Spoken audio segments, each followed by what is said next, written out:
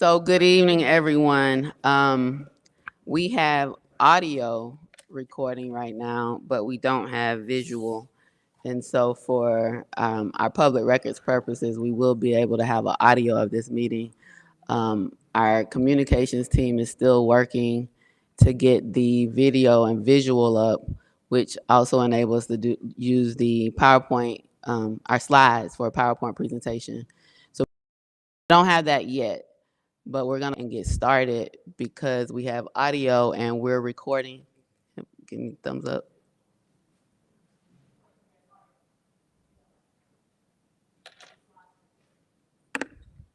So we're recording the audio. So at this time, I'm gonna call the meeting to order. Roll call, please. Councilmember Shropshire. Present. Councilmember Robertson. Present. Councilmember Renee. Present. Councilmember Bailey. Present. Councilmember Cummings. Councilmember Cook. Councilmember Butler. And Councilmember Gordon. Mayor Holiday Ingram, we have a quorum. Thank you so much. Our invocation will be by Bishop Greg Fan, Liberty International Church, Door of Hope Ministries, followed by the pledge to the flag. If we could all stand and remain standing.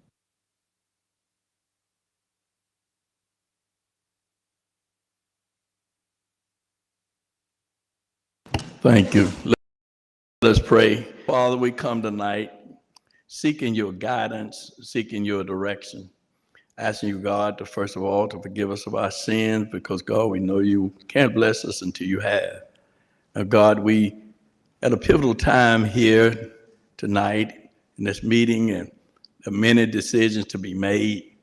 Many people are here to voice their opinion, and the council is here to listen. Help them and help the citizens to come together in unity on one accord, as our city needs to be unified as we move forward to be a progressive city, a city to heal that men will want to be like. In the name of Jesus, we pray. Amen. Amen.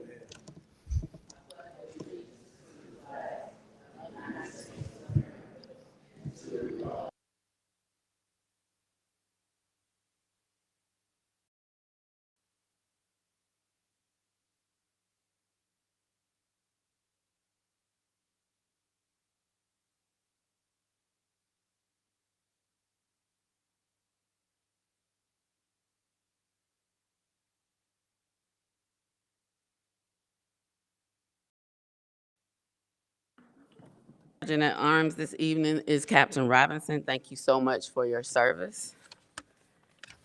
Our first presentation tonight, and I know we had a video that they wanted to show, and so if that comes up, we may show it later in the council comments. But we'll go ahead and start with the East Point Parks and Recreation STEM Summer Camp recap. Mr. King. Thank you, Madam Mayor. Good evening, council members and all of our guests. I'm going to invite up Shalor Pinkett, our Parks and Recreation Director, who will give an introduction along with his team, all the team about the STEAM graduates, and introduce everybody. Go ahead, Shalor.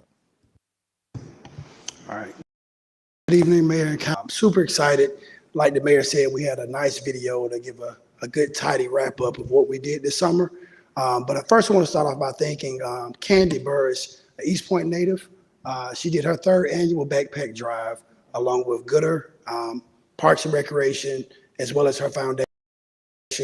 We get 150 backpacks along with healthy snacks and food this past Saturday at John D. Miller Sports Complex.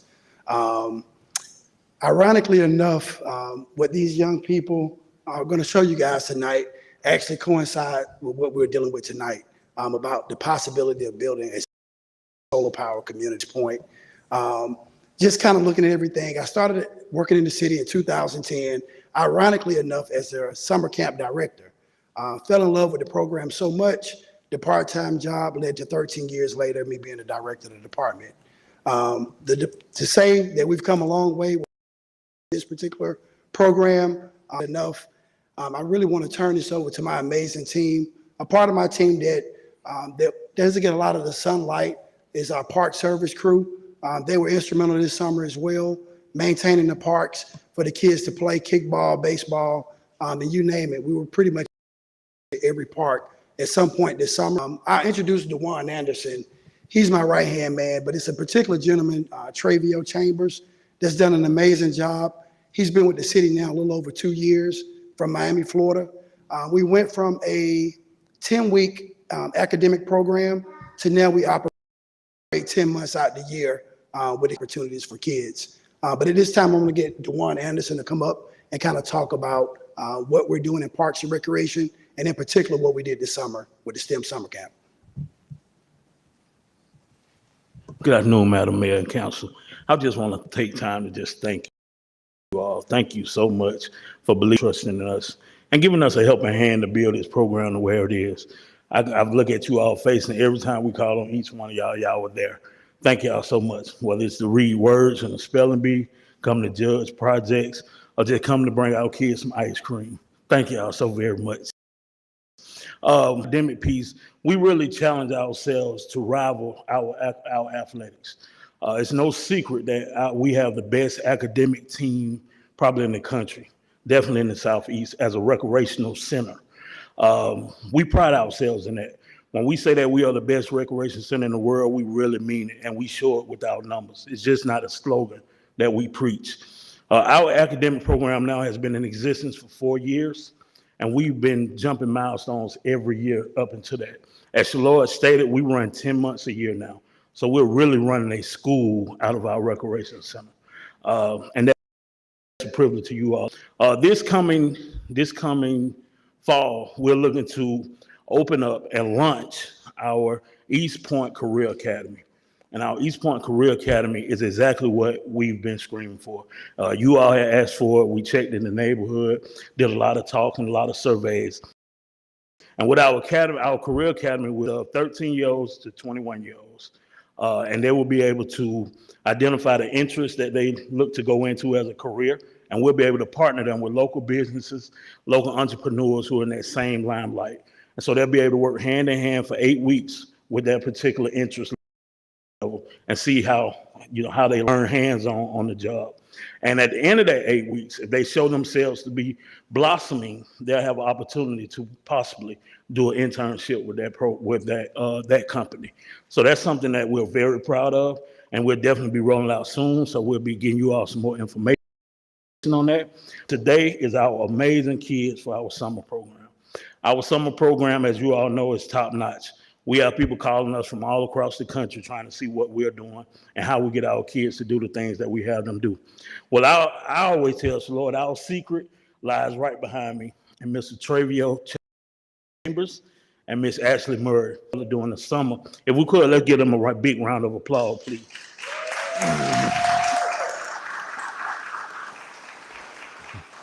They partner together and put together a educational program that's second to none. I often wonder how they get kids in the summer classroom from 9 o'clock in the morning to 12 in the afternoon, but they do it. And the kids are energetic and having fun about it. So I'm going to bring up Travio and let him tell you about how the summer was. How you doing? Good evening. I just want to say I had the privilege this to coordinate the summer camp, the STEAM summer camp, and it was my honor and privilege, to be honest with you. I want to recap. I want to do like a brief recap of what the summer looked like, and then I also want to just highlight the benefits that it had on our kids as well. To start off, before we even rolled out the summer camp, we got our staff of East Point Fire Department and got every staff that will be involved with the kids CPR certified. And then when we got the kids in, we had a lot of things planned out for them. We coordinated a lot of events and a lot of field trips and a lot of things for them. Weekly activities that the kids engaged in were swimming weekly. They also did, they had martial arts weekly. They had dance weekly. They had nature learning weekly. We also incorporated some indoor field trips where we got them some STEAM buses to come to our facility and extend that learning with different stuff. Also, with it being a STEAM summer camp, daily hands-on STEAM activities that they did and engaged in daily, right? To be honest with you, my words can't do enough. The video that was going to show you can't do enough. To be honest with you, it's one of those things you have to be a part of to actually see and feel what the kids felt during the summer. The parents raved about it, to be honest with you. They were blown away and the offer it to them, to be honest with you. Partnering with Educate the City was a plus, was a wonderful thing. She had some wonderful things that she did And you can see it right in front of you right now. She's gonna come over and let you guys know about this project that the kids did. Good afternoon, good evening, City Council and Madam Mayor. To stand before you again.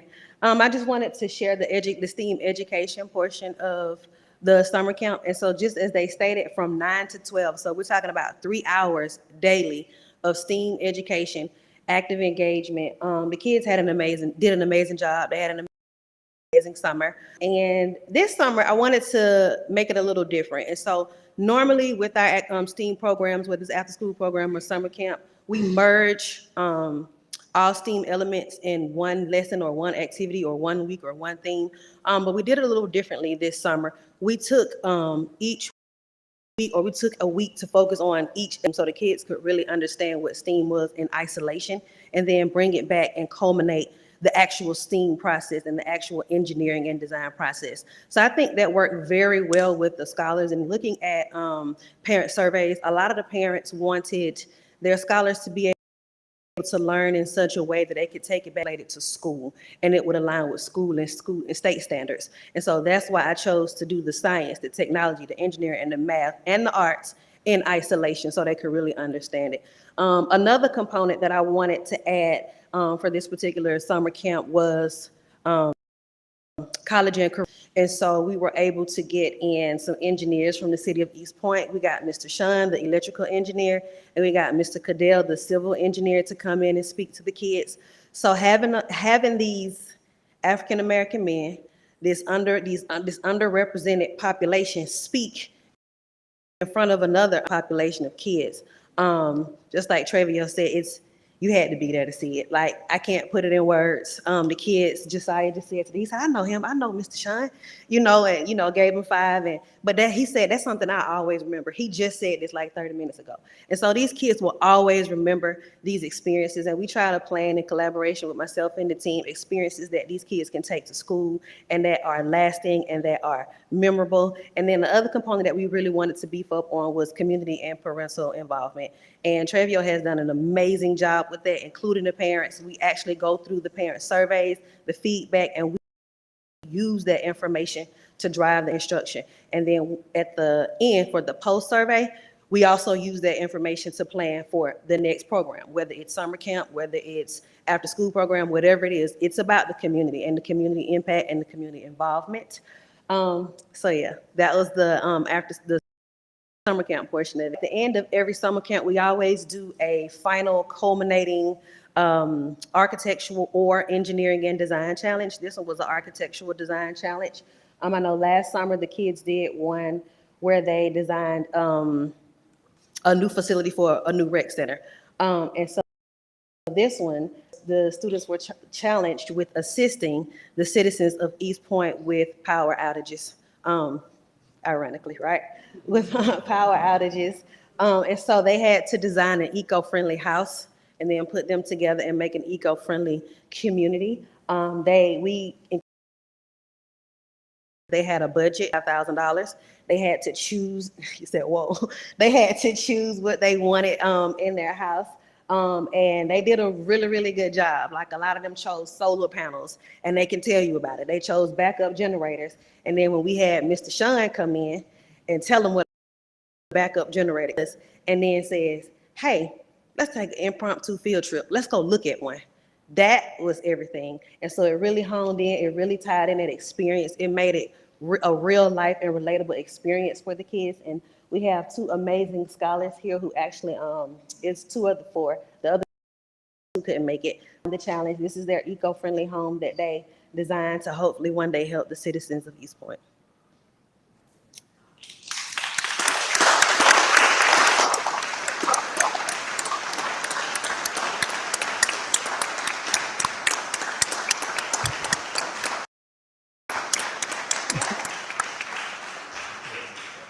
Young engineers want to say anything? Hi, my name is Josiah Hardaway, and I was one of the kids or one of the scholars that helped make this eco-friendly house. The eco-friendly house was to help the city of East Point to minimize power outages. We wanted to use solar panels to power the house during the daytime, but then we ran into a problem. how are we going to power the house during the daytime, but we can't power it during the nighttime? So that's when we came up with the plan. What if we use a backup generator to kick in during the nighttime? Then we also use livestock for fruit resources, and we also have a greenhouse for it. Thank you, Mr. Josiah. Would you like to share, young lady? How old are you, Josiah? I'm 12. Okay. Hello, my name is Jada Dowsey. I was another student or scholar who built the eco-friendly environment. We built a greenhouse for livestock because what if we're like hungry and we have to eat? I mean, I don't think you can see the food in it, but we have food in it. And then, as he said, the solar powers and generator was for backup power. And then, okay, and then we have entertainment in case we get bored. Such as pets, TVs, and then, yeah, VR. And then, what's it called? We have pets. Yeah, and then, wait, what else? Because we have, a kitchen to cook. yeah, we have a kitchen. Cause the greenhouse is for stuff that we probably don't have food in our like kitchen, so we could just go to our greenhouse and get it. So. All right. All right, great job, Jada and Josiah. How old are you, Jada? 11. 11 and 12, scholar engineers already. That's right. So I'm going to turn it over to Councilmember Aid and Councilmember Roberts. I just want to say I'm so proud and thank you guys for inviting us out. As your summer camp ended, we got a chance to hang out with the parents and some of the young students. I took a lot of pictures. So I remember taking a picture of your bridge design, which was an absolutely awesome table and setup, a part of your STEM program, your Mozart Arts, your nature trail, how you guys incorporated some of the stuff that you could do outdoors and make it better for people. I just thought a lot of the you did with the young people were absolutely awesome. I did get a chance to see the video. At least I think that was the video you're going to show. It was awesome. You're right. And so I just want to say kudos to the parents. And I remember College Park, some people from College Park calling over, wanting to partner with East Point because they heard of the great program you were doing. So it's not just words. This absolutely happened. And so with all the kids that you guys have and the enthusiasm and the excitement that you bring to our young people, teaching them, especially the STEM programs and all of the other things that you incorporate with them, thank you for a job well done this summer. And thank you, parents, your kids with us. We really do appreciate that because they truly had a great time. Thank you. Councilmember Robertson. Thank you, Madam Mayor. To the staff, Ashley and Travion, Devon, Shalad, you guys, it starts at the top. Always set the bar high. You've been doing a phenomenal job. To the young environmental students of today and tomorrow, thank you for selecting solar. We are really trying to make the city green, and it just touched my heart, and it's so refreshing to see that the future is bright. So continue to do what you're doing. I'm happy to hear about this initiative that you guys are doing. And I'd like to gift you guys one of our East Point Green t-shirts and comic books later on. Thank you so much. I yield, Madam Mayor. Councilmember Bailey. Thank you so much, Madam Mayor. I just want to say thank you to Shalord and his amazing team. I had an opportunity to come out to see the culminating activity, and also the video was amazing. I was fascinated by the tie-dyes that you guys did. That was very creative, and the museum of work that you all showed. It was very well attended. Parents came out. They were super excited. So you all will be able to avoid that summer slide when you can go right back to school and just pick up where you left off. So I just want to say thank you. We have a great youth program here, And I'm so glad that you all are taking a charge to introducing our students to the STEM field. Thank you so much. Well, thank you, Director Pinkett, DeJuan, Travion, and to our scholar engineers who are already into designing, but more importantly, understanding what it means for, and when we talk about power and power generation. So thank you to all the staff, all the other departments that helped make this a success, so much for your hard work. And I look forward to Josiah and Jada, right? Being future engineers and helping us with our green work here in the city of East Point. And I hope you had a great first day of school today. I believe school started back today, so thank you. Thank you.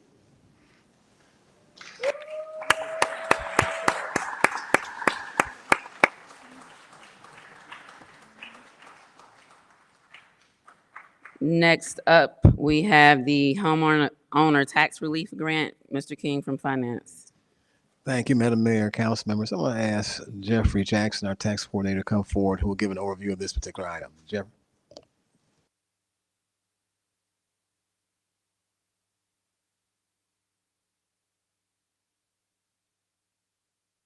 Press the button, please. Come to you to talk today about the homestead tax relief grant. It was signed into law by the governor and the General Assembly as House Bill 18, signed into law on March 13th of 2023. Rules and guidelines were sent down by the state, and we had to follow them to the T. Property owners will receive the HTRG in the form of an up to $18,000 reduction in their assessed value. The HTRG does not apply to rental, commercial, or personal properties. Homesteads where the owner does not pay property taxes will not receive the grant. The property must have an existing homestead as of April 1st, 2023. The HTRG will be automatically applied to the properties with the existing qualified exemptions. The HTG cannot be used to create a refund. And that's basically what the whole HTRG is. Questions? All right. Will information be posted on our website, or how we plan to communicate more with the community about Yes, ma'am, we can put that on the website. utility out there bill, tomorrow. I have it out there. I'll present it to them tomorrow to put it out. as well as the utility bill, as well as our utility bills? We can, yes. Any questions from council? Mr. Councilmember Cook. Mayor, you may have said catch it, but will we also include the same information in the normal tax communication that will go out later on this year? When the tax communication goes out, it has to make a statement saying where that $18,000 credit will be on a line by itself, with also a statement saying that that is it's a House Bill 18 credit by the governor and the General Assembly. And I know you've mentioned it to me passing in the hallway. I think you said it this afternoon, but you might want to say it again, that if you're not paying taxes, you don't get this. Anyone that doesn't pay taxes on a property cannot receive the HTRG grant. And right now, those would be seniors and disabled, along with the personal properties, the rental properties, and all. They would not receive that grant. So you mean they won't receive that for local taxes, but they still pay property, county taxes? They'll they can still- get it for the They will county tax. receive it on their county taxes and also their city taxes. They will receive the grant. Is that your question? So I guess the question, I think where Councilmember Cook is going, I think people over age 70 don't pay local taxes, but county taxes If they pay county taxes, it will be calculated. for the as far county as tax. what they pay, yes. Correct. But if if they pay less than 18, they will not get the full 18. If they say that part, If and the kinda say it assessed taxes are less than 18, they will not get the full exemption because it cannot create a credit. Okay. Anyone else? Councilmember Renee? Thank you. And my question is on the lines of property tax. It appears that Fulton, their meetings for millage rates and how the millage rates are going to go up, and I believe they're going to go up, please don't quote me, but I think it's going to be about at least 12%. Again, and I think that number is wrong. But they're holding town hall meetings in reference to the millage rate going up, taxes, property taxes going up. What are we doing at this time? Because normally what we do is just follow Fulton County. And a lot of times that's not really good for our residents, just following Fulton County. Because we do understand that a lot of our residents are not able to follow and ascertain or even pay some of the tax bills because they are getting to be so high and enormous. So are we getting ready to hold any town hall meetings and reference? Are there any additional things that we need to be doing or anything in reference to that? So I think that's a good question for the next item presentation, the FY 23-24 millage rate. So I'm gonna just see if there are any more comments on the homeowner tax relief. If not, we'll transition based on, you're fine. We'll transition to the millage rate. Councilmember Butler, is yours on millage rate or? Okay, and then we'll transition. Thank you very much. My question is there an application process or this happens automatically? No, it's automatically calculated into the bill. As long as you have a homestead, it's automatic. Okay. Thank you very much. You're welcome. All right, I don't see any more lights on the homeowner tax relief grant. Councilmember Renee had some questions regarding the millage rate. So if you can go into your millage rate, fiscal year 23-24 millage rate presentation and then address. Are we, Mr. Jackson, are we intending to hold any town hall meetings in reference to the millage rates and to coincide and work with Fulton County in reference to that?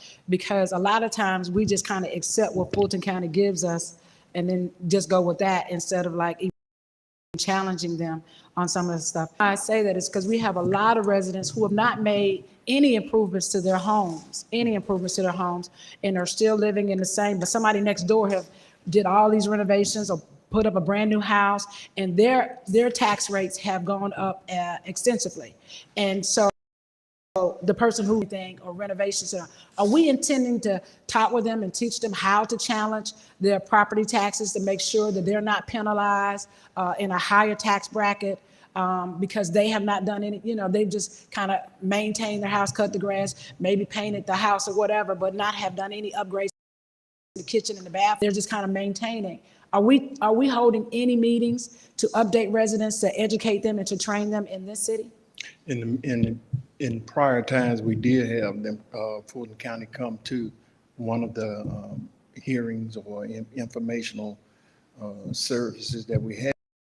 If there is a homeowners association in your area, if someone wants us to come out and talk, I don't have a problem with that. I think that we should hold a town hall meeting, Mr. Jackson, for the residents of this city to go over the proposal the county is projecting, and so that they can get involved and call their county commissioners and tell them how it would impact them. And then also, we should also have a training on what it looks like for us in our city. What our property tax, what's the increase, or what does that look like? How can we offset some these high property tax. Now, a lot of our residents are just kind of maintaining and cannot afford additional tax heights. I think it should be, a town hall should be held here and in reference, and then also bring over our tax commissioner from the county and not just be following along with whatever they give us. I think we have enough time to do that. I think it will be greatly appreciated by the residents. Thank you, Madam Mayor, and I yield.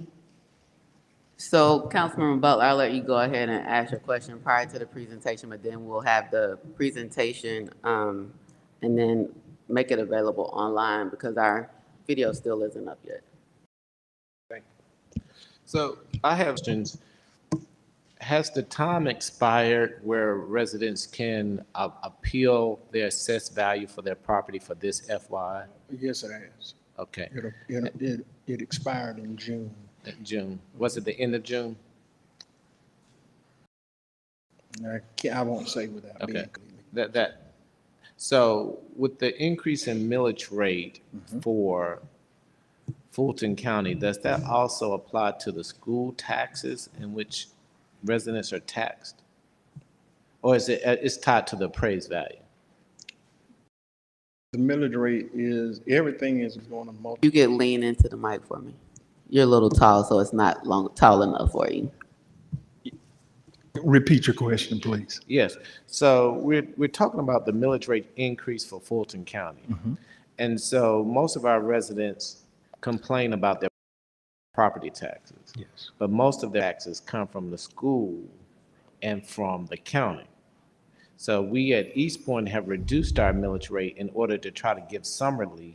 However, the bulk of their tax bill is from school taxes and from the county.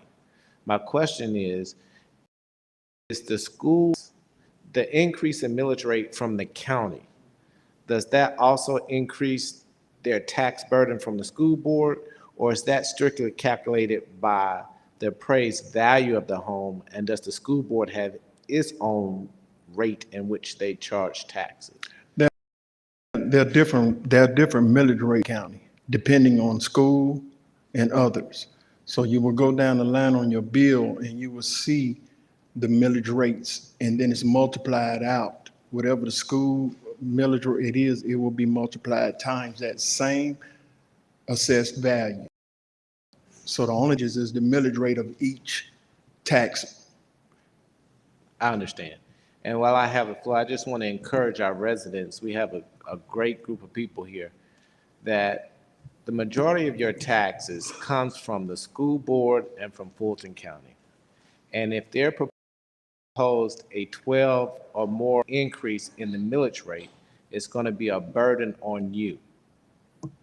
You have to go to Fulton County and show some enthusiasm about not increasing your millage rate, because we have, this council have been very conscious in reducing your city millage rate, but compared to your overall property taxes, our line item is the least amount. So you have to get involved in Fulton County and your school board and have them to reduce your property taxes too.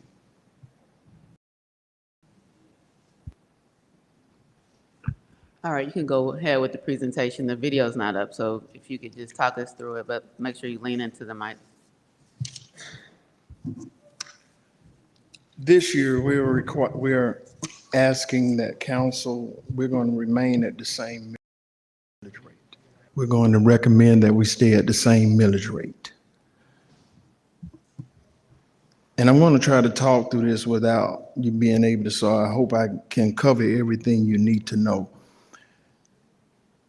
In the year 22-23, the net tax levied was $274,297. This year, the levying amount is $25,763,451, an increase of $4,408,154. An increase of 21.10%. The gross total of our digest increased from $1,770,794,078. 24, our gross total digest is $2,098,589,582. Our exemptions for this year total $116,785,054, which brings our net levying amount to $1,918,803,928. If you multiply that times the millage rate of 13%, which we have brought over from last year, that's going to give us that net taxes levied of $25,763,451. With the rollback millage rate being 12.60, we look to be over that by 3.17. We have gone from a 15 millage rate in 2014 to 13.89 in 2018 to 13.45 in 2019 to 13.25 in 2021, and in 22, 13, and in 23, we're proposing 13. In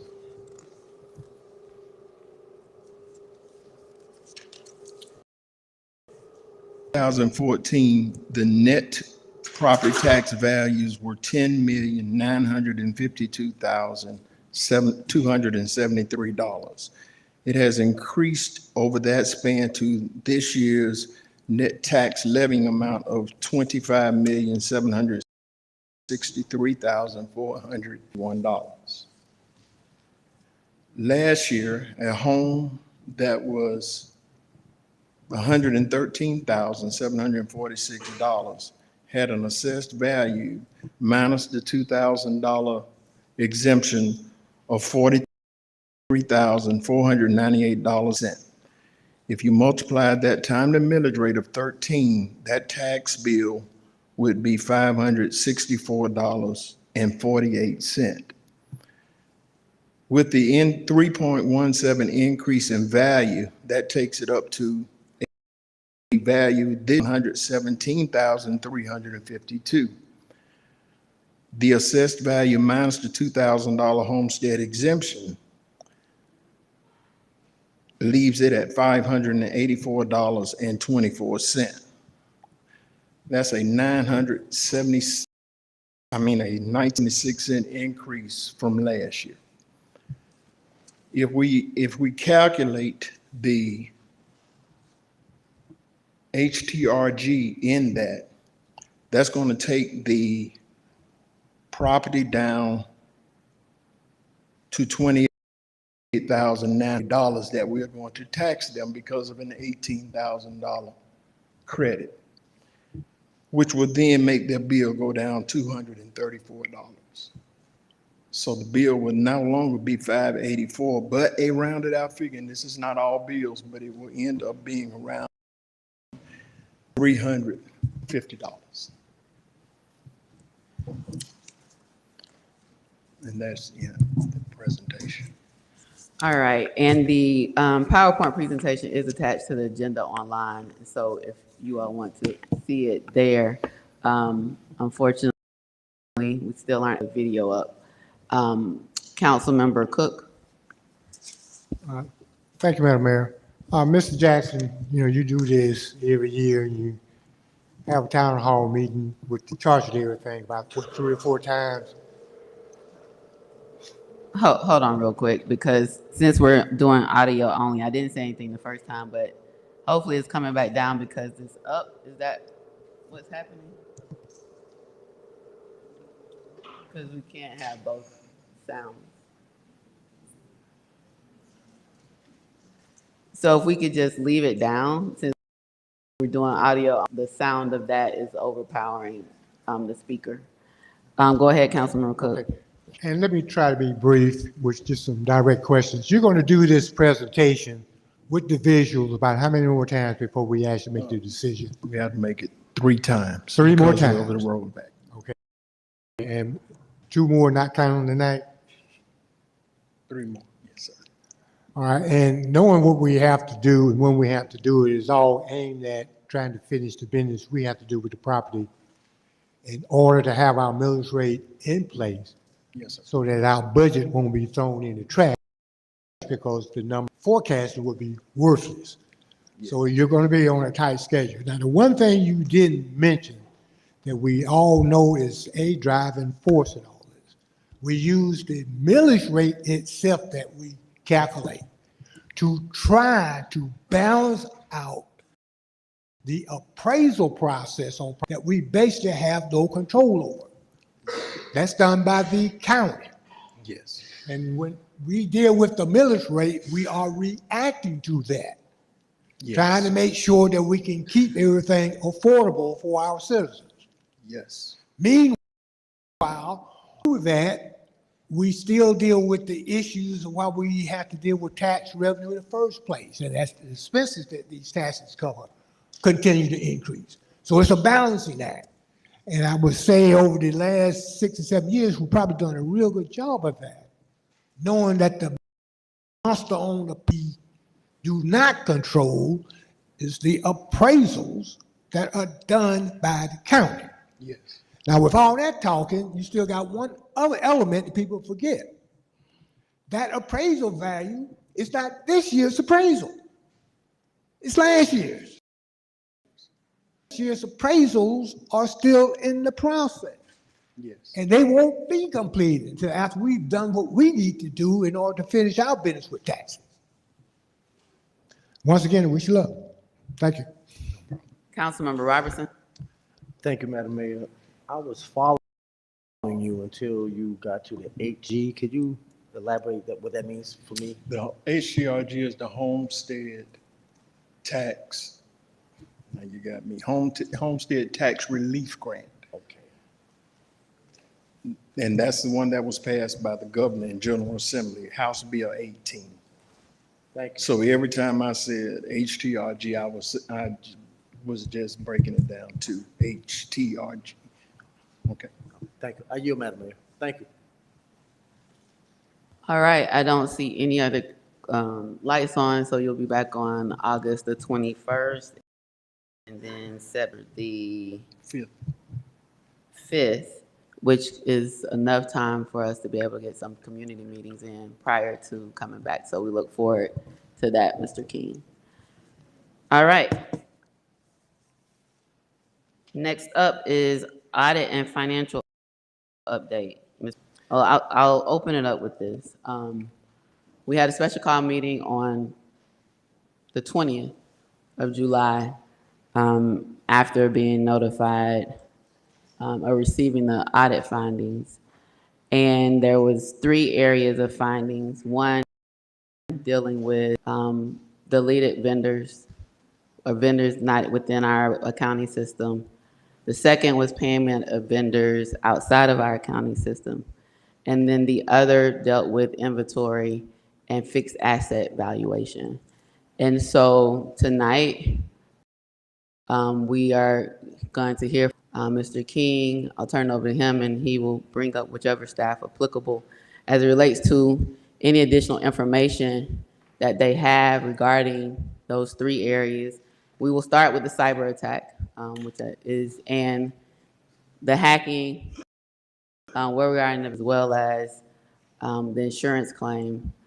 The next would be the deleted vendors, and then the third will be the inventory and fixed assets valuation. So I'll turn it over to Mr. King. Thank you, Madam Mayor. Also before you, you have an extensive report that provides information in separate sections. And so as you follow along in that report, you'll have the staff member who can refer to some of the documentation you have in there. So that's over 500 pages. So I'm gonna start with Iris Jesse, who will come forward for her section, which is on the claim update and timeline.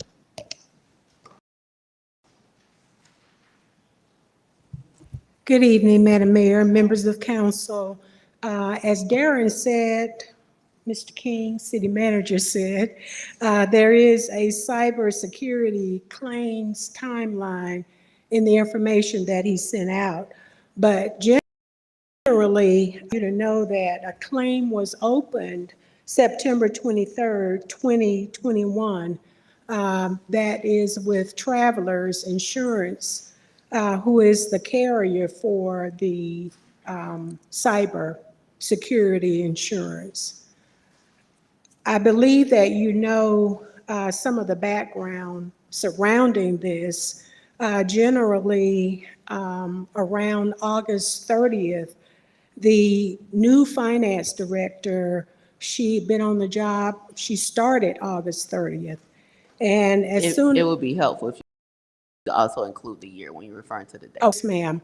August 30th, 2021, the fraudulent wire transfers were discovered by the finance director.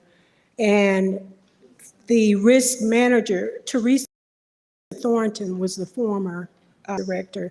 She just started August 30th. And risk management was alerted September 8th, 2021.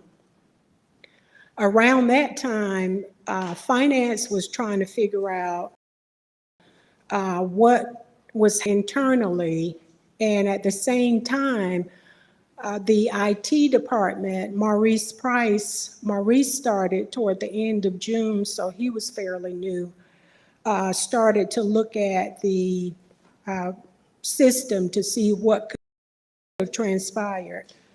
And Ms. Thornton, from the emails that you'll see in your packet, contacted the bank immediately and to see, number one, if they could stop payment on any of the transactions. Fortunately, they were able to send on the last transaction.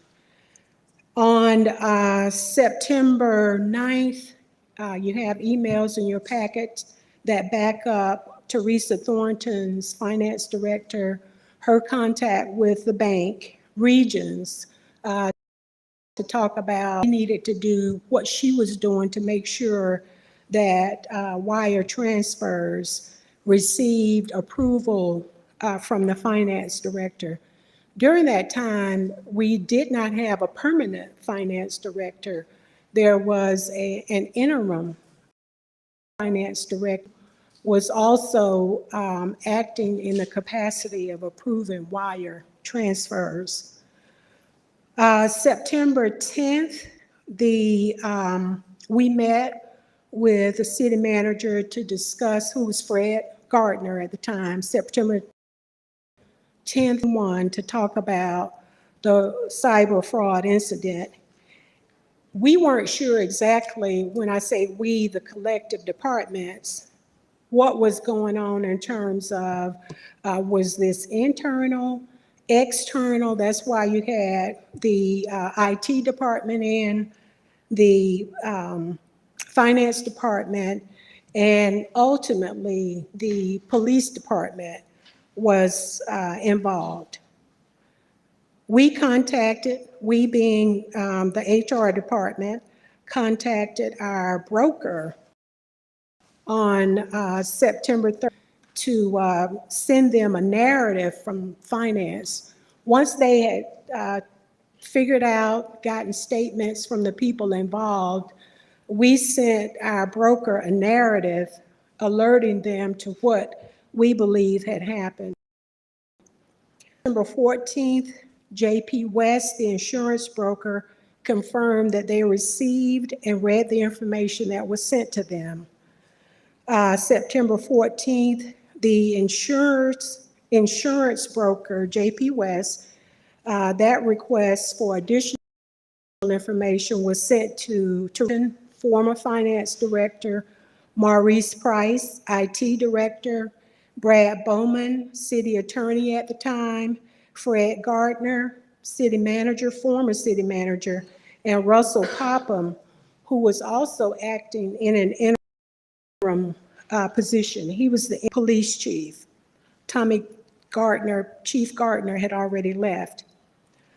September 14th, the JP West, the insurance brokers, sent us insurance policies that might cover the potential loss. And I wanted to say about that. At the time, there was some discussion as to whether this was a criminal activity that fit under crime, under the crime policy, or whether it was cybersecurity. And that is why for investigating, you couldn't file a claim under two insurance policies. On about September 16th, we sent an email to Maurice Price asking for additional information so that we could send it to JP West, our broker.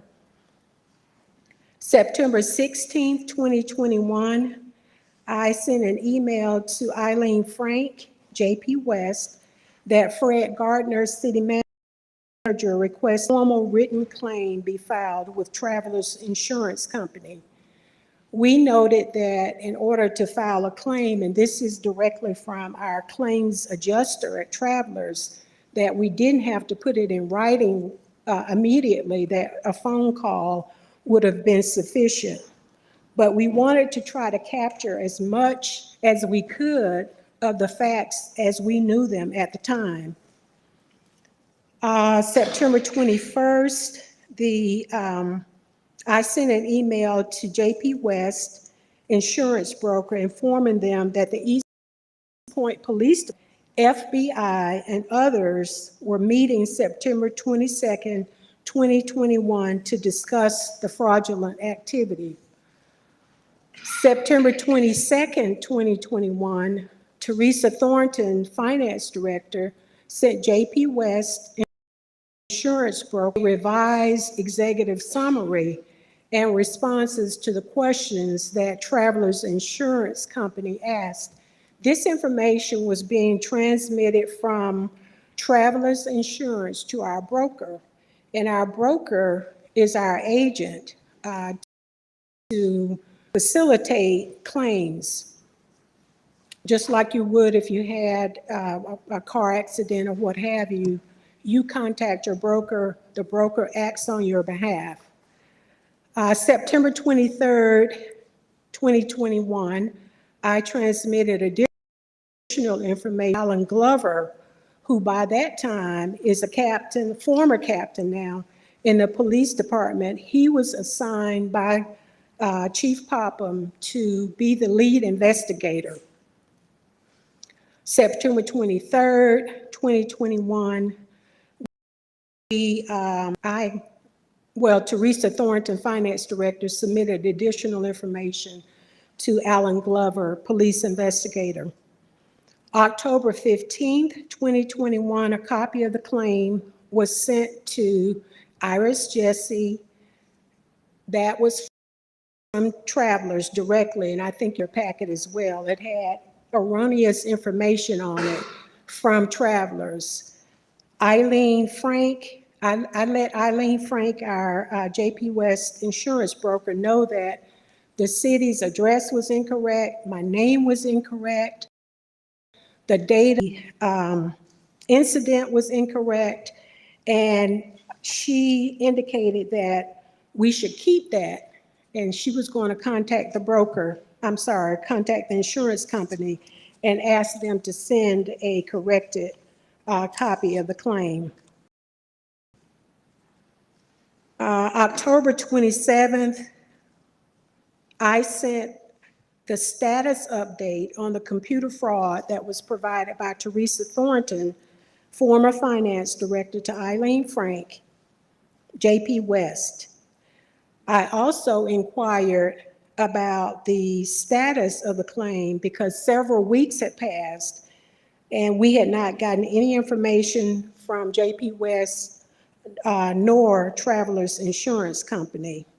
I also asked in that email, that's in your packet, if the city needed to send dates or additional information.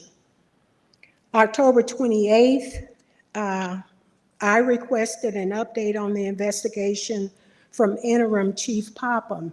At that time, during this time period, it had gone from risk HR filing a claim to the investigation piece of it, which was being handled by the police department.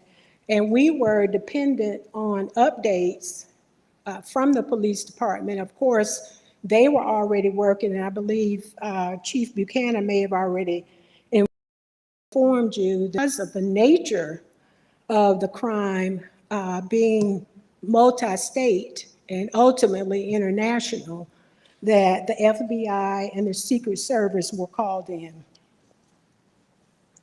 We attempted November 23rd, 2021 to set up a meeting to discuss the fraud case so that Alan Glover, who was the lead investigator, could answer questions directly, because we were going second party, third party. They could ask whatever they wanted to ask. How Captain Glover was out of town, he did not participate in the meeting, but other city staff did. December 8th, 2021, I requested a police report from the police department because we were told we needed to do from our broker. I sent the additional claim information to JP West on that same date, December 8th, 2021. JP West acknowledged receipt and stated that her team would review. January, I sent it was an updated narrative police report to JP West insurance broker. The investigation was evolving as they found out more information that they could share, this department, that they could share with us that would not jeopardize their investigation. They did. And we made every attempt to make sure that our broker had that so that she could continue to work with travelers. February 22nd, 2022, Eileen Frank, JP West, insurance broker, responded that she would reach out to her claims team and Travelers Insurance Company to provide me with an update that I had requested on the same date. March 27, 2022, a staff person of JP West requested that the information that we had sent in previously, that the signature page needed to be notarized, and you have that in your packet as well. We sent that in. June 2nd, 2022, several people met via Zoom. That is the Eileen Frank recommended that Alan Glover, police captain and investigator, former, Sean Buchanan, who was chief of police at the time, Brad Bowman, city attorney, former, Iris Jesse, HR director, Jackie Richards, risk manager, and federal investigators and JP West meet with Travelers Insurance Company to discuss the status of the claim. We also, during that time, talked about a service that Travelers provided, which is a computer forensic review. That is, they offer, it's not required, as I found out from the claims adjuster later.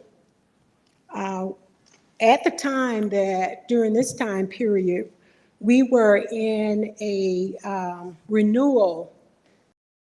We were going out for new insurance coverage for cyber. We had some concerns that Travelers, if they did some type of assessment, which we believe was already handled by our internal, we just weren't sure what they would be looking for. And we never reached a consensus on whether that would jeopardize what we were considering then to be a crime scene, because a cyber fraud had taken place, and we just didn't know how that would impact the investigation, which was no longer in our hands directly. That was being handled by Secret Service and the FBI. January 6th, 2023, JP West sent a follow-up email from Carl Grant, Travelers Senior Claims Adjuster, that requested an update on the investigation. This email was forwarded to Darren King, City Manager, Janisa Elias, City Manager, Sean Buchanan, Police Chief, Russell Popham, Deputy Police Chief, Alan Glover, Police Captain, and Lead Investigator.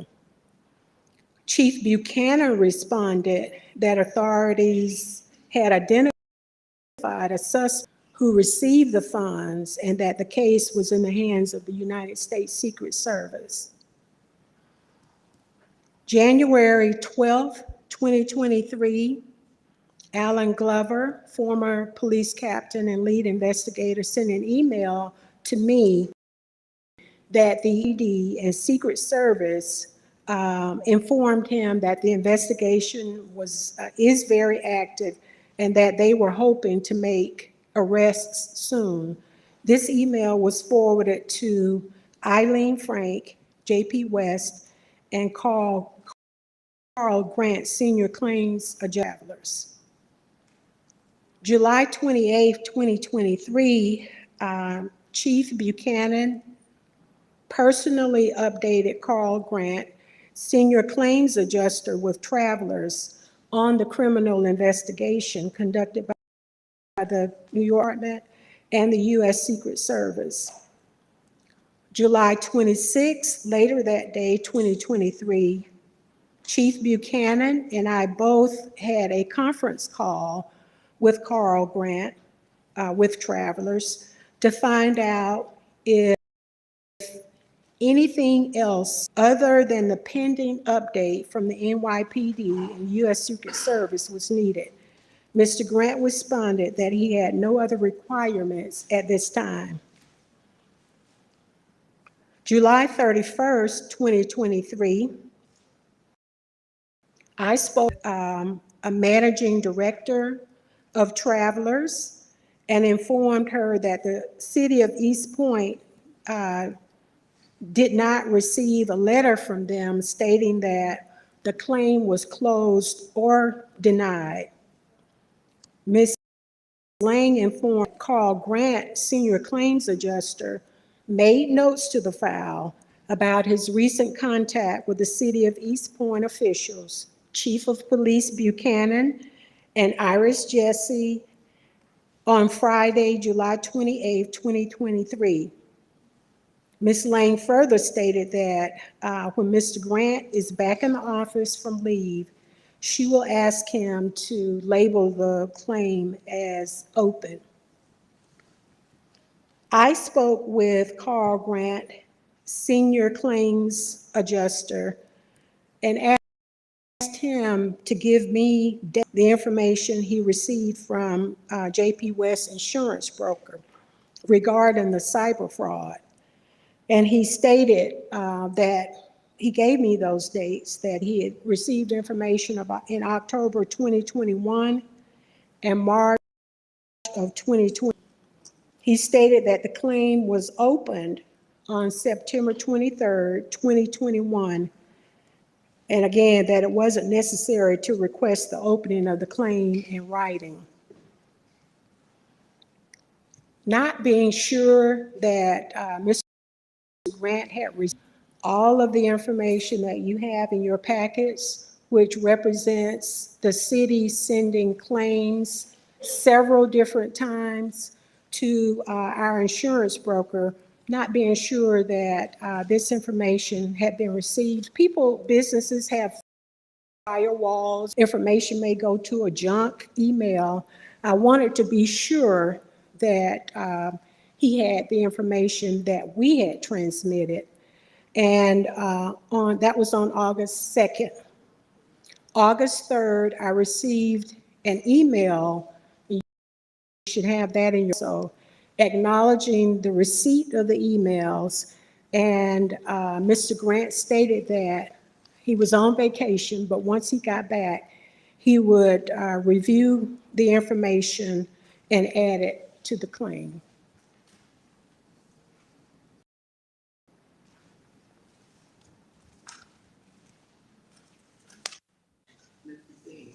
Thank you, Ms. Iris. Mr. King, anything else on the cyber attack, like the hacking and where we are with the investigation?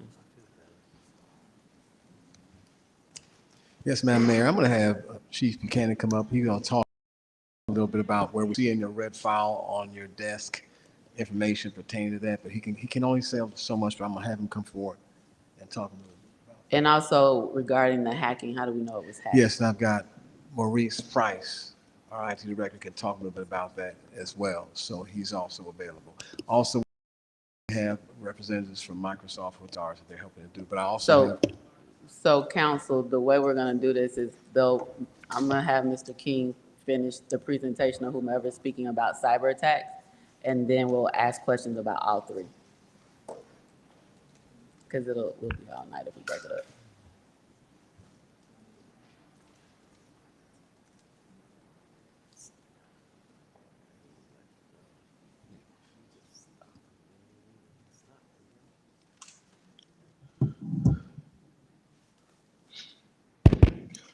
Good evening, good afternoon, City Council, Mayor, City Attorney. Kind of want to go over our timeline real quick in terms of what occurred and how they came involved. So I'll start if y'all ready. So what we know is around July 2021, there was an email sent stating it was Mr. King in reference to invoices not being paid. From that point on, in August, some invoices were paid by 2 city employees, thinking they was talking to the city manager. In September, Ms. Thornton came on, I think September 1st or August 31st. That was her first day, the new finance director. She said the invoices did not look correct, they looked fraudulent. So at that point, an investigation started. One more transaction was sent and they contacted the police department. Captain Glover was assigned the case by, at that time, interim chief Russell Popper. So that's what happened then. Fast forward to December 27th, a police report was made in reference to What year, Chief? I'm sorry, I do apologize. December 27, 2021, a police report was generated in reference to giving to Jesse so that she can turn the police report over to the insurance company to recoup our funds. Now, I'm going to fast forward to May. Now, I understand that there's some emails may have possibly been sent to me, and I think they were. I just never saw them. Now, if I respond, it's something I must have asked Captain Glover something about it. But only thing I can tell you is May that I was made aware of this by the auditors about the $1.2 million. So what I did was I called What Captain. year, Chief? Just give us the year from the time. I'm sorry, I do apologize. May 2023, I was made aware of this by auditors. The city manager advised me to have the auditors was going to contact me. They needed the case file in reference to this case. I spoke to the auditors. I called Captain Glover, who had just recently retired. He briefed me fully on the case. Now, let's fast forward to July 20th, 2023. At that point, I contacted the Secret Service and spoke to Agent Schultz in reference to the investigation. I think that was either the day before our special call meeting or the day of, I'm not sure.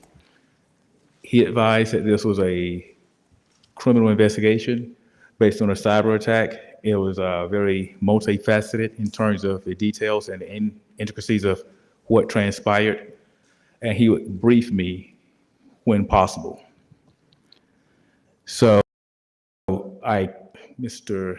Agent Schultz again on the 27th, because we had no documentation showing that a criminal investigation was being adopted by the United States Secret Service.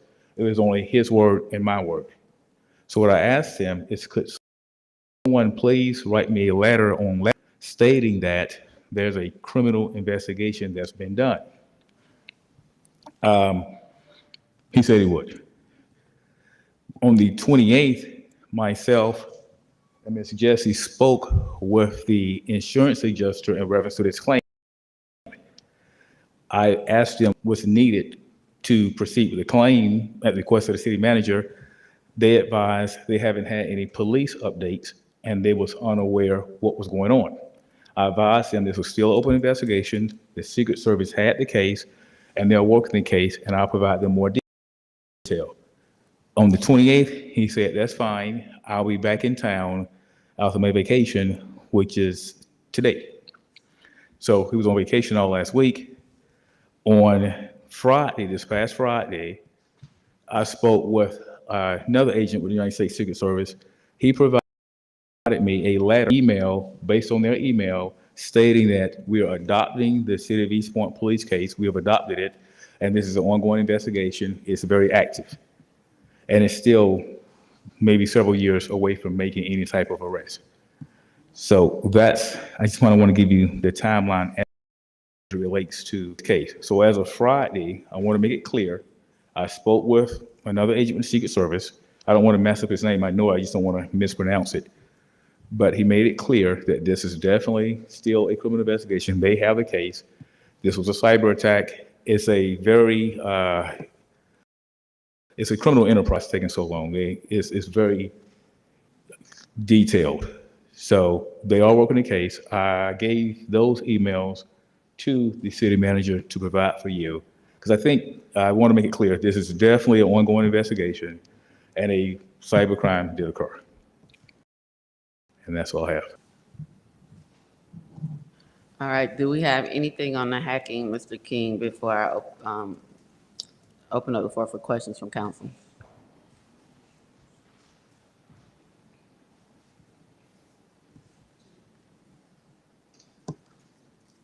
Oh, I'm sorry, hold on a minute. I got Councilmember Renee, Your order, I'm about to try to write it down, but if you release the mic so they can talk.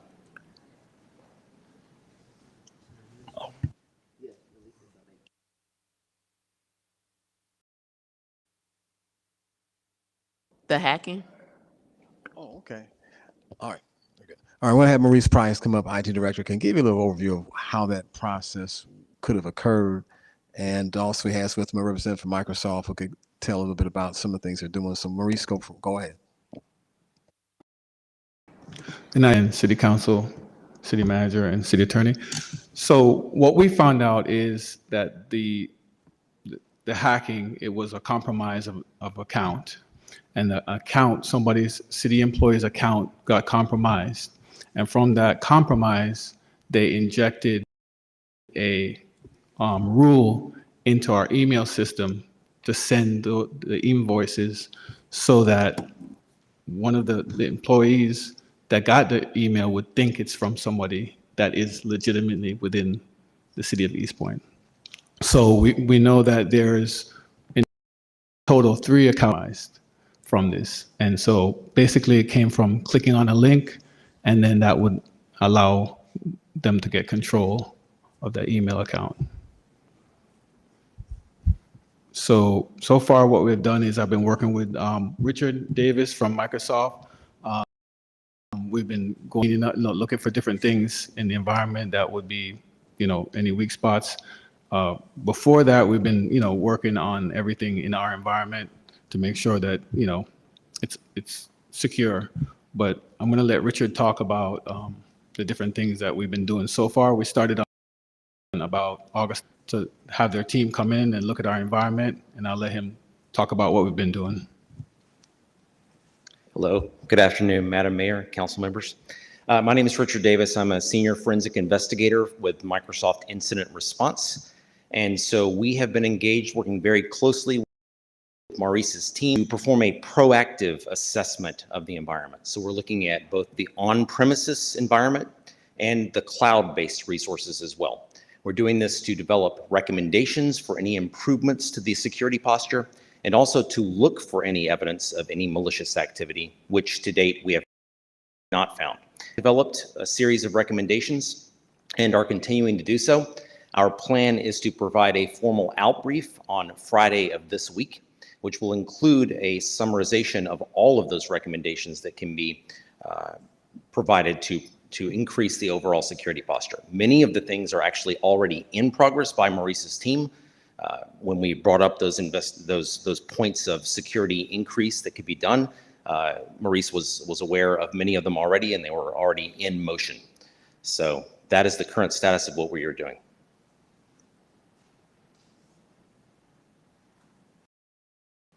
Okay. Anything else before I open it up? The order I have is, go ahead, anything else? No, Madam Mayor, that's the last speaker for this particular item. So you can go ahead and open up for questions for any one of those round of individuals. All right, and so the questions can be on anything that has been shared right now within a tax situation. So I have Councilmember Renee, Councilmember Cook, Councilmember Robertson, Councilmember Gordon, and Councilmember Cummings. Thank you, and I'm not going to be long, but I do have a lot of questions. The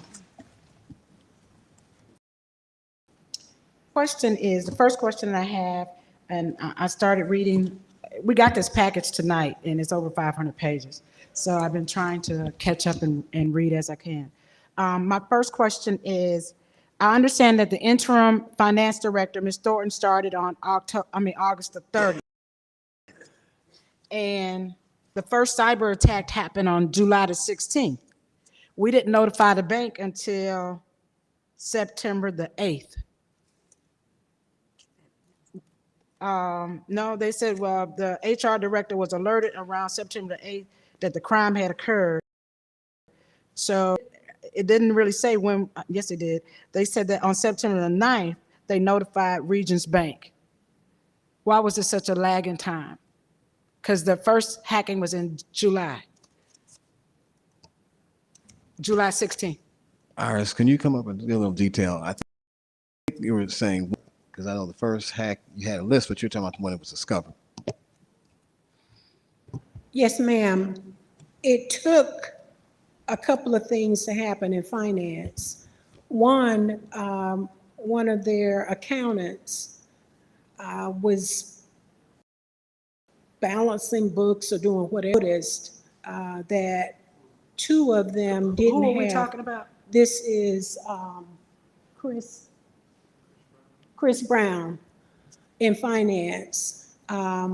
Noticed that one of the invoices didn't have document, and he started to ask questions of the two staff people, Shirley Williams and Francis Harley. Hey, what is this? And I think around the same time, he also sent an email to Darren to say, do you have backup, or did you? And Darren said, I've never seen this. I didn't authorize this to be paid. Teresa Thornton was coming in, and she was presented with, I believe, the last invoice to approve. And that's when she asked, where's the documentation? And when she didn't get it, that's when she alerted the bank. I think she alerted the city manager and the bank that there may be some fraudulent activity. So she started August 30th, 2021. This transpired that first week of September 2021. My question to you, I have several questions. You stated in your statement that you only notified the broker, and our insurance is with Travelers, but you said you worked through the brokers. Yes, ma'am. And so at no time that you thought that, hey, I need, because we're not moving this thing fast enough or getting answers or requested, to pick up and call Travelers Insurance? The initial, if call it delay in contacting, was because we didn't really have anything to say other than we believe we've had cyber fraud. That's what we said to JP West.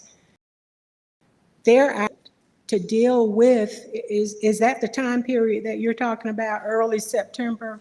Why do we call? Yes, ma'am, because what happened is I noticed that in January, the line went completely dead and nobody picked up the phone or emails to find out or follow through about the claim until the audit came out.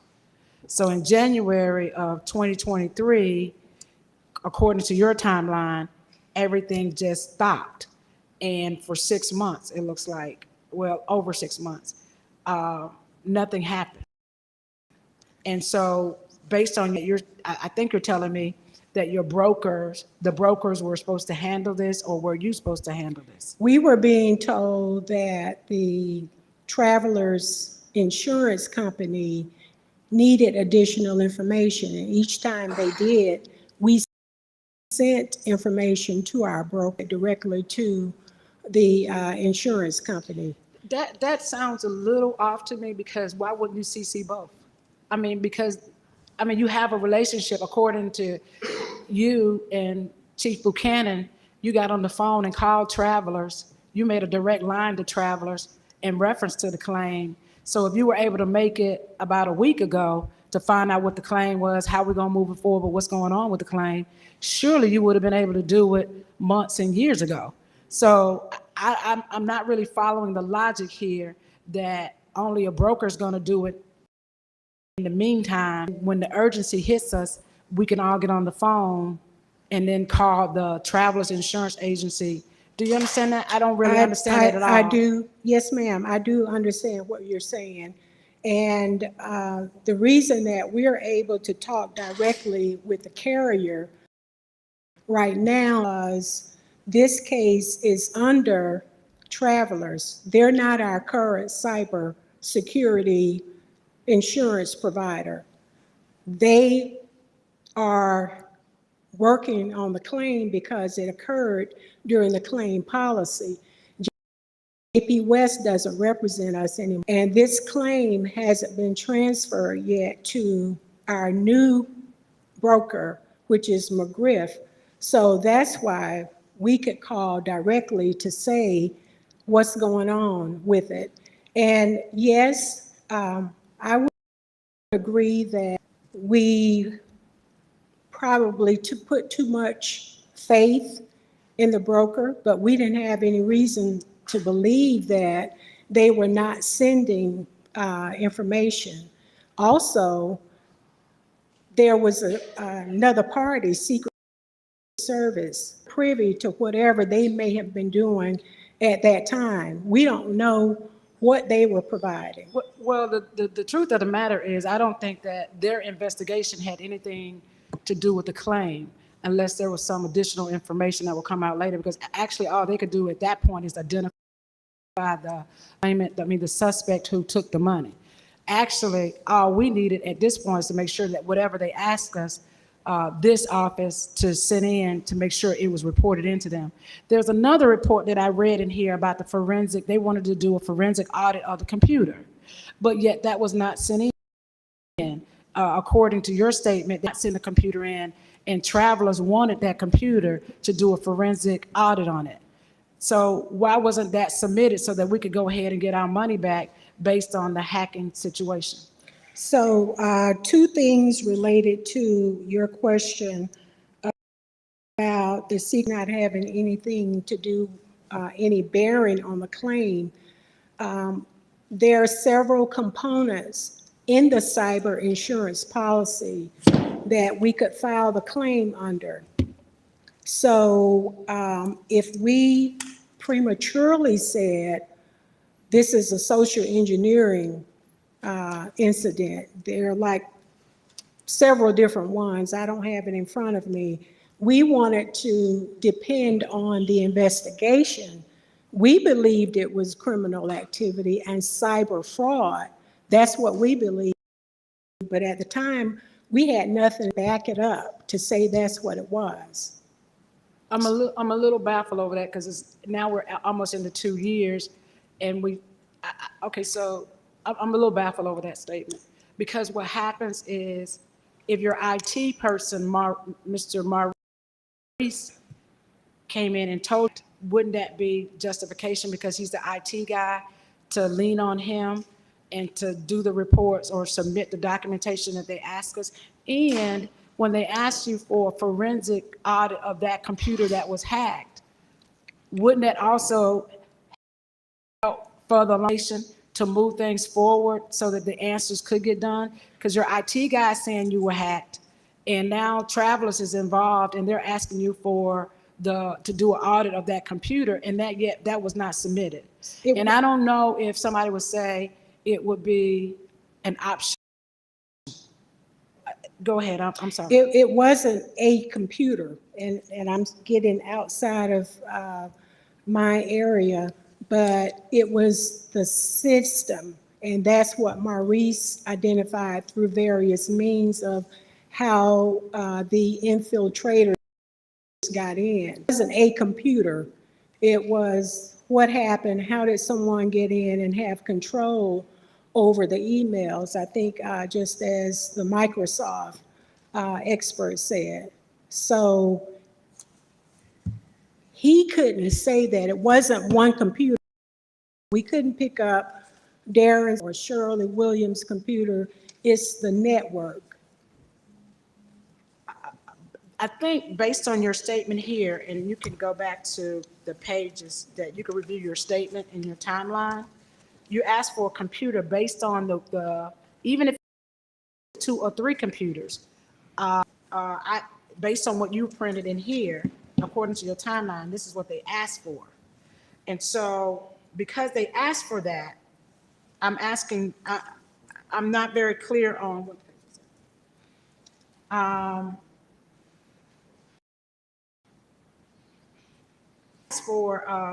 it appears they asked for the computer based on the email that submitted the wire transfer. So I guess they wanted to, if they could look back into that particular computer to find out whether or not it was hacked. Because everybody's computer in the school, in the city was not hacked. So they didn't need the server. They just needed the computer itself. Because they could get the server. You didn't have to yield the whole server. But they were just asking for the computer that sent over the wire to make sure that the hacking had occurred, and they could look in the system on that and figure out how that was done. That's why I'm asking, like, why wasn't that computer from the wire transfer that was sent over, why wasn't it sent to them so that we can recoup the funding? Maybe Maurice could talk about that portion of it. As far as I know, from the standpoint of the claim, the insurance company Travelers, Mr. Grant told me that he never said the forensic review was a requirement. Ms. Lane, who's the managing director with whom I spoke, also said that's not a requirement. It's a service that they offer. And it's not on one computer, but Maurice can I'm just reading. It says, informing the insurance carrier wanted a computer, forensic team to assess the system.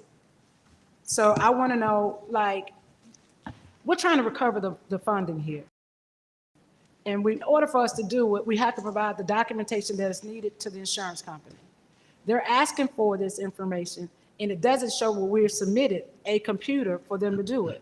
And based on this timeline, nothing has been done to submit this. I don't understand that why we wouldn't submit that, because now investigation. Maurice, when you came to us last, I think 2 Thursdays ago, I think you came in and you said that, we didn't have like good hacking, a good system to prevent the hacking. And then you showed us that you did talk to us about that a hack had occurred. And so I don't know why that didn't fall into a report, because he's our IT director, and based on what you're saying, that you didn't have the information to know you were hacked or not. But your IT guy is saying that, our IT director is telling us that we were hacked. So And then they're asking for a computer that will give us the investigation, give us what we need so we can get all our money back, and yet it was not submitted. Can you help me with that? Good night, Councilwoman Renee. So the investigation, in terms of, we would have given the computer the information, the login, everything they needed, because, we're open to whatever. But I believe what was happening was we were relying on the investigation and the Secret Service for what they were doing. So if that was posed that they needed to get the, if it was a requirement, then, that would have been given. But I'm gonna move whole water. If you're in a car accident and somebody hit you, there's a criminal part to it and there's a civil part to it. You don't wait till the criminal part ends before you file the civil part, because that may take 10 or 15, 20 years down the line. But the deal is, you do still file the claim, and you file the claim based on what they ask you for. Any documentation claim, meaning any health issues or whatever thereof. But here they're asking you something very similar for a computer, because that's what's in this report. It says a computer, and yet it was not turned over. So I yield at this. I don't think that and I'll call the chief to ask him, because based on my law, you don't have to wait to file a claim while the criminal aspect of it is funneling through the investigation. You give them what they asked for, and this one had nothing to do with the investigation. This is a forensic audit of a computer. If the documentation would not, it could have been given over so that we could get our money back. I'm not really following the dialogue here, but I appreciate your appreciate your response. Thank you. I yield, Councilmember Madam Gordon. Mayor. She had her light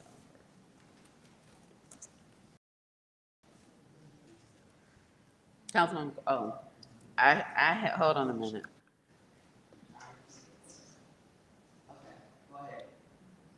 If everyone could release their mics so Councilmember Gordon can speak. Thank you, Madam Mayor. So I had some other questions prepared to this, because we did just receive this in real time tonight. I wish that we'd had it sooner, but I'm going to start here with this timeline. So you stated on September 14th that the broker emailed back stating that she needed additional information. In fact, according to the email on September 14th, she needed the information.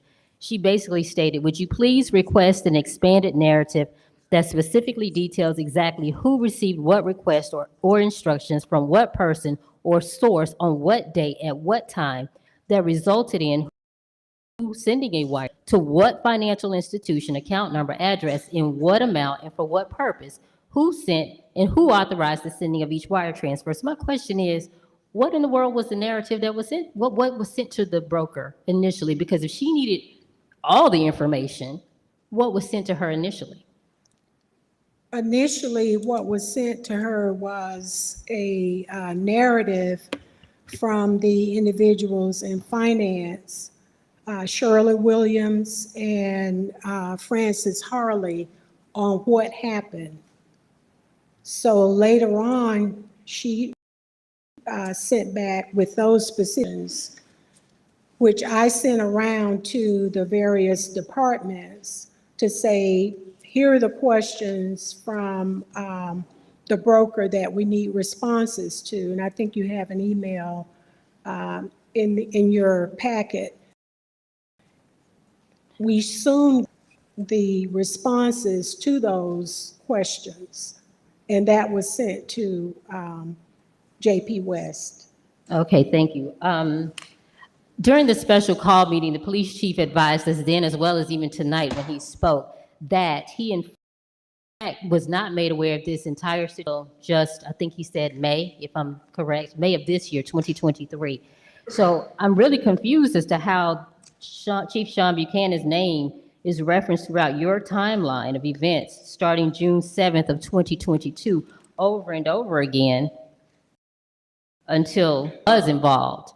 And how we keep talking about investigations, and let's be clear, and the chief can later maybe come back and kind of confirm, but the FBI, according to what the chief has stated, is concerned or investigating the hacking of the emails primarily. There is no investigation by the FBI into reaching out to former employees like Ms. Williams or Mr. Harley or even other members of our staff. So I just wanted to be kind of clear over the jurisdiction of the FBI in this whole matter.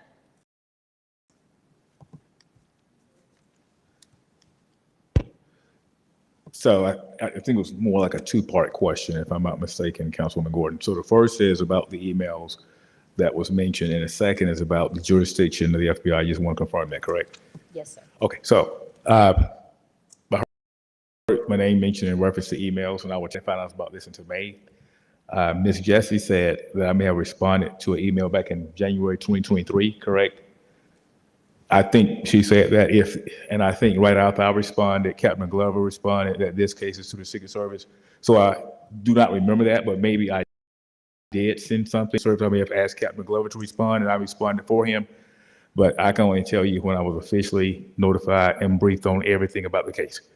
That was May 2023. Now, in terms of jurisdiction, so in terms of employees and people making wires and things of this nature, what the Secret Service has told me is they are working the criminal organization aspect of this case. And as far as they know, through their investigation, this is a very complicated case involving some very criminal-minded individuals associated with the city of East Point. They explained to me how hacks and phishing hacks occur. And they even sent some PowerPoint presentations for me to explain, but I guess the power's out. But they explained all those things to me, so they did not believe anybody from the city was involved in this criminal. Thank you, Chief. As I stated in the special call meeting, I do believe there's a difference between us being hacked and us being duped.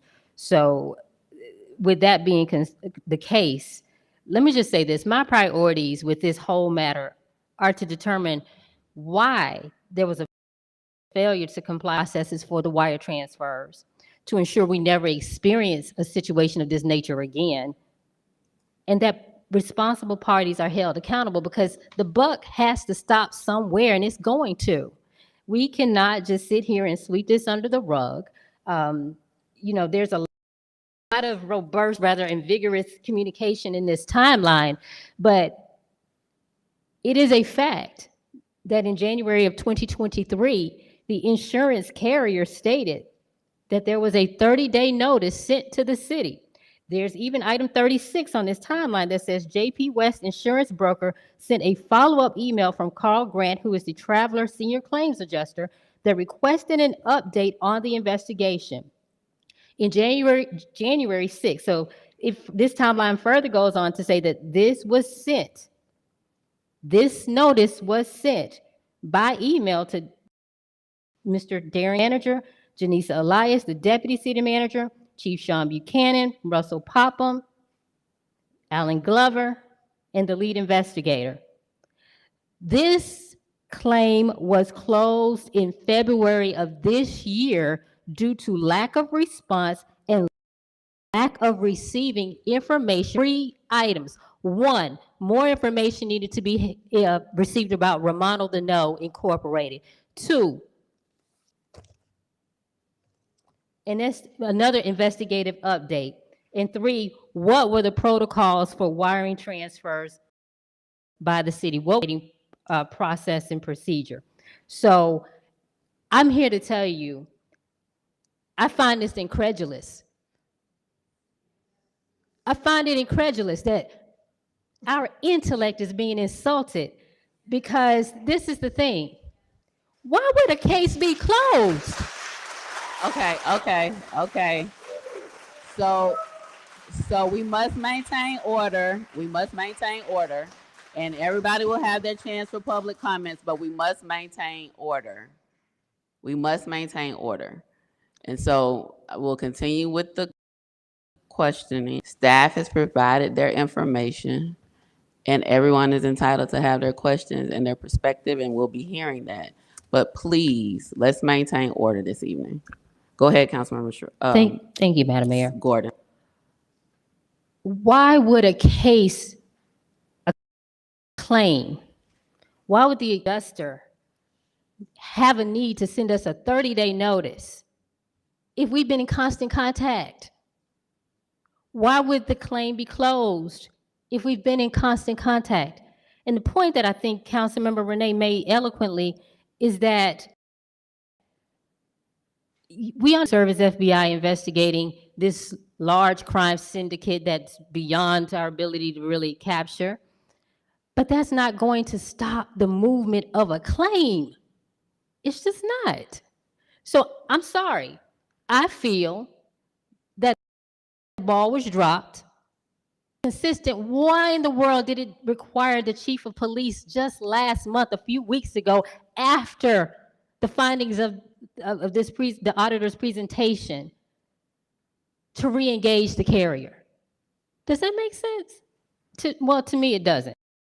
I'll just leave it there. So I find a number of items in this timeline to just, as I stated, to be incredulous. I just don't feel confident here. In 2020, the 2020 audit, there was a recommendation in that audit that said that this city needed a steering committee that should be comprised of the city manager, the IT director, and the finance director. I understand, Mr. King, you were not at the helm as the city manager when that audit was completed.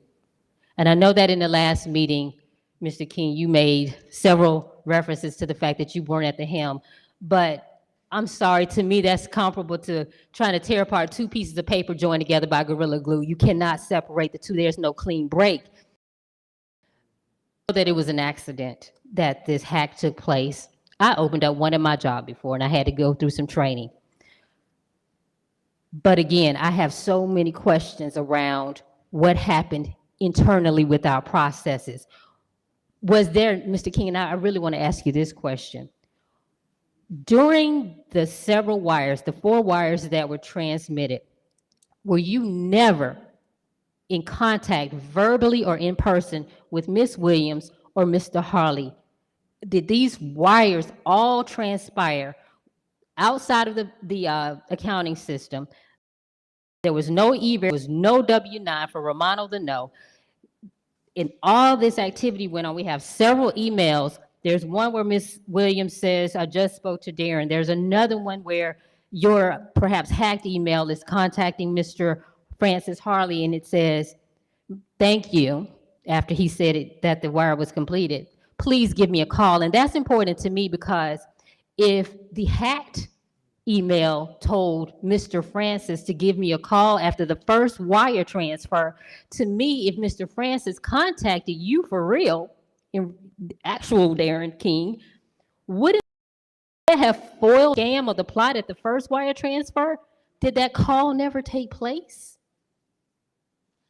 I never spoke to Francis Harley. I never spoke to Shirley Williams. And her statement there says that when she mentioned it to me in her statement that's in the package, if you dig down and look in that she only mentioned it to me when she mentioned it. I said, no, that wasn't, they never spoke to me. Now, I'm not going to sit here and try to be the IT guru and tell you what was done, but I'm disagreeing with what your comments are. But with that being said, no, I did not speak to them. Okay, may I direct my final question to the Chief of Police?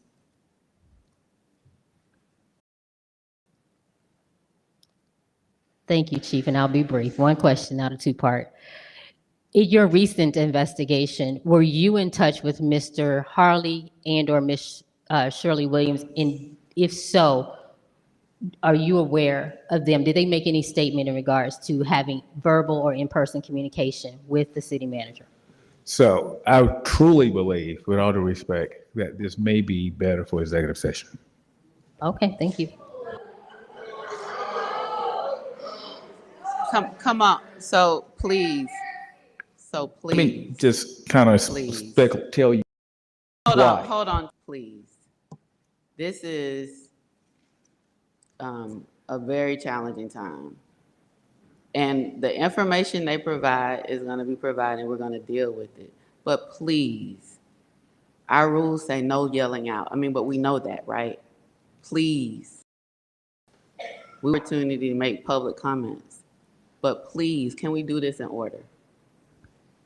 Go ahead, Chief. So I want to make it clear for transparency purposes why I want to speak about this in confidence in executive session, because some things occurred today that are very confidential in matter. If I answer that question, it's going to lead me to answer another question that I'm not privy to answer based on some laws.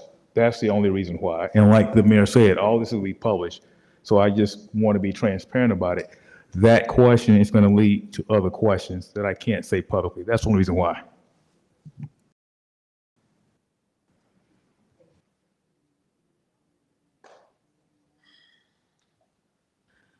Anything else, Councilmember Gordon? Okay. Next, we have Councilmember Cook. Thank you, Madam Mayor. And I have a lot of questions too, but I need to lay some of them aside. But there's one or two points I want to make sure we all understand a critical element of what's going on here. Earlier, the chief mentioned getting some information from auditors. I want to make sure we all understand that the audit team that just left here, who made comments about this particular incident, did not do an investigation at all.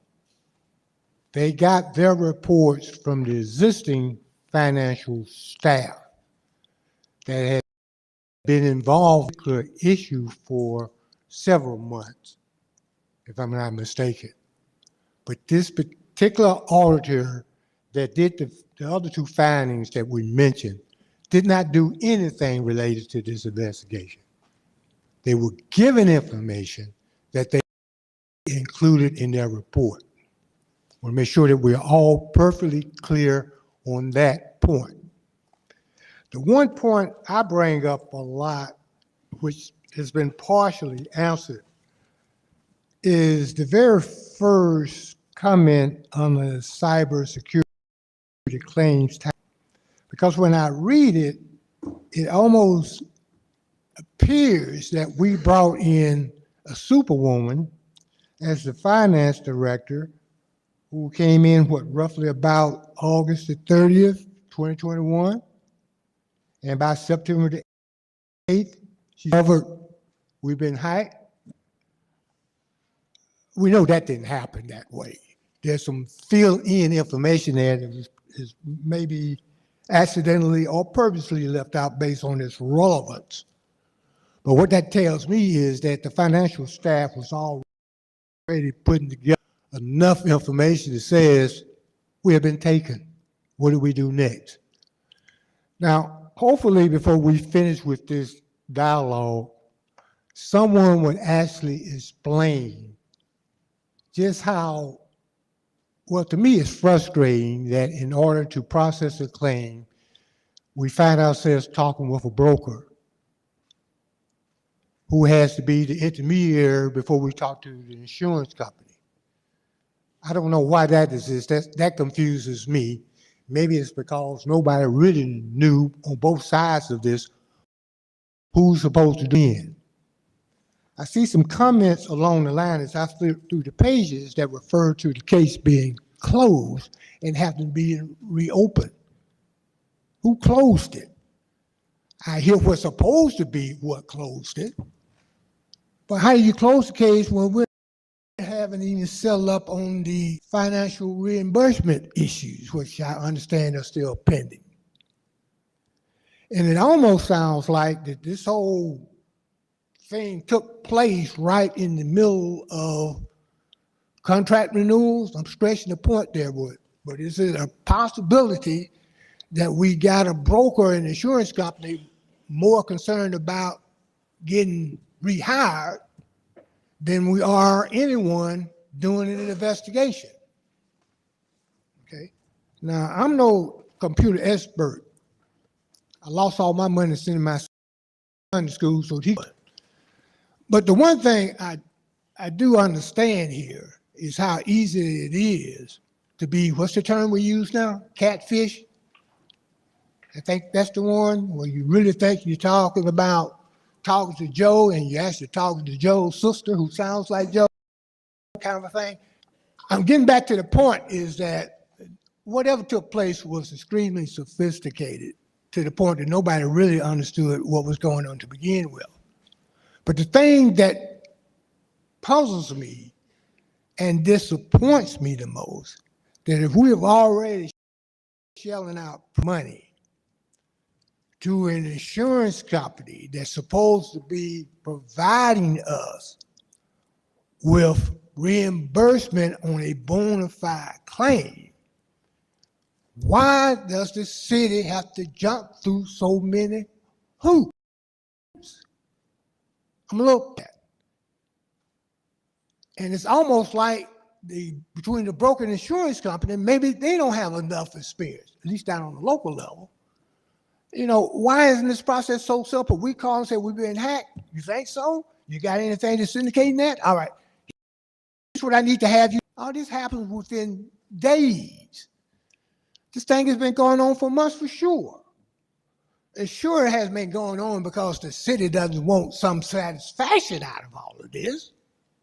And it sure has been dragged on because the staff is sitting around here trying to figure out ways to avoid dealing with whatever we think the truth is that we haven't found out. So it's a lot of miscommunication and a lot of misinformation that I think we all wish we had. Now keep in mind, this has been going on since 2021. And I bring that point up again because the auditors who just left here are not even dealing with that period of time yet. Okay? So we got a lot of things here we need to make sure we explain. But I don't think we're going to get there attacking each other inside.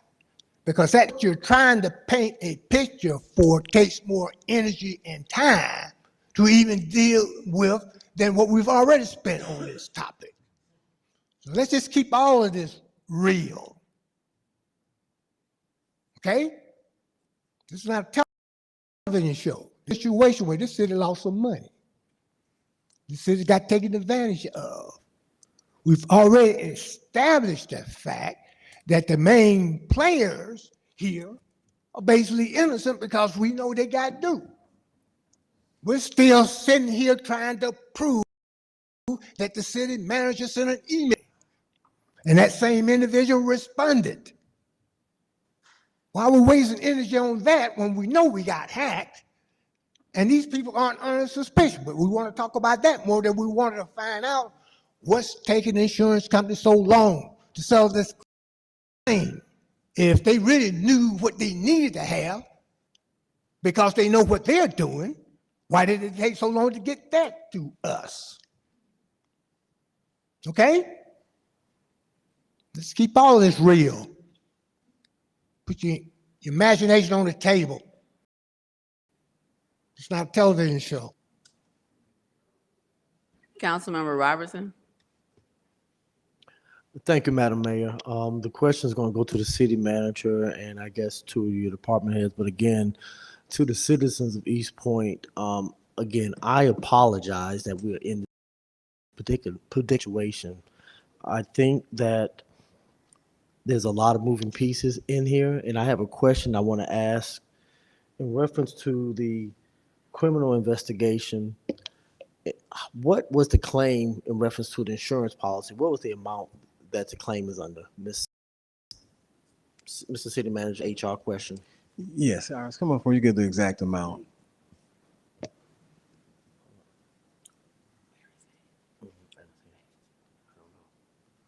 Councilmember Robertson, you wanted to know Yeah, what was the claim amount, right, that was filed?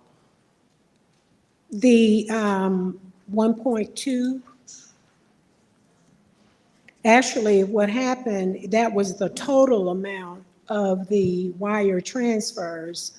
Finance was able to recoup or stop and claw back, I believe it was $400,000. So it's roughly 700 and I don't have the. Okay, yes, ma'am. $785,090. That's outstanding that we're looking to To file a claim or Well, to to- claim, make sure we get the money Yes. back? Okay. I wanted to, and I concur with my colleague in reference to the computer. I think sometimes in reference to what they was asking, if you want to eliminate certain things, if there was criminal, maybe internal or external. So I think that computer that she asked for was in the document, should have been sent to them. And I was real concerned in reference to Glover. When he left, who took over the investigation? Hey, Ranking Councilman.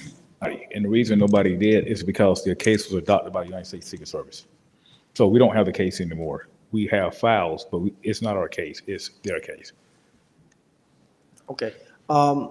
This right here, thank you for this. It's 500 pages. We just got it. It's a lot to read. In here, this is to the city manager. In the timeline, and I know there was an email sent to us, they said, from Fred, but in here, I see no official notification to council that this took place. And that's very problematic to me. It's always been a problem. Explain again why it took so long for us to find out.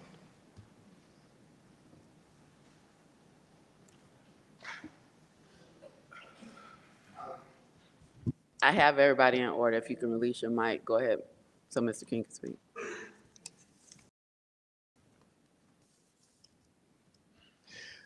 Well, I know from the time in which I took over, I know that at that point, it was still ongoing. I think in January, wasn't it, Chief? And I'll take responsibility for anything that I could take care of at that point in time. That I would rather have that we'd have gotten together and maybe sent something at that particular time thing. And so I want to make sure that whatever we need to do, whatever updates, and I don't know exactly how, when it became exactly a federal level, Chief, was that in 2022, I believe, right? Was that right, Chief?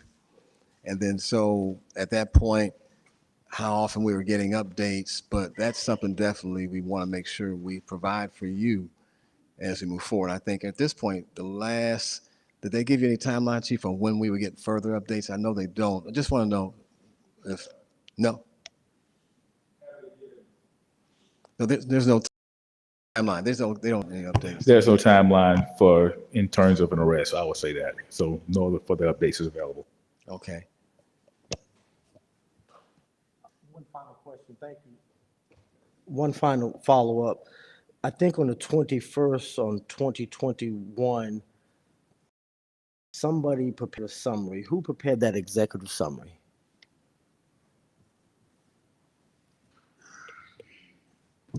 The Finance Department, Finance Director Teresa Thornton. Can you share what's in it? In a nutshell?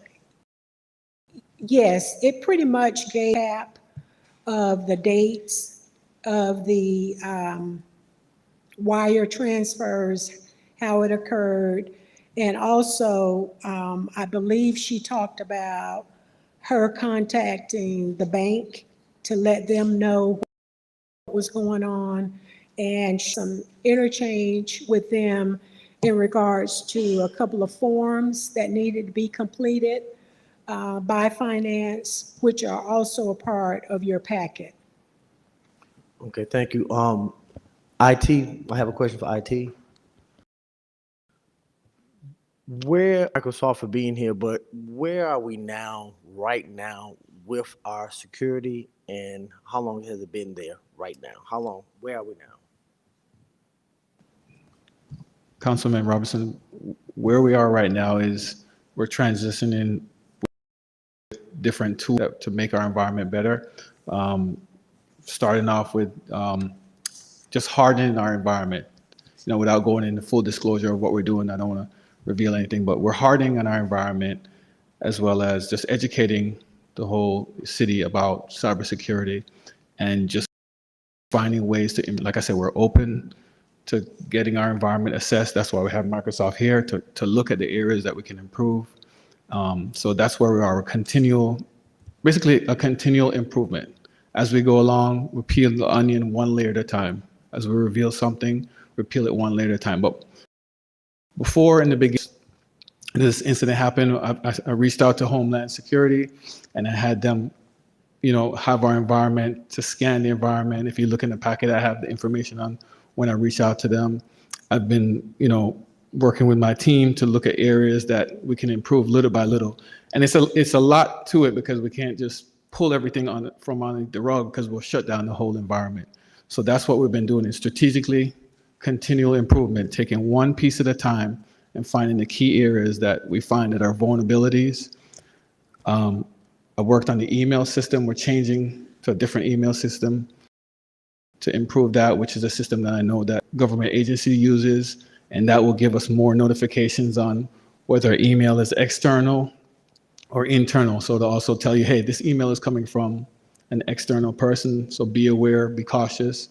So those little things that we're putting in the environment to help us improve posture.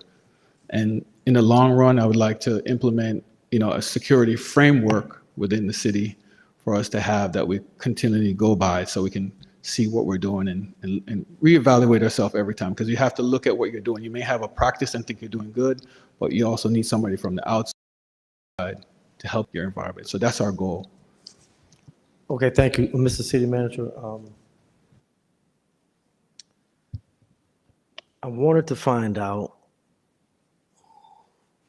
in reference to this investigation, it was already cleared that there was no internal activities, because some of the emails are somewhat conversational, and I know there was all, say, fraud, but is everything cleared out? There's nothing internal that we need to look at?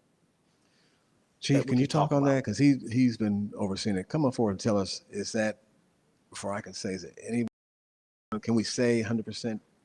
I do apologize. Could you please repeat your question? I'm sorry, I was leaving a message. The question was, what was the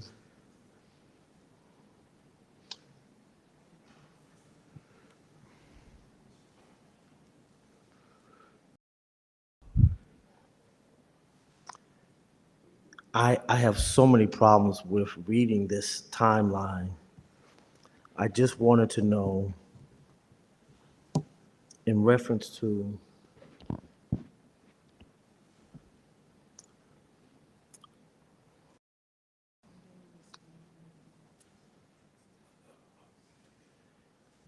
the staff, I just want to make sure that we can talk about that right now, there was no involvement with staff in this activity.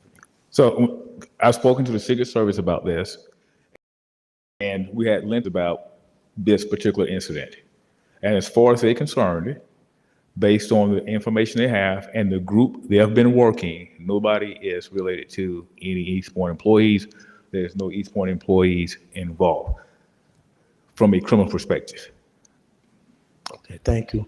My last question to the city manager. Can you tell me, in reference to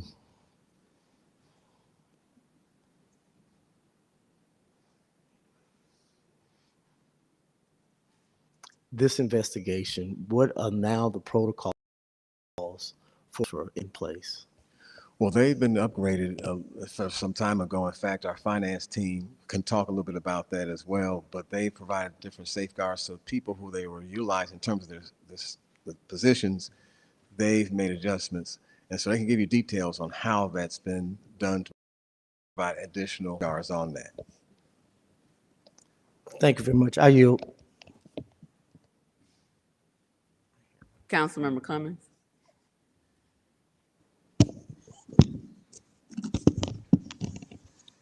Thank you, Madam Mayor. First of all, to the residents of East Point, I echo my colleagues. I'm sorry that we are where we are. I mean, and the water is completely muddy when it comes to this whole thing here. I mean, and it's just gonna take time. It's not gonna be done overnight, but just working to come to a resolution on this stuff. I mean, it's a lot. Like I said, everybody knows we just got this tonight, this 500-page book, and just trying to thumb through it and figure some stuff out. It's a lot. I want to say, Chief Buchanan, I want to thank you for all that you've done with regards to this. I have the utmost respect for him. What he's done with this investigation so far, I commend you on it. But I honestly feel that in the spirit of transparency with everything going on, with the state of mind of the residents and the stakeholders, it is unfair to you to have you to investigate staff, the employees here. I just think it puts you in a bad position to do this. Not saying that you aren't skilled or you're qualified to do it, but I just think what we're doing is, let me ask you this question. If there's an officer involved shooting that takes place, who does the investigation? The Georgia Bureau of Investigation and outside agency. We don't Outside investigate on agency. officer shootings, yes. Exactly. Though this is not that same thing that happens here, it's just as important. And I just think in the spirit of transparency, let me write, because I wrote it down because I want to make sure I say what I need to say. I think in the spirit of transparency and doing what is right with regards to putting our police chief in such an awkward position, because it is, I feel that it's in the best interest to take Chief Buchanan out of this investigation process. We need to bring in an independent, unbiased, outside agency to continue this investigation. It makes no sense to put him in this position. We don't know by the time this investigation, because we don't know what the results are going to yield, and to have him to potentially investigate potentially his colleagues, his boss, it's crazy to put him in that position. And if the results, it came back and results yielded nothing, I don't even think the residents would believe it at this point. I mean, that's just where they are with us. And again, I do apologize, but we are working hard. We want to regain you guys' trust back. And I think a huge step in the right direction in doing that is bringing in an independent agency. You'll be somebody such as the GBI do this investigation and to continue and complete where he's left off on this investigation. I skipped over.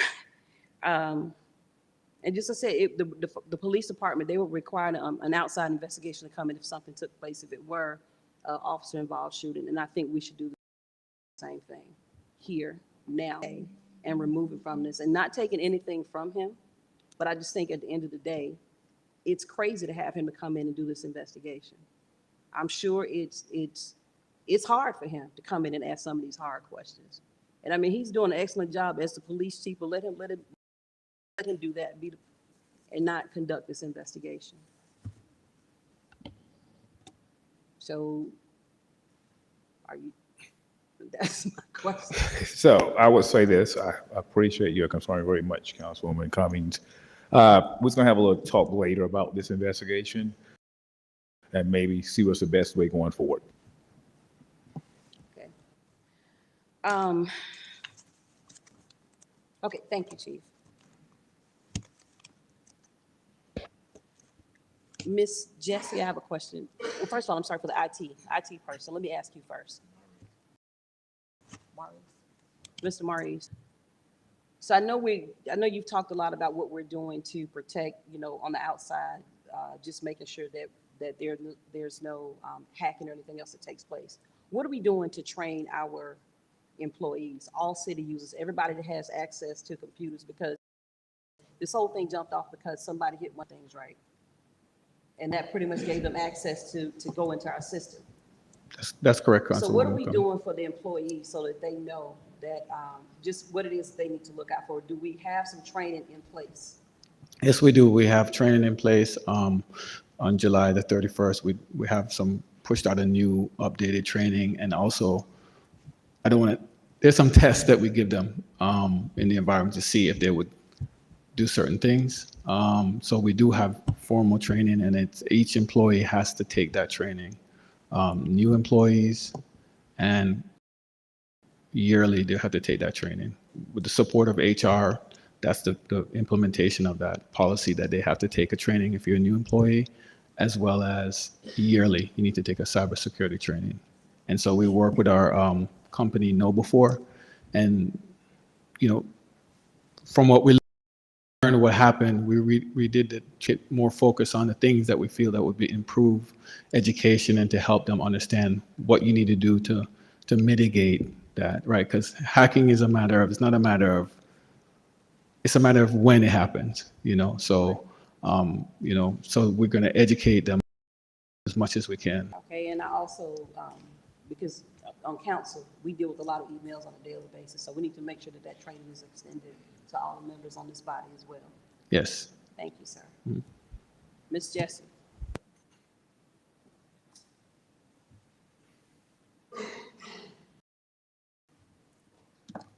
And I don't know specifically if we will have these dates. I know we keep going back with this. I know Ms. Thornton, she came on the 30th, correct? The 30th of August 30th, 2021, correct? Yes, ma'am. Okay, and are you saying that I know, was it Chris or someone you saying that actually realized that there with the wires? I actually think it was going on simultaneously because having a new finance director, she wanted to know what was going on in terms of processing invoices, wires.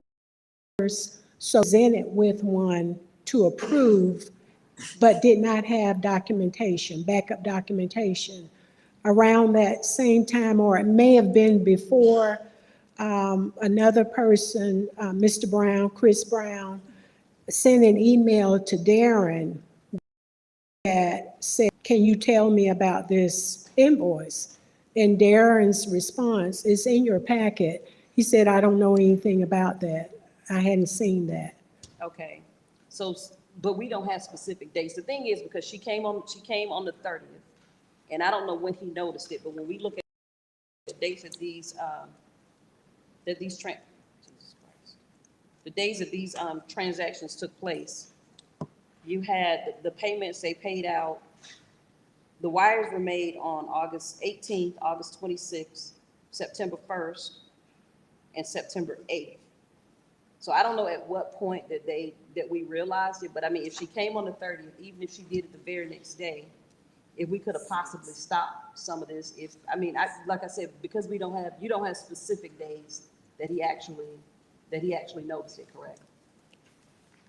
I believe is attached to one of the numbers where this came up. I can't tell you right off the bat what date it was that he sent the email. Okay. Well, so I was just trying to see if it was something that we could have done a little bit sooner. So with the wire transfers, when I matched the transfers up with the invoices, and I mentioned this when we had the special call meeting, there are 4 invoices. But when we look at the wire transfers, there's 6 wire transfers that actually took place. So when I matched them up, there are 2 that are still outstanding. Were we able to determine what those 2 what those 2 wires were for? That would have to be a finance question. I wouldn't know. That's fine. So is somebody here from finance that can answer the question?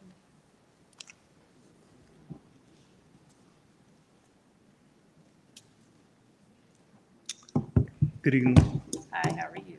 All right. I believe this, the email that you sent today in regard to other invoices that you wanted information on. Pull the mic up and lean into it. I'm You're sorry. tall too. Okay, so when I looked at that information, it didn't have anything to do with Romano and the No. It was transaction relating to closing costs and transaction that related to a grant. To a what? Grant. A grant? We gave somebody money for a grant? Right. So we have it was a relationship with Hope Atlanta. With that, we were a sub-recipient of that grant. So when I believe the way that it worked was that it was a wire transfer relating to the Hope Atlanta expenditures to reimburse Hope. So we pay money back to Hope Atlanta. Correct, because what I can do is I can provide you with information. I don't have it available right now, but I did have a team member did look into it, and those whose transactions had nothing to do with the cybersecurity issue. Okay, well, I look forward to receiving that documentation. Thank you, sir. One last thing, and I guess we have to do it after, because I did want to make a motion to bring in an independent person, but I guess Shannon is wanting to discuss some things, and then we'll just figure out where we need to go from there. Okay, I yield, Madam Mayor. Councilmember Shropshire.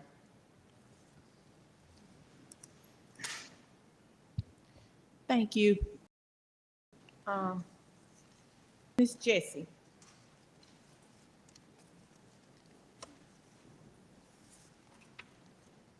And I'm trying to find the email or the correspondence where the insurance carrier said that they sent y'all a 30-day notice. No, ma'am. I received a 30-day notice closing the claim. I haven't received a notice denying the claim. So the claim is still active and going forward. Travelers is still accepting, they're still discussing the claim. Yes, ma'am. Okay. So my next question is this. When you talk about the computer forensic audit, was that a requirement or to investigate? It was not a requirement. In the cyber policies, they offer various support information.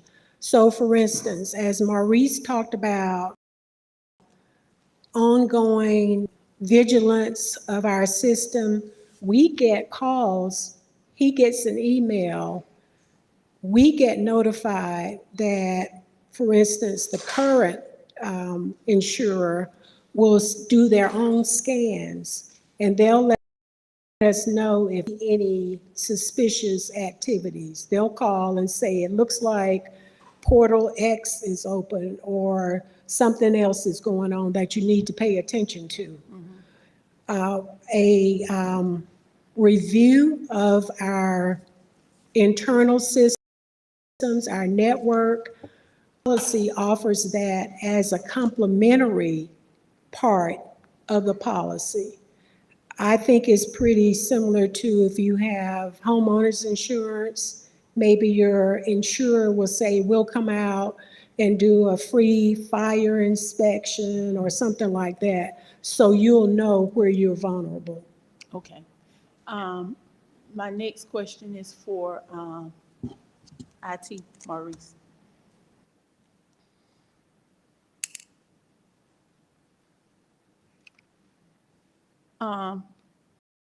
My question is this, do you know where the original email was sent from that was sent to the employee, to the staff?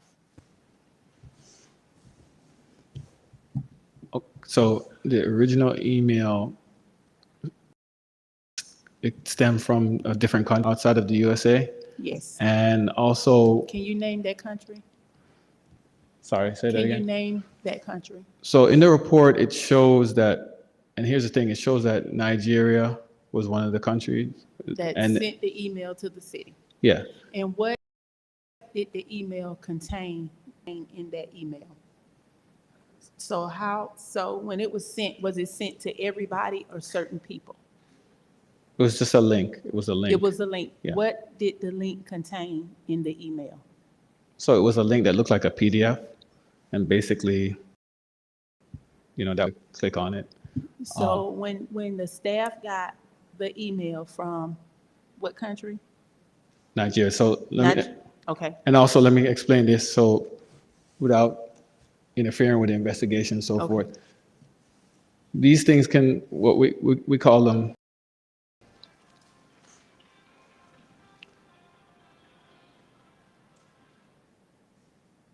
So if you notice the investigation, it ended up in New York as well. So this is a criminal ring that's doing this. So somebody could enable themselves to look like they're in Nigeria, Canada, Russia, anywhere in the world, these tunnels to make it look like they're in a certain location. So as far as what we see and what the report showed, that it was in that country. But again, it could be that somebody could appear to be in that country and they could turn something up and disappear, and turn something up again and disappear.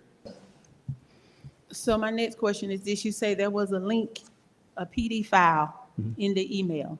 So when the staff got the email and clicked on the link, is that at the point where it gave them to their emails in the system? At that point, once you click on the link, yeah, it would give them some form of control, yes. So it gave them control of The account. their right. accounts. And then that would appear that someone is sending an email when they're really not. So that person is in control of that email, which should then inject a form or a request, and then you would think that that party is somebody, that person, but it really isn't. So whoever got into the system was sending emails on behalf of these staff members. Okay, so my next question is this, and I don't see Chief Buchanan. And actually, you can answer this question. So did any of the emails that was sent from these staff, were they the original staff members who sent this email?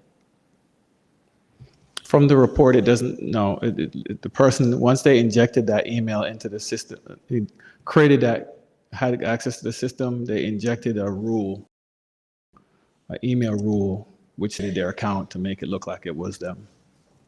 So no, it wasn't the original. The person, the actual person itself, no. So, okay. Think of it this way. You ever get an email from somebody and they'll say, hey, listen, you see an email and they'll say, hey, excuse me for saying, hey, I have something for you, and it's from somebody that you know, and it's like, this is off, this is strange, this doesn't sound right. And then a day later or an hour later, say, hey, Sharon, I got compromised, my email's been hacked, it's not me, don't open it. It's kind of one of those scenarios. Same thing. Yeah. Okay, lost my train of thought.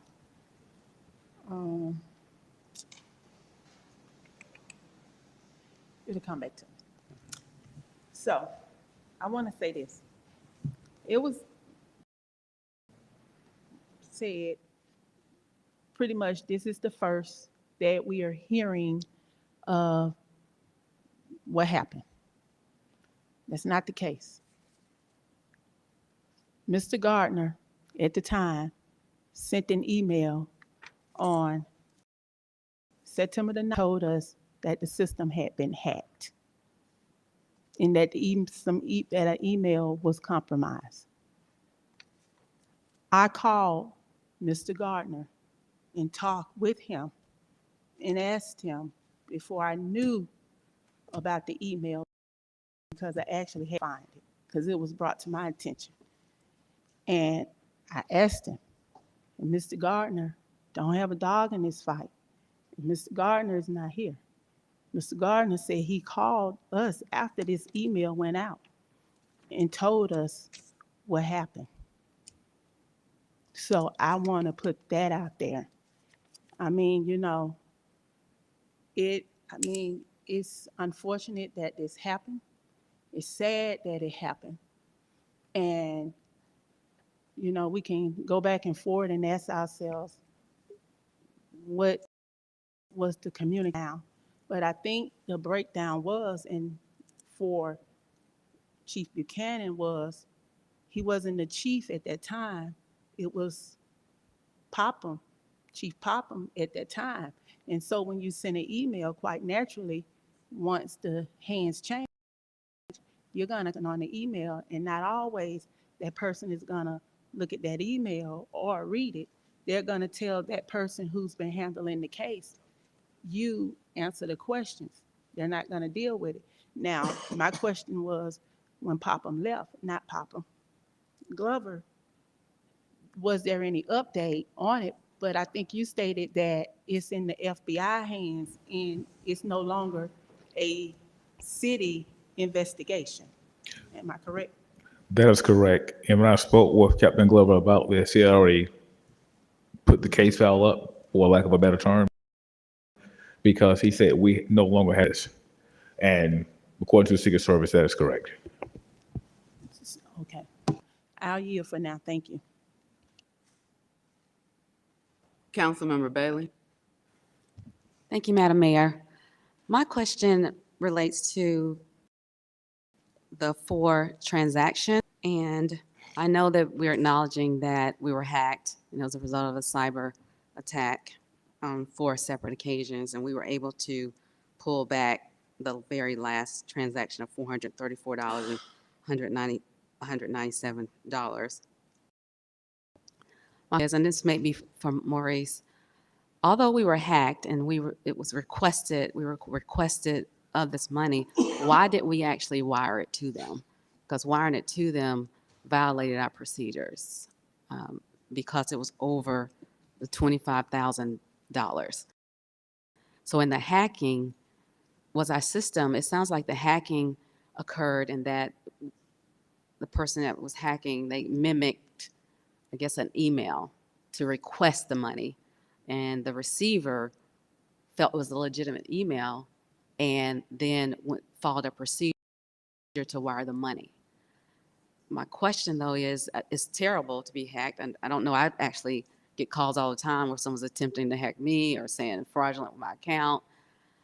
But the problem really exists in the fact that our employee, whomever, violated our procedure and that they forwarded the money and they really shouldn't have.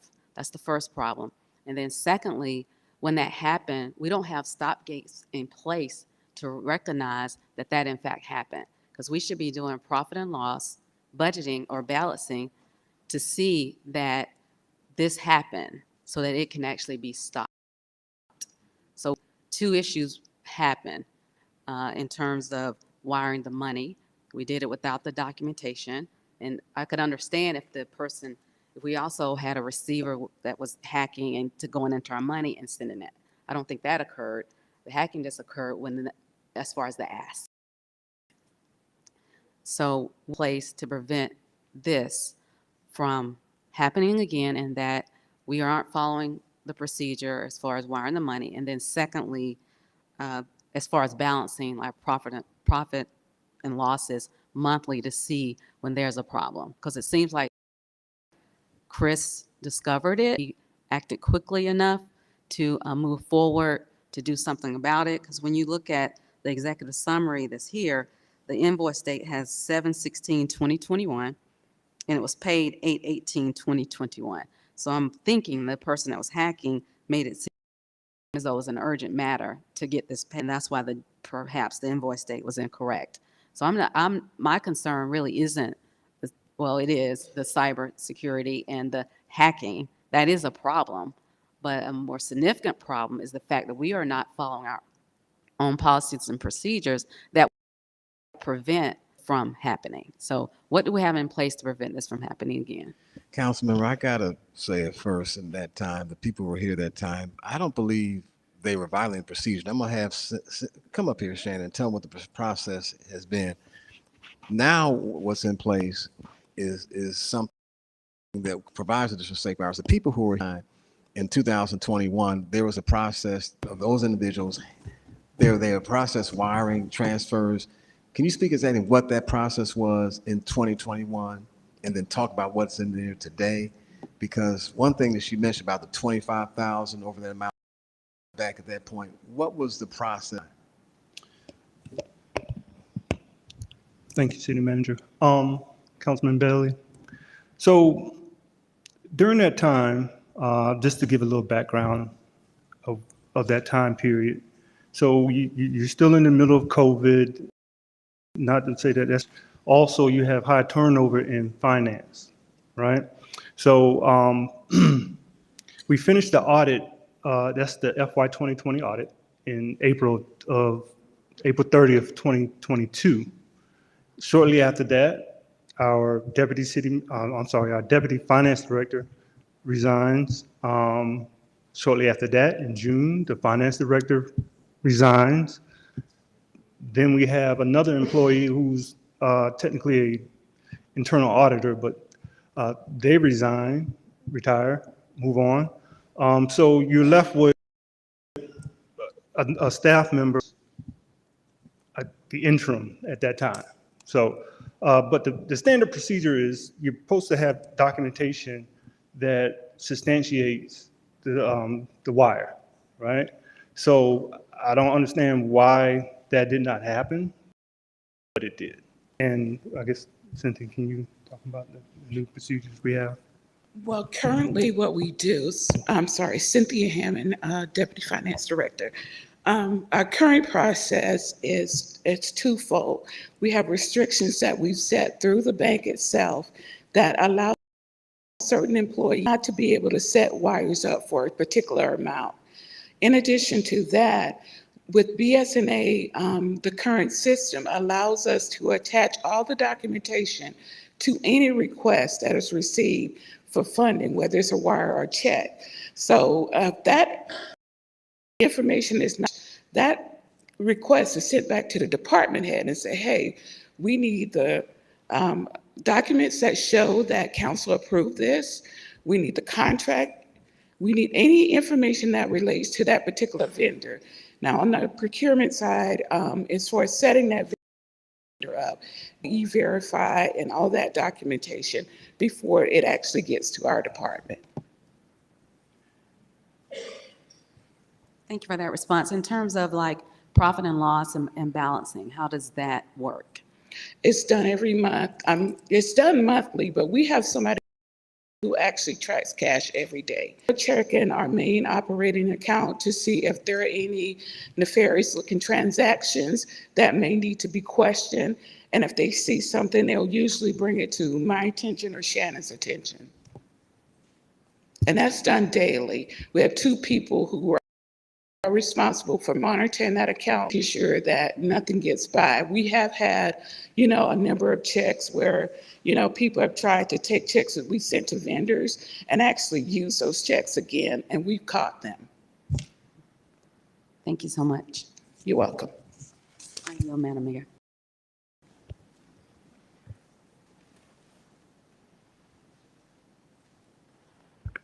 So, I have a number of questions.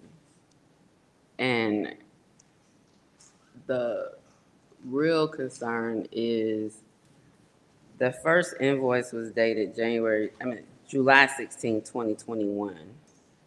And then it wasn't paid until August 18, 2021. It's been almost 2 years and we still haven't recovered $785,090. And there seems to be in the insurance timeline some lags in time in responding. The email from the insurance company on January 6th did indicate if we don't hear from within the next 30 days, we'll assume you are no longer interested in pursuing this claim and close our file under reservation of rights.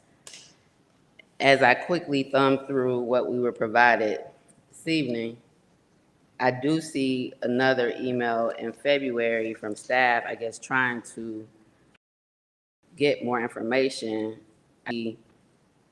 An actual notification that it was closed, but that email from January 6th suggested that if it wasn't done within 30 days, that's what they would be doing. We are over 6 months. I was back in 2021. So that was in January. We're now in August. And we still haven't recovered the funds. When I asked at the special call meeting, what role does an internal auditor play, because I'm very aware that an internal auditor should not have access to wiring funds. So I'm gonna need you to come up from finance, because you mentioned that the internal auditor had retired and that we had an interim finance director. Who was the internal auditor that retired? So in June of 2022, right? That was Rhonda Green. That internal I auditor, couldn't hear the name. Who? Rhonda Green. Okay. So with our internal audit, with the City of East Point internal auditor position, it's not really an internal auditor because the city doesn't have a charter for an internal audit department, right? So it's a kind of play on words on that. But the chief accountant was over the wire transfers, not the, Okay. Who was the interim finance director at the time? there was no director. You mentioned the interim finance director. Francis Harley was. Francis Harley, so he's on the was- emails. Was Francis Harley ever then in the position of internal auditor? Yes, He was in the position of internal auditor, and he also was in the position of senior financial accountant, right? I believe so. Okay. So, we don't have one. An internal auditor is a professional who ensures organizations and companies have accurate accounting throughout the year. They ensure accounting that other accounting teams follow proper procedures and that all accounts are updated and accurate. That has nothing to do with wiring. So I'm not sure what role Francis Harley had at the time that these payments were made, but he was a former interim finance director, and he was a chief financial accountant, which suggests he should know about policies and procedures, or at least to not send 4 wire payments for invoices that have no support. So the and we have it on the agenda tonight, you indicated there's no position by charter. The city manager has the ability, and it's not just this one, just per charter, to provide for the operations and the positions to operate our city on a day-to-day basis. The internal auditor perspective, that would be needed if they would be reporting to council.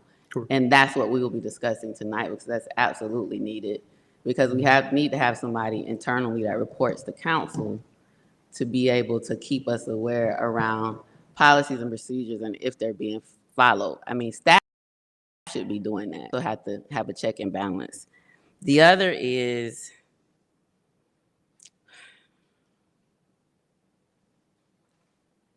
the hardening of our system, the IT. Mr. Price, this incident happened. First invoice came 16th of 2021, so we're 2 years past that. First payment was August 16th, close to 2 years. You talked about what we're going to do to harden the system. What was done then to harden our system? Like what did we do? So we looked at the account, accounts, and we had different things for those accounts that were compromised. So we addressed that. And then along the line, we've been taking steps to harden our environment. Within our environment, our network, different pieces of our environment, our endpoint, we call it endpoint, our PC or device, to protect them.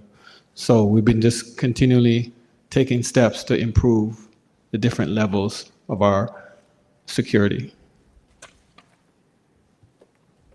Okay, thank you. On the proof of loss, I'm not sure what date this was submitted, but the narrative that was attached was from Captain Glover, and it indicated that these 3 accounts were hacked.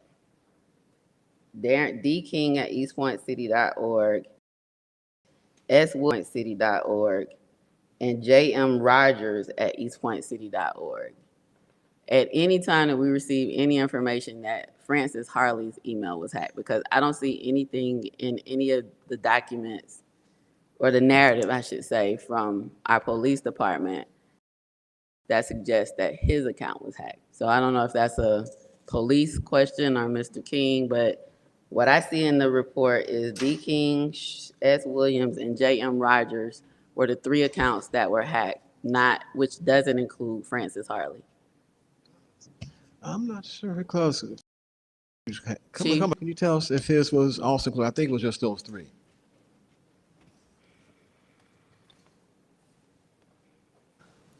His email was not hacked. Okay.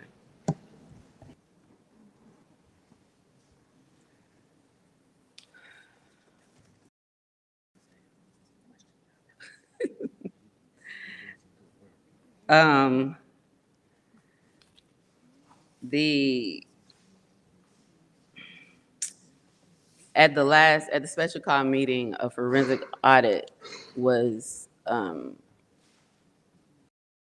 council approved solicitation for a forensic audit, which will be completed by an external independent company. And so that solicitation has been released and it closes on August 22nd. And our hope is that make a decision and bring in a forensic auditor next month to actually complete a forensic audit of this information or this incident and the findings in this audit.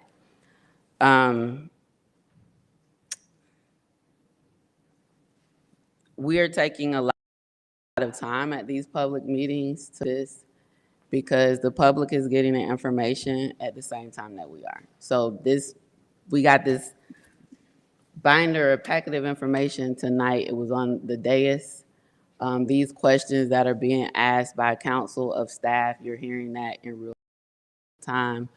And as we forward, though, we'll continue to have on our agendas an update regarding the audit and the financial update so that this information can be provided to the public at the time that we're receiving it.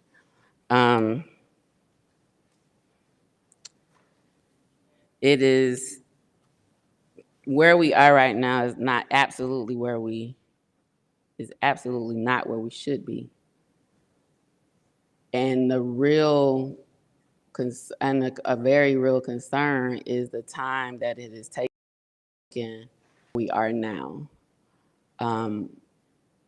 There have been, I believe, investigations that have happened since our last meeting. We'll get updates on that. Rest assured that I'm willing to go wherever the investigation takes us. There are a lot of concerns we've heard tonight. And this presentation is also happening before your public comments. And so we will continue to move forward in this vein as we move through this to be able to ensure that there's accountability, that there's transparency, we have benchmarks, we have timelines, and that we have better systems. Like, I don't know what system would have been in place in 2021 that would have allowed this to happen. Like, that's kind of nonsensical. And if our procedures were that challenging or problematic at the time, again, one of the person's emails who was not hacked was a former internal auditor, interim finance director, and senior financial accountant. And so rest assured that there are things that we can and cannot talk about in public. We can't talk about, our charter prohibits us from talking about personnel issues in public. If there are criminal investigations, those things we have to talk about, but our actions will be public. And the information that we are able to share we're doing now will absolutely be public. But if that person doesn't know about policies and procedures, who else would? And so I'll go to Councilmember Butler. His light is now on. And then we will move to the deleted vendor and the fixed assets evaluations. I'm assuming that those presentations are going to be a little bit shorter than this one. This is why we started with the cyber attack, because it's most important. We need to get the people's money back. And then we'll have a round of questioning on both of those items together. Councilmember Buck. Yes, Madam Mayor, I have been listening attentively. And one of my favorite authors is Agatha Christie. I say that because I have one question. Can somebody tell me, where was Francis Harley from? Does he not speak with an accent? Where is he from?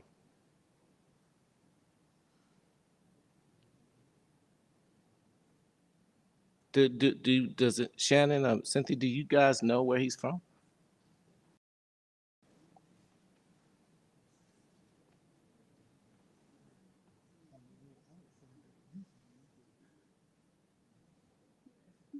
Councilman Butler, Francis is from Ghana. He's been in the United States probably since the 80s. Okay, that's it. All right, we will move to the deleted vendors and the inventory and fixed asset valuation. I believe those would both be within either finance, procurement. Let's start with the deleted vendors and then go to the assets.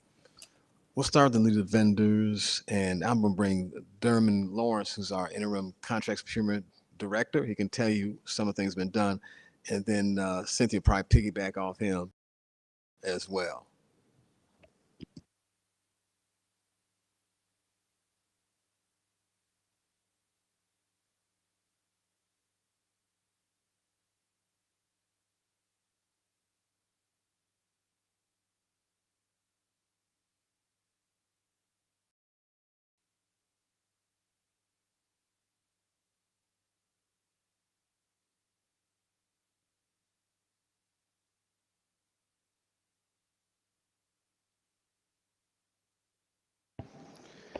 Good evening, Madam Mayor, Council. Just wanted to quickly touch on the Derman Lawrence, interim contracts and procurement director. Wanted to touch on the deleted vendors that we have. You can see from the package that was passed out, the past reasons. There are two main reasons that we want to identify: training and of course, errors. While onboarding new employees with the BS&A system, new vendors were created and then deleted. This was done strictly for training purposes, teaching new employees how to enter into a vendor. Secondly, we have, of course, errors.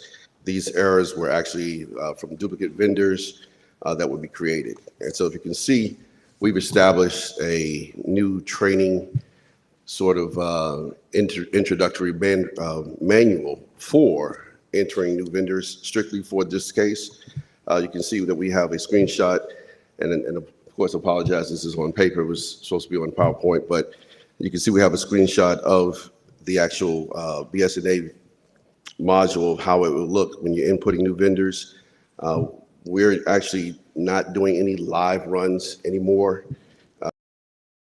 Through the system, we're actually printing out new employees to fill this out paper-wise.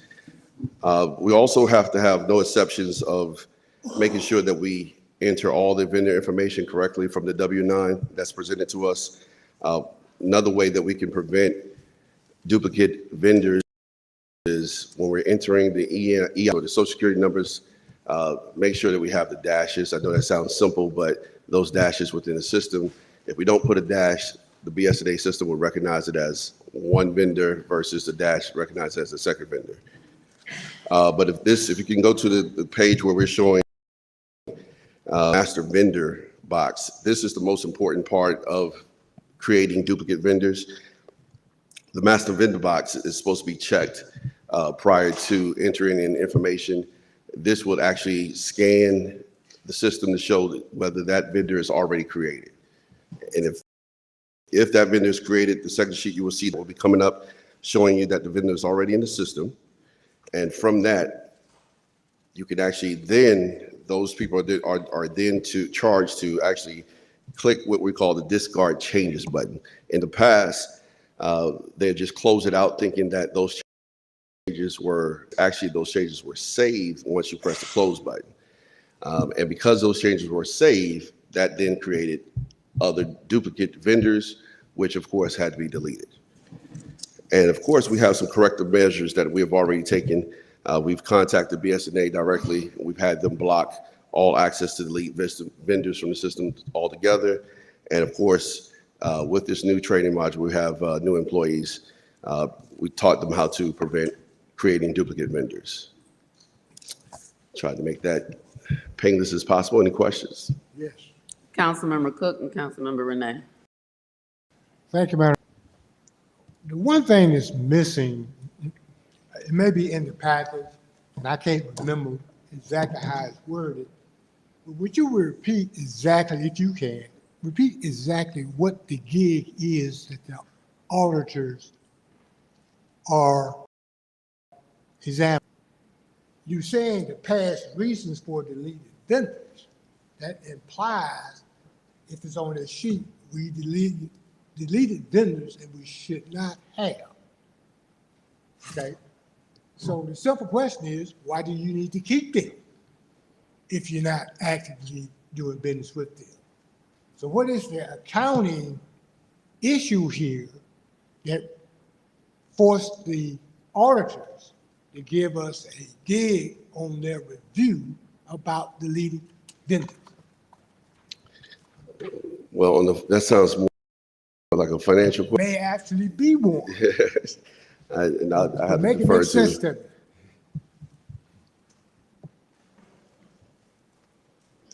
I was actually looking at them when I asked you the question. Okay.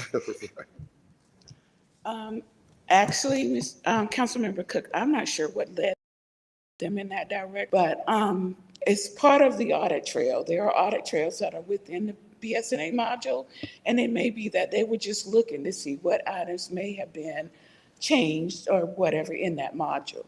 Because I do it sometimes when I have a question about something. I'm sorry. No problem. Okay, like I said, I use the audit trail myself. If I see something's been changed that maybe shouldn't have been changed, I'll go to the audit trail and I'll look to see who changed it and ask them why. But as far as their rationale for doing what they did, I can't speak to that.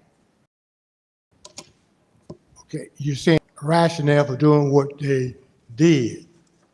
Are we saying you don't know why they penalize us for deleting vendors? I don't know that they penalized us at all. I just know that what I saw was a presentation, so I'm not sure if that was ever put in. Let me back up a second. Can anybody say exactly why the auditors feel deleting vendors that are not active with us is a problem? It's not standard operating procedures. You don't do that. Okay, how long do you keep a vendor if you're not doing business As with them? long But if I'm not doing business with them, I don't need to keep them. you make them inactive. All right, so is the problem that we deleted them, but we should have made them inactive? Correct. Okay, thank you. Well, Ms. Hammond, please come. Renee. Ms. Hammond. Thank you. yes, ma'am. We have a fiduciary duty to keep track of how we spend money around here. Yes. By law, we have fiduciary duty. Now, can you detail about and this is what I please apologize. I'm gonna apologize because I've been trying to read on this and trying to go back and forth to make sure I understand what I'm reading. And it's been a little trying to listen and everything. So I'm a little slow. I'm a little slow. Okay. Help me with the processes. How is it that 44, I'm sorry, yeah, I did see 44. Because in the audit, I thought it said 45, but we only have 44. It is 44. Tell me how could this be done? I mean, what is your now? It should never be done. Like I said, it's not standard operating procedure. I think what we need to have is a test database so that when we're training employees, that database can be used instead of our live database. And also too. I'm reading this article, this passed out. And it says, while onboarding new employees on the BSNA system, new vendors were created and then deleted. That is asinine to me. I've been in management a long time. Why isn't it a dummy like Trainer 1 company, Trainer 2 company, Trainer 3? Something with a bogus name that says I'm training somebody, right? But why would you put a real company in here? Because it doesn't add up. It makes me baffled. It makes it looks like something ain't right. But why would you use a company's name? Because what happens is when you go back and do an audit or you're looking for something, and I've had my own job, I've lost a receipt. And I may have to call the company back and ask them for something, but it ain't gonna match up in the computer. And if it's not matching up, that means that money is missing or money has been spent. Vendors, it doesn't look quite right for accounting purposes. Does that make sense what I'm telling you? So when you use it, it's going ABC liquor store, and I'm just throwing it out there. I'm not saying you're using them.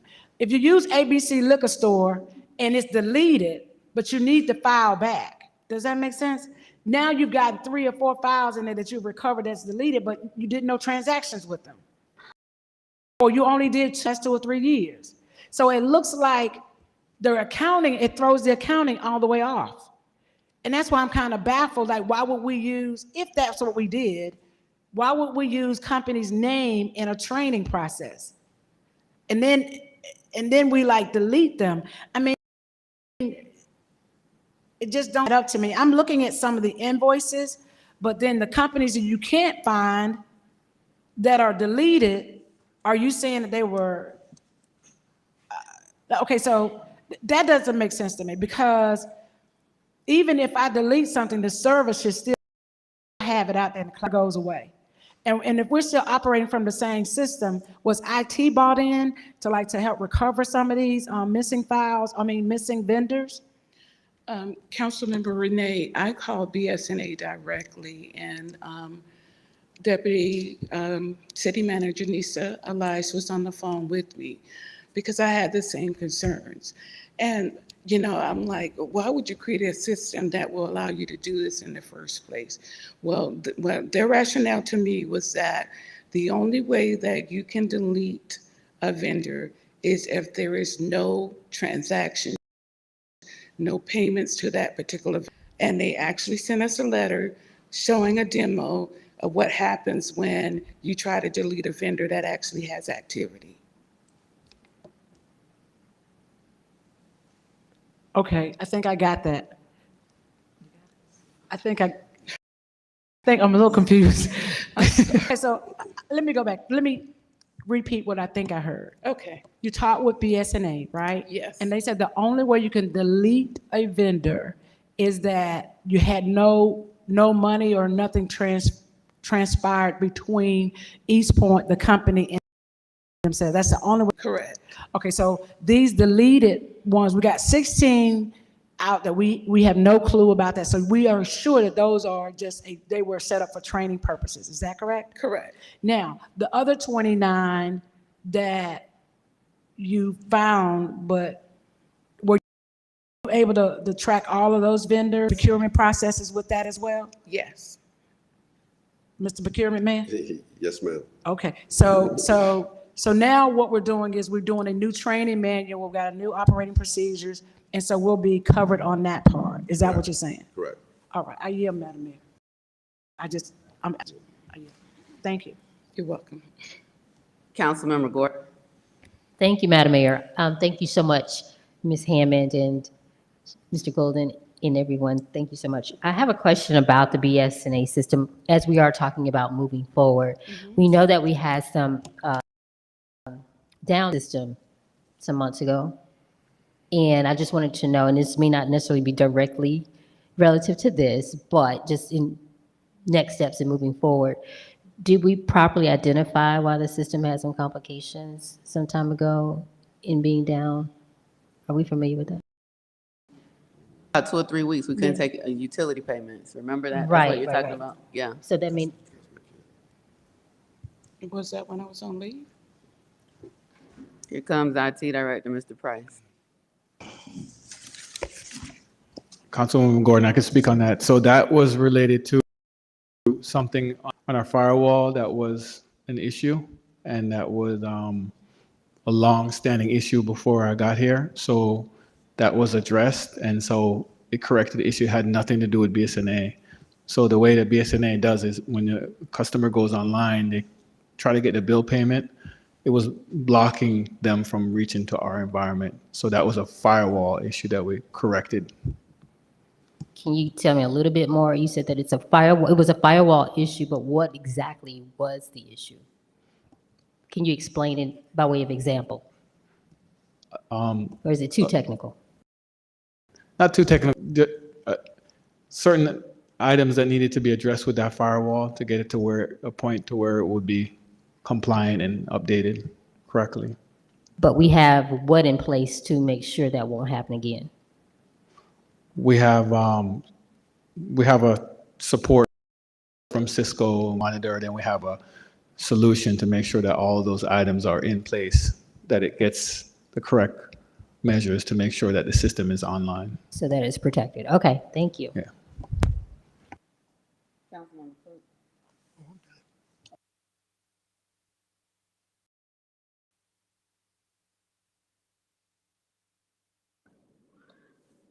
So, Ms. Hammond, you mentioned that BSNA sent something in writing saying that we can't delete a vendor if there's activity connected to it.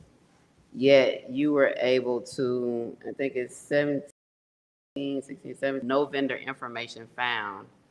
And then the others have information connected to it. So this was a list of deleted vendors. And you were able to track some, but although BSNA said that if there's activity, it can't be deleted. I'm confused.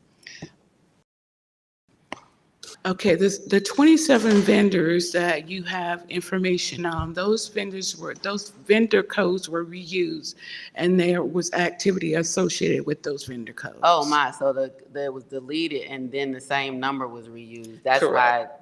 why they were reactivated. Correct. So if we talk about, once a code is deleted, should it be able to be reused? The way that they have set it up now, it's not going to be able to, because all of the codes will be system generated. Before, anybody could put in any type of code that they want to, so when they shared that with us, we were like, no, it shouldn't be that you can type in a code and create what you want to create. We should be system generating our codes. And then the other question, I think I asked this at a special call meeting, or maybe it was conversation subsequent. How is it that we did not know that we had 4 vendors deleted from June? The first one is June 30th, 2020, and the last one is May 26, 2023. Like, how did we not know that vendors were deleted? Like, there's nothing in the system that gives us the notification when a vendor is deleted. Like, how do we not know that over this period of time, 44 vendors have been deleted? There's no notification, Madam Mayor. As I said before, I think you have to run a special report. I was just about to say, did we run a special report? Like, yeah, no, there wouldn't even want us to even run that report on outside of it just to see a deleted vendor, especially when we know that no activity is being done with them. but activity was being done with 27 of them. So there, in those instances, for instance, you have a company doing business as another company, and they'll, just give me an example, put in that EIN number, and it's already there. And as I said before, when they click the close button, that saves that change. So now we have that duplicate vendor, now we have to go in and delete that duplicate vendor Is that what we did? in some cases. I can't speak for all of them. So when will we know about all of them? That's a great question. Okay. So that's what I was, so the question of you can't delete a vendor if there's some activity or money tied to it. Deleting the vendor and recreating the vendor is what they're saying is the response. It sounds like it's very confusing. This report says, so in here, and I haven't read every piece, but I flipped through and I believe what is in this is that for the 27 that that we know of, there's documentation in here for those. Is that what's in this binder? Yes, that's correct. And so, walk me through that, Ms. Hammond. Is that how, not for all 27, but is this what you use to determine who the vendors are or were? No, actually, I go into the AP system in the What's PO, AP for? accounts payable system. And that's how I was able to find the information that was associated with the vendor code. Oh, okay. So the ones that say no vendor information found, They're not in the system at all. They were completely deleted. so we have deleted by, we have a column with all the first, I'm assuming that's the initial of the first name and the last name. Have we talked to all of them to figure out why they were deleted? Or have we checked to see, we said that they were in training. Have we confirmed whether or not there was a training on these dates just occurred to determine that, like, have we had conversations with these people? Most of them are already gone, but when you go into the audit trail, you can see where it was deleted 1 minute and then it was re-entered the next minute. So that kind of let me know that, okay, they were doing some type of testing when they put it back, and they put it back in.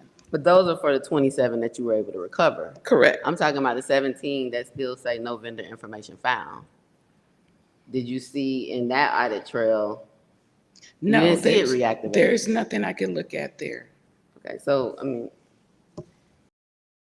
and that most of these people are gone, has anybody made any effort to try to reach out and have a conversation with them about these incidents? I think Shannon may have spoke to someone.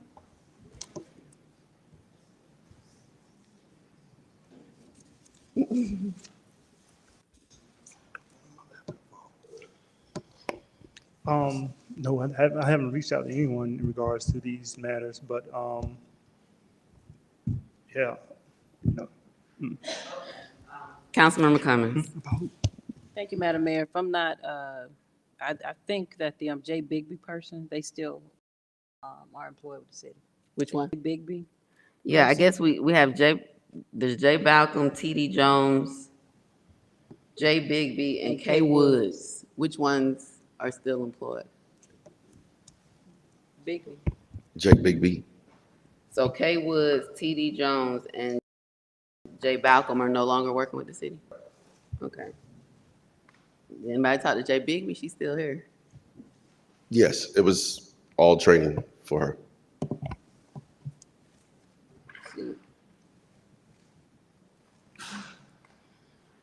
Councilmember Cummings, anything else? Okay. All right, I'm seeing more lights on that one, so now we're moving. $5 million valuation of fixed assets. Mr. King, I'm assuming that's finance. Yes, it is. Go right ahead, Shannon. Thank you. Just to give a little background on these items, as it relates to the capital assets. Lean into the mic. I'm sorry. As it relates to the capital assets, you got to understand that for BSNA, we implemented BSNA in 2020. Before that, we had a antiquated ERP system by the HTE, by the name of HTE. That ERP system did not have certain modules that you need to track certain things, such as capital assets, inventory, and other items you track. So during the time while the city had HTE, capital assets were recorded and maintained on an Excel spreadsheet. So as you can imagine, you can have errors with that. As it relates to the capital assets that we're talking about infrastructure assets. That was a error that we found, that was found in the So 2020. right now, you're talking about the 2 million or the 5 million? The 5 million, I'm sorry.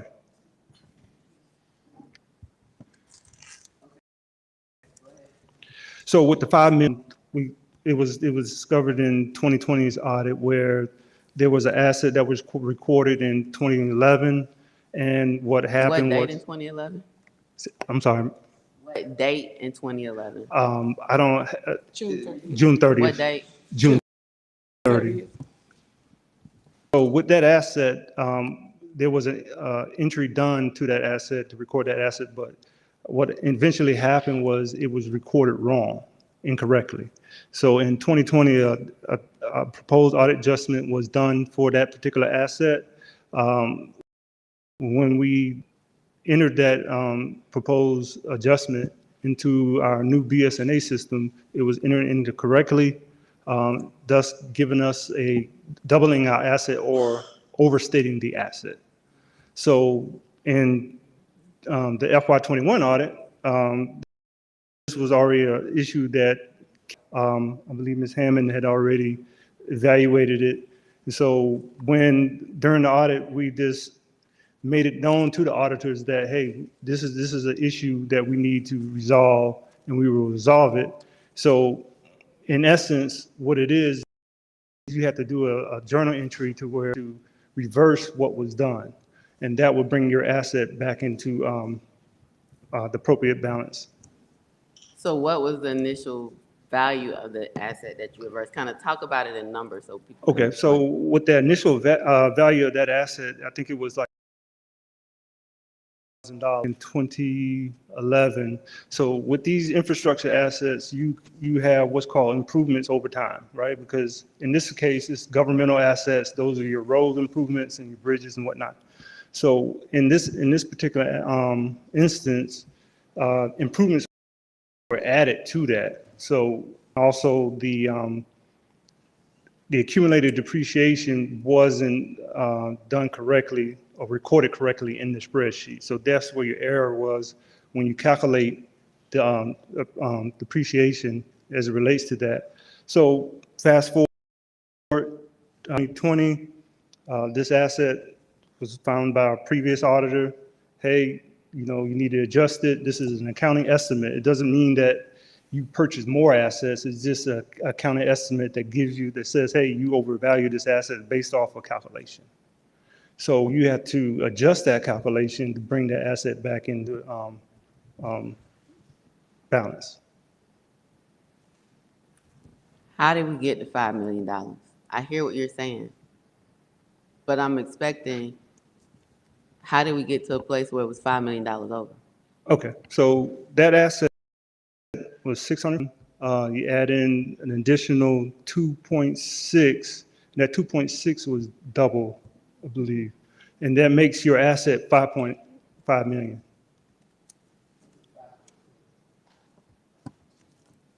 And So the 5.2 plus 9,000, or No, that includes the 649,000. speaking to the microphone, Ms. Emma? It includes the 649,000. So a $649,000 asset was valued at $5 million, $5.2 million.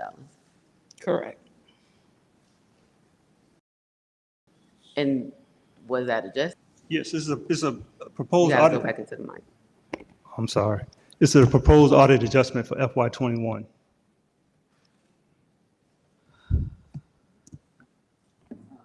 I see it like Councilmember Cook. Thank you, Madam Mayor. Let's go, since we talk about some of these type topics as we do the monthly budget review schedule, the one thing that's missing in this conversation that just might help us all is just a little peek how large this universe we're dealing with when we start talking about physical assets. And one of the things I have a habit of never including are those assets that are actually part of the city's infrastructure. Okay, some we paid for it, and something we were paying all the time, so forth and so on. It's easy when we talk about assets to talk about how many broken trucks that we got over there in some lot that we need to salvage versus how many new police cars we just bought. The physical assets, all of those have a dollar amount. Then you got this gray area of stuff that's infrastructure and even grayer area of items that still exist that nobody really knows where they are because nobody really created the paperwork, the change was destroyed. And when you add all that in there, I think you got a monster that you're depending on your data system. Is that BSNA also with solid input to kind of help keep that control? Now, I'm blowing a lot of smoke here, but I want to ask you this basic question. When you look at the total amount of dollars attributed to asset valuation, round numbers, how much money are we talking about? You're looking at about close about 180 million in capital assets. That's your building, that's your land improvement, that's infrastructure, that's vehicles that make up that amount. You can look in your FY20. I'm sorry. You can look into the FY20 audit, and you can see that those assets are 180 total assets for governmental, somewhere around 70, and then you have your enterprise assets that are valued at a certain dollar amount. So those assets are well over 100 million. Okay, well over 100 million. Now, I'm not trying to make fun out of all of this. I'm just trying to get it straight. The items that are included in the audit as being misvalued, I guess, and so forth and so on. If you had to put a dollar amount on that, what would that number look like? And I'm not quoting anything. I'm not going to write that number down, but just. Can you repeat that again? Money involved in the audited items that are supposed to have been misvalued. Oh, once we correct that item, you're talking about maybe like a little over 300,000 once the book value has been corrected. Okay. And to really have a good picture of all that, we have to maybe just take assets and put them in this proper place on the balance sheet or the financial report, and we'll get a much clearer picture. And all I'm really trying to do here is just describe just how massive keeping up with itself is. Correct. And our best job comes with anything we know is going to depreciate in what's the going term now, 5 years? Is it? You still use that scale, 5 years before we have full depreciation on some capital things? Yeah, it depends on Okay. what that asset is. So we really want to try to keep track of that. When it is completely devalued, it needs to be in some separate category. Correct. And we're not keeping it in the same yard with the stuff we know we need to keep up with. Right. Okay. It's just all about perspective. I tell my wife I said it's worth X amount of money. And she tells me if I don't get some of that stuff off the floor, it's going to be worth even less. So I understand what you're saying. Councilmember Gordon. Thank you, Madam Mayor. So, Mr. Golden, you're correct. I was reading just last night the 2020 audit, and it actually did reference the spreadsheet system and how some of the cells in terms of formulas, mathematical formulas, were corrupt.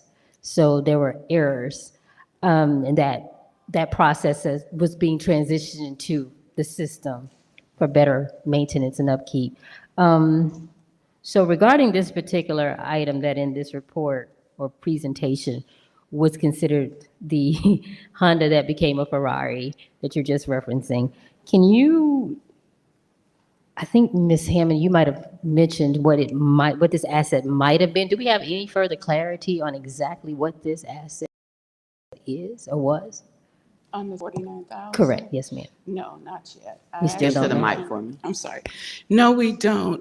What I have done is I pull all the files from the former finance director and deputy finance director, and I've started going through them to see if I can actually nail down what the specific item was. Another thing that noted in that 2020 audit was that a recommendation that monthly reconciliations be performed, because I do know also in that presentation, there were several references to the fact that there were no bank reconciliations. Have we complied with recommendation in the past couple of years or fiscal years? Yes, we have. Okay, thank you. That might be it, but no, one last question, I'm sorry.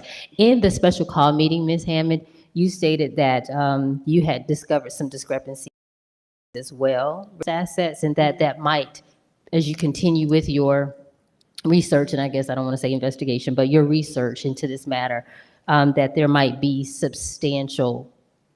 more substantial findings that kind of coincide with this, that there could be additional fixed assets that represented properly. Is that correct, or did I misunderstand? No, that is correct. Okay. Is there a timeline on when you might complete that? I actually started last Friday, and I've made it through like maybe 3 of them and identified probably 10 items. So I think it's going to be a while. Okay. And in addition to that, I guess what I don't understand is we're finding out this now. These errors have been made prior to now. We've had audits every year, every fiscal year. So can you explain to us why we're realizing this now versus the last audit or the audit before that? Is there a reason why we were not getting that wasn't brought forth prior to now? I can't speak to that. What I can tell you is that when it comes down to the way that I do things, I always check balances to make sure they coincide with what my new beginning balance is. And that's kind of how this stood out, because when I was comparing what was in our system to what was reported on our CAFR, there was a variance. And so then I just started asking myself, what was that variance? And nailed down, that one particular fixed asset. And one last question. Can you speak to what the general timeline is for our audits to be completed and submitted in terms of, I guess, legal guidelines? My understanding, we close out the fiscal year in June, and that our audit is supposed to be completed by that December. Thank you so much. I have no further questions. And so I will pick up right there, because auditing company for 20 years who abruptly quit in, I don't know if it was November or December, it was the end of 2022. And at that time had not completed 2 audits. 2021, and that was the end of 2022, so we would be needing 2022 to be completed based on that timeline as well, a month or so later. Why did the audit company quit? Did they ever say? And how did we get to a point where we're in 2022 and 2 audits, although we've had them for 20 years? Have we had conversations with them? Do we know? I know in the audit presentation, they indicated that they had trouble communicating with the previous auditing firm and that they were very resistant to. But when they quit, 2 audits were due. And how did they quit and we not fire them before that? Do we have answers to that? They can be rhetorical and y'all can think about it later, but. Well, I can say that in November, the auditor withdrew from the engagement. So let's go back.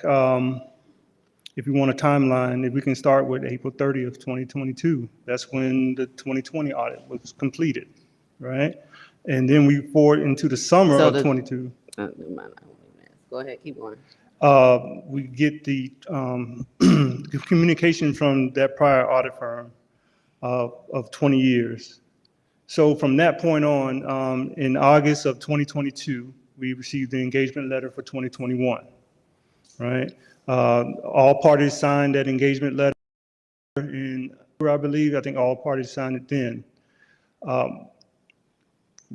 We have a new interim finance director. So let me also say that also you had a high turnover in finance as well. Like I mentioned that before. where once the 2020 audit was completed, the finance director left, the deputy finance director left, internal auditor left. Go down to September of 22, the admin leaves. I think in September of 22, your payroll specialist goes out on medical leave. December of 22, I believe the senior accountant leaves. So, keep the timeline going here. You have your interim director, a new interim director trying to get things together. But in January of 2023, we're still having conversations with with the city auditor, the former auditor at that time. There's communications, there's emails, there's phone calls, there's virtual meetings to start the audit. That continues on into 2022. I'm sorry, with my timeline here. But when we were in the early parts of 2022, I want to say, we had them engaged to do our GFA loan to agreed upon procedure. At the same time, we're still trying to get the audit started. During that timeline, during that year, we also, me and Ms. Hammond, going back and forth with them, trying to get a determination on when they're going to start. By this time, we're way past the 1231. Okay. Let me ask you this one question. I'll turn to Councilman Cook. I don't see any other lights, and then we'll go to the $2 million inventory, $2 million of inventory, and then we'll wrap up this presentation. You mentioned that infrastructure infrastructure asset, capital asset, was purchased on June 30th, 2011 for $649,000, but it was recorded incorrectly. Like, how do you know that it was recorded incorrectly? Or what do you mean when you say it's recorded incorrectly? So what I mean by that is when you document the asset, the way that you should document the asset is you record the costs, right? In this case, recorded, but during some point between 2011 and 2020, entries or adjustments were made to that asset that shouldn't have been made to that asset. Was there a description of the asset? Just infrastructure. Just infrastructure. And this is when we were doing spreadsheets? Correct.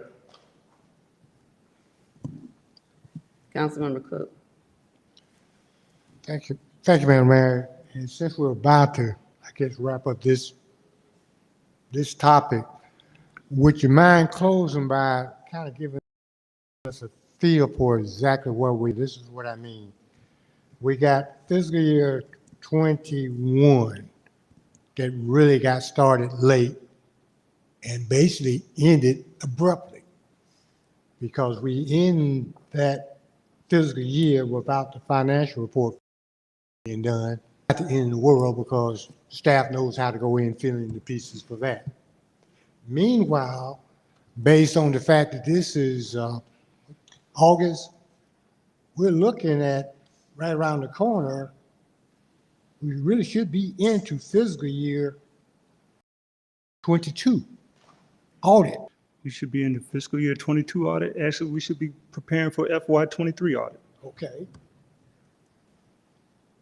And from a fiscal point, we're actually operating right now in fiscal year 24.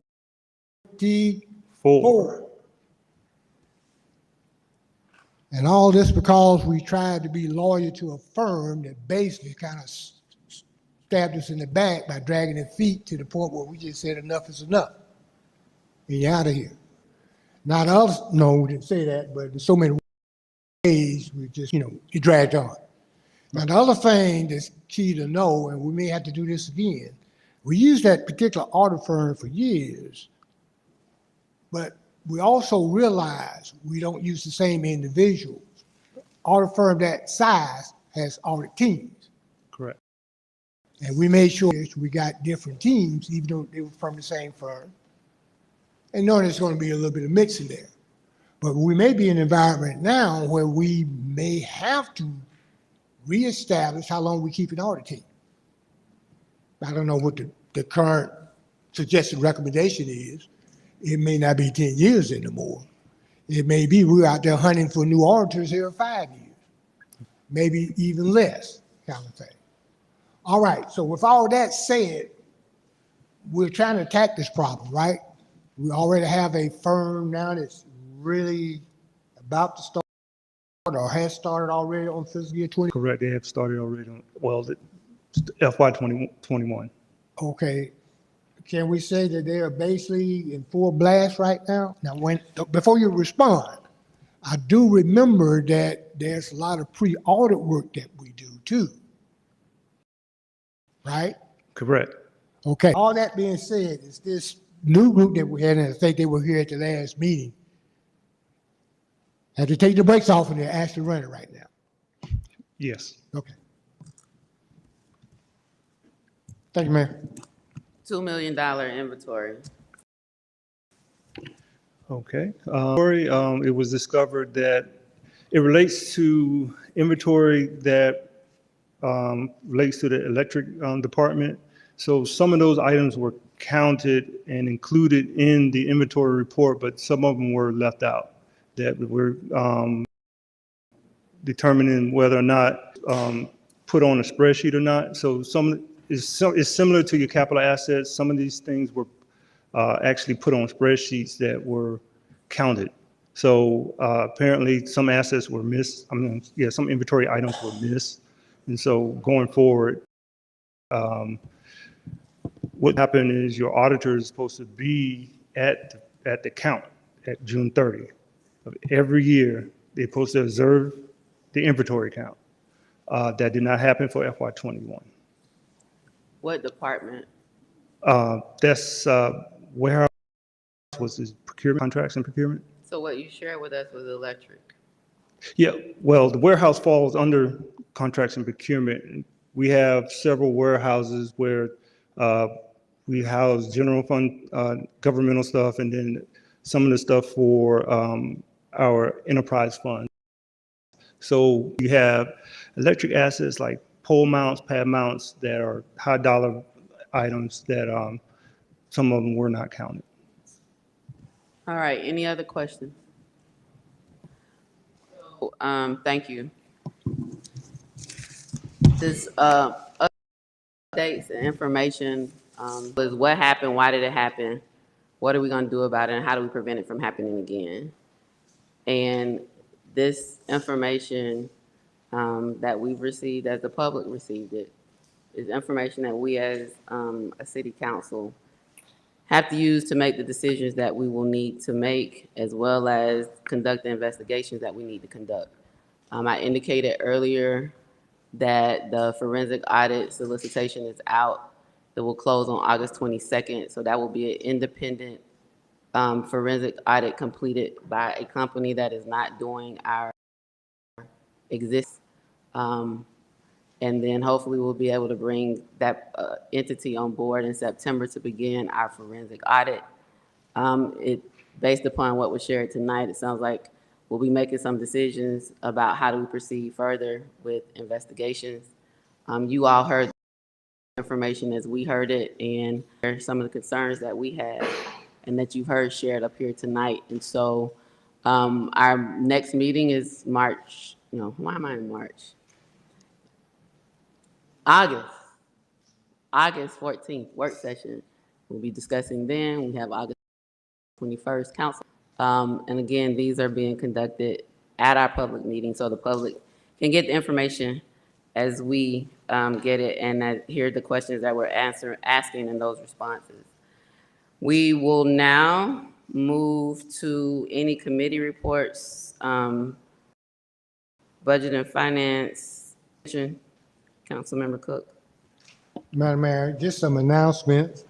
The pension board will meet tomorrow lunchtime.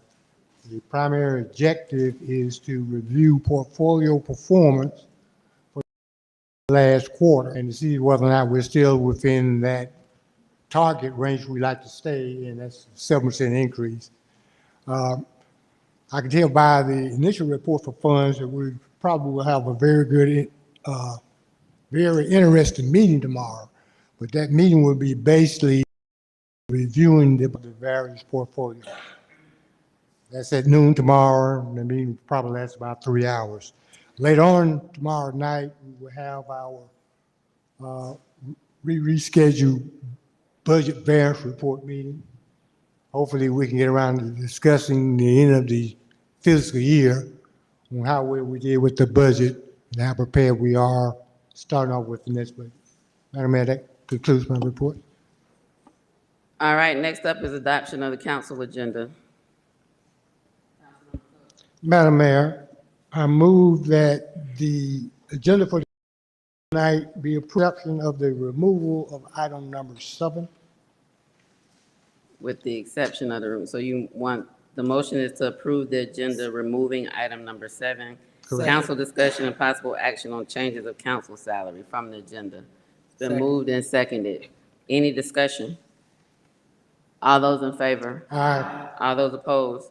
Motion carries. Next up is approval of city council minutes from the July 17th, 2023 meeting. Is there a motion? Mayor? Councilmember Renee? I'd like to make a motion to approve the regular meeting from July 17, 2023. It's been moved and properly seconded that we approve the minutes from the July 17th meeting. Any discussion on that motion? All those in favor? Aye. All those opposed? Motion carries. Next up is approval of city council minutes from this on July 20th, 2023. Is there a motion? Madam Mayor? I'd like to make a motion to approve the special call meeting, City Council's special call meeting on July 20, 2023. It's been moved and properly seconded. Any discussion? All those in favor? All those opposed? Motion carries. Next up, we have no public hearings this evening. Madam City Clerk, do we have any public comments? We have 16 public comments this evening. Chapter 2, Section 2-2002BB, Rule 28. The public may speak during the public comment session. Speakers must complete a comment form prior to the start of the meeting. Subject may include any subject of choice. There will be a 3-minute time limit for each speaker. Speakers that have signed up to speak may give all or a part of their time up to 3 minutes to another speaker for a total of 6 minutes of speaking time. Speakers may address the council only once during this time of the agenda. Speakers must identify themselves and their address prior to speaking. Questions from the speakers may not be addressed during the public speaking section of the agenda. East Point residents will have priority over other speakers. There will be a total of not more than 60 minutes for the public speaking section of the agenda. Speakers may only address the speaker shall observe all rules of decorum. No debate, disrespect, or obscenity shall be tolerated. The presiding officer shall rule any such individual out of order that fails to comply with the foregoing. Madam City Clerk, you may call the first speaker. Up first, we have Ms. Marie Terry.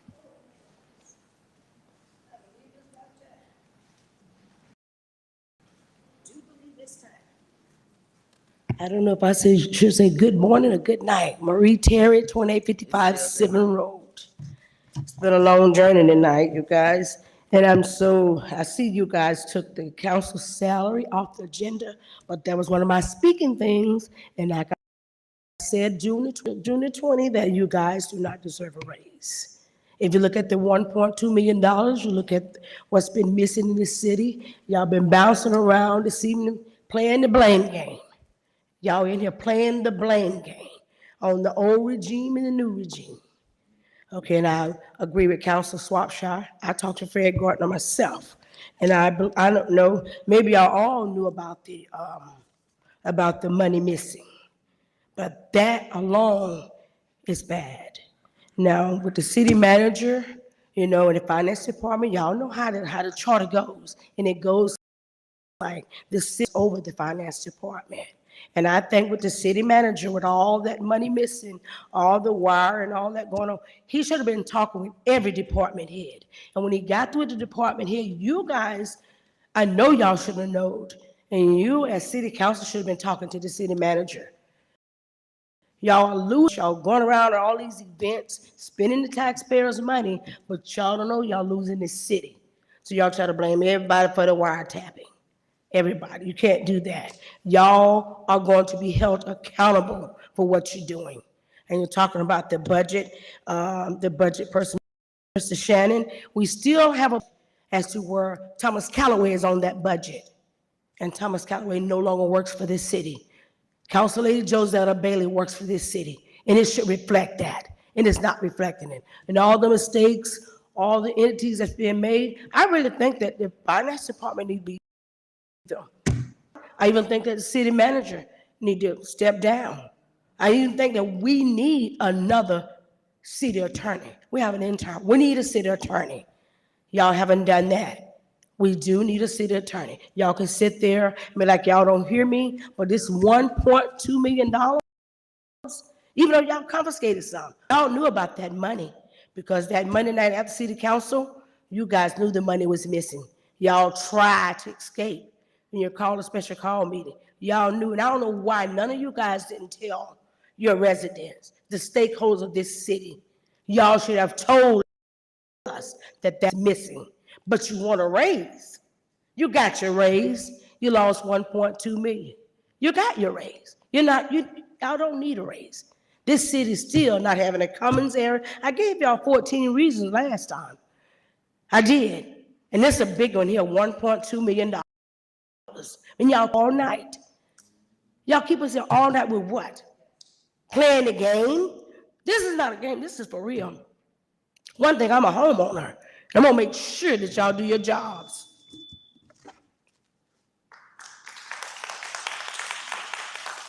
Up next, we have Mr. Time, and I'm sorry if I mispronounced your name.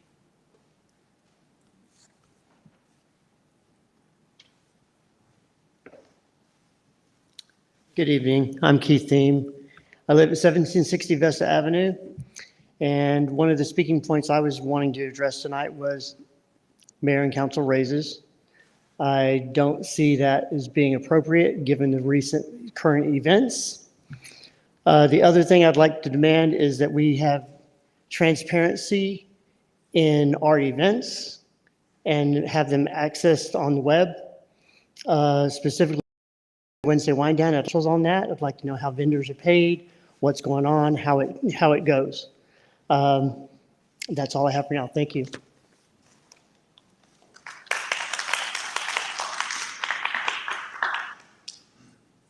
Up next, we have Ms. Cheryl Rowell.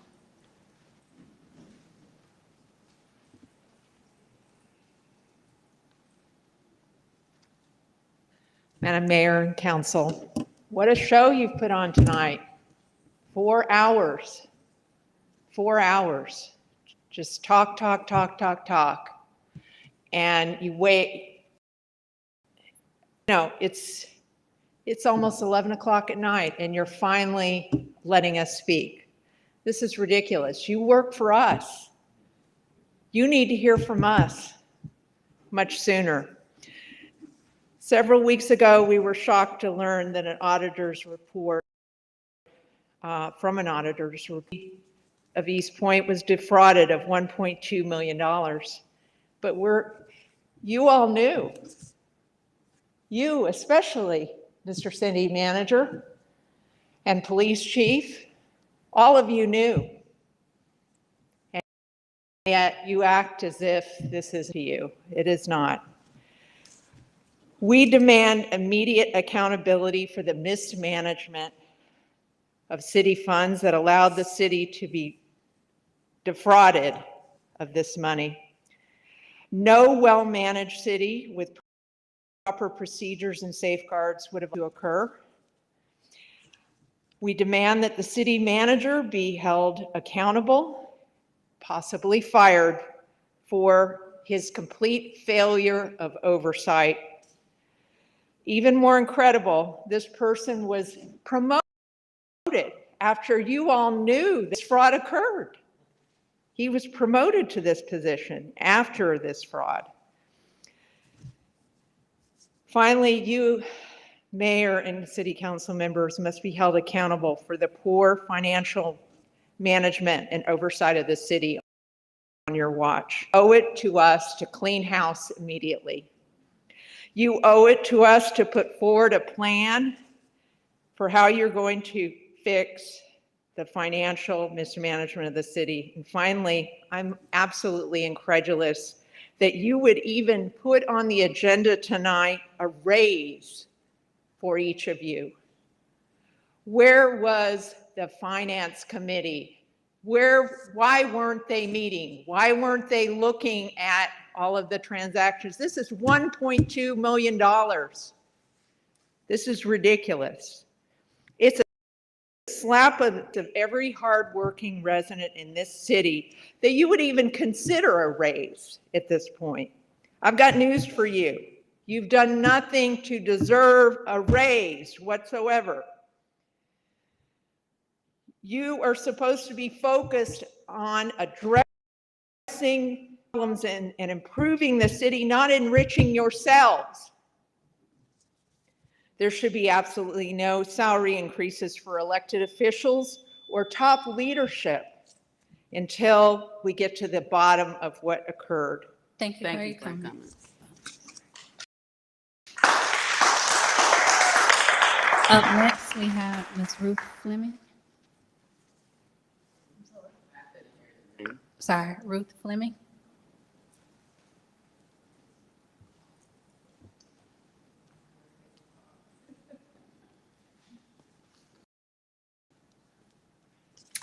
Fleming, 2502 Jefferson Terrace. Good evening. Recent events have prompted me to anticipate the November election. I want you to know what I have concluded are so far requirements for my vote. A public statement made by the mayor via mainstream media announcing the security breach July 2019, specifying the dollar amount of the resulting loss. A request by the city for a law enforcement investigation outside of the East Point Police Department. No pay raise. That's unreasonable to expect to be awarded a pay raise after this debacle. You demonstrate tangible strides and progress on the Commons project, the election.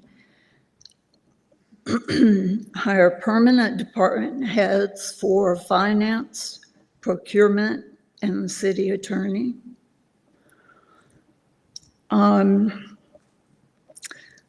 City council requests for the city manager's resident if, given your contention that the city manager concealed from you, my mouth is dry, the security breach and theft transpiring in 2019 until July 2023. And I'd like a review of both the mayor and city council on staff for appropriate disciplinary action, if determined to be appropriate, be applied. The mayor, you said last meeting, there's an expectation of what's going on in the city. So I take responsibility that where we are right now is absolutely not where we should be. I think the mayor and council should have been aware of what's happening. That's it.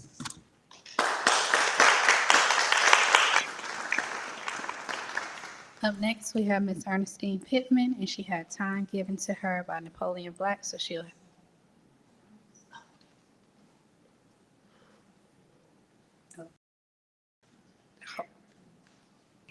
Thank you. Good evening, Mayor and Council. I have sat through so much hot air, I had to go out and get my wig a breather.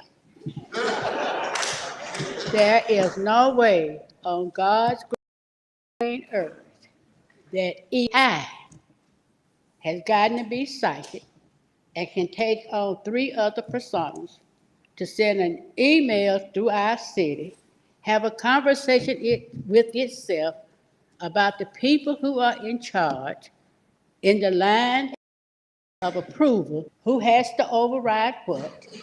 Know that we're doing business with Regions Bank. Know you have to have a template in order to do a wire transfer. I sat on the budget committee for 6 years, 2 years with Councilmember Cook, and then he sat on there 4 years when I was mayor as chairperson.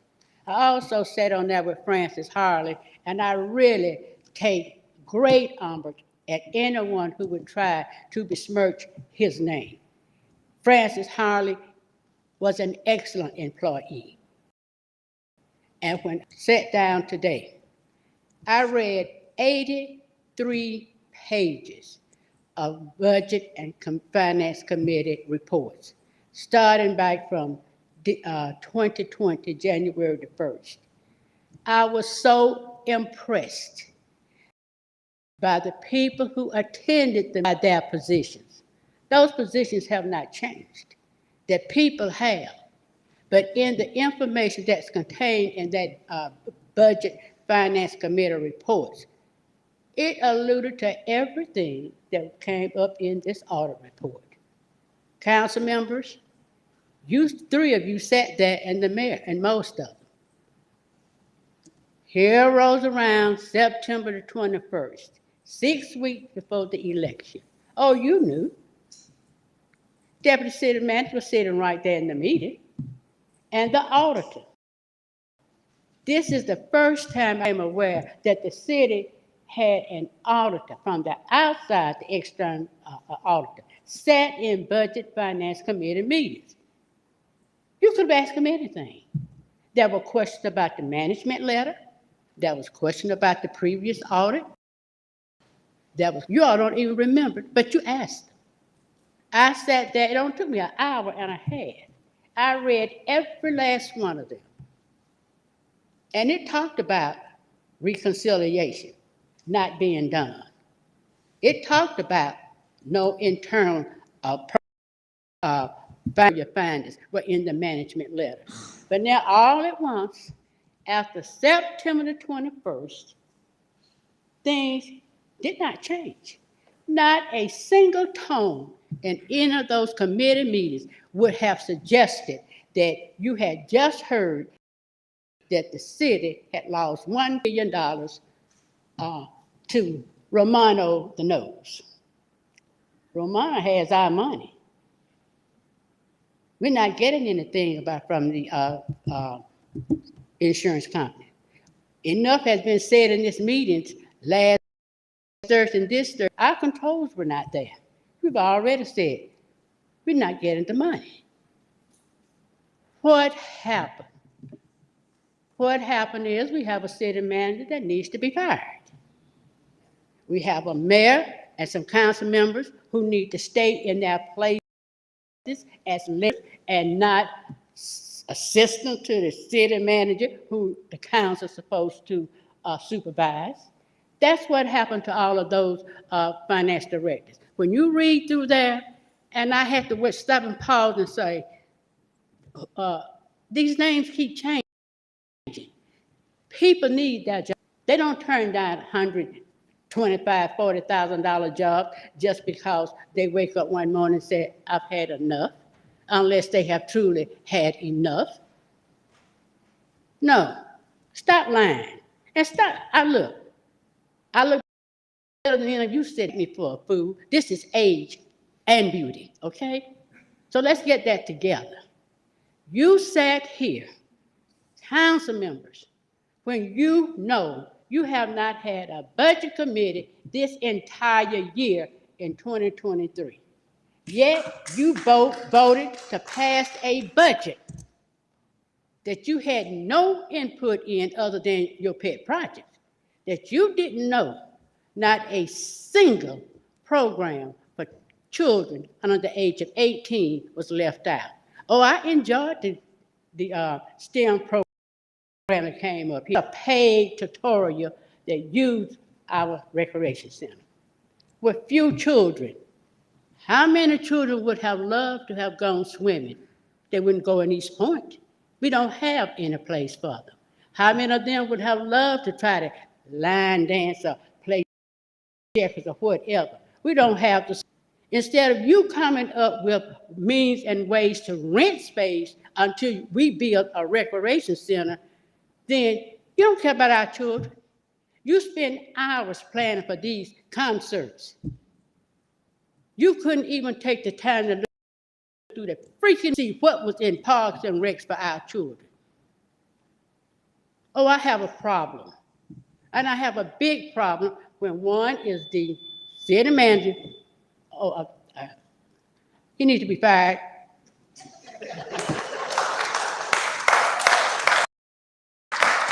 Next, we have Ms. Joan Lattimore.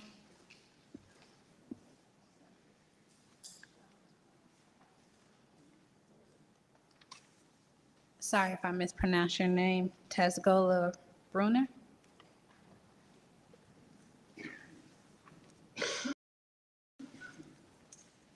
Hi there. Tazgola Bruner, 1837 Thompson Avenue. This is my first council meeting, and I have to say I'm in disbelief. I really am. And I should have been coming here before tonight because the city needs so much help, and all are capable of getting it the help it needs. Some of you, I think, seem to have your minds in the right spot, but others are just seem shockingly incompetent. Tonight we heard from one city official, this is just one example of the country, how you could tell the Secret Service is investigating the hack and we're hoping to make arrests soon. Not long after, the police chief came up here and said, yes, the Secret Service is investigating and they're, quote, several years from making an arrest. There's not even agreement among city officials about what. And I can't believe we're talking tonight as if this hack just happened yesterday. You all are asking questions that should have been asked months, years ago. It sure seems to me that city council members here have forgotten that you are employees of taxpayers such as myself and these people here. I say this with sadness and great anger, because a suspicious loss of $1.2 million happened under your watch. Those who fail so miserably to protect our community's money should not be trying for a pay raise, plain and simple. As one of your bosses, I say no to that. We demand law enforcement investigation into the crime by an outside agency, Point Police Department. We want proof of this alleged city Secret Service investigation. And I don't know how to say it more plainly, and others have said it as well. The city manager, Deron King, needs to be fired immediately. I'll just close with this. We want accountability, and if we don't get it, we're gonna let everybody in Eastport know what you all are up to. We're gonna spread flyers. We're gonna have them know the truth, and we will remember you at the ballot box. Up next, we have Mr. The name, state the name again. Sorry, Mr. Eric Freely.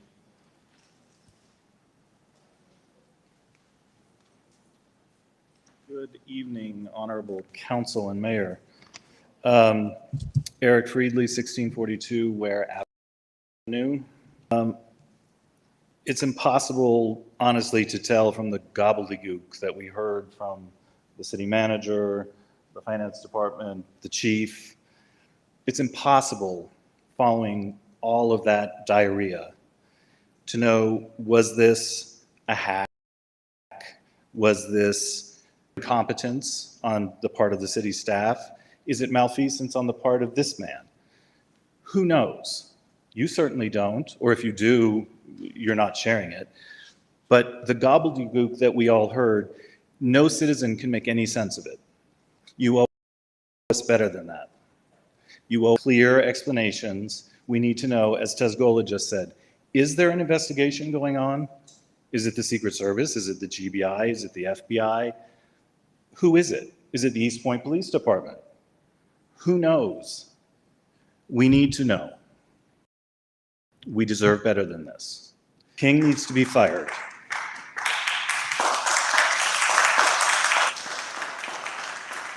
All of you are responsible. The buck stops with all of you. He needs to be fired. And that's your responsibility. The pay raise, you just saved yourselves from being the most disgraceful group of people in the metro area by removing that agenda item. That would have been the most obscene cherry on top of this disgusting sundae. Finally, we need a new city attorney, a permanent city attorney, not a contract city attorney with multiple conflicts of interest. Mr. Bowman left this city's employment a year ago. You advertised the position in January. You haven't even started interviewing. What is the problem? Hire a city attorney. It is the key leader in a city that is afloat. We need a city attorney. Fire Mr. King. Thank you. Up next, we have Mr. Ralph Berry.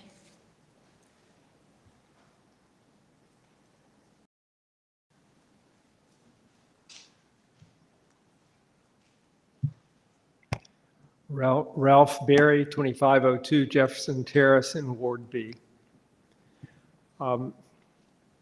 Like a lot of people in East Point, I'm really upset about what I've seen in that auditor's report. I'd come here planning to go back over some of this really outrageous stuff that they've revealed. But we've gone through so much of that tonight, I'm not going to do it. I want to go just to the final recommendations by the auditors. And in the first recommendation, the most important one, it is to hire an independent fraud examiner, a forensic auditor, to carry out a thorough forensic audit of the city's finances. The trust of all in our city government has been badly shaken. And I think most of you know it will not begin to be rebuilt until there has been an exhaustive forensic audit. All the results have been made public. And the people who are responsible for losing our money have all been fired. We're watching you. Hire the auditor. Do it now.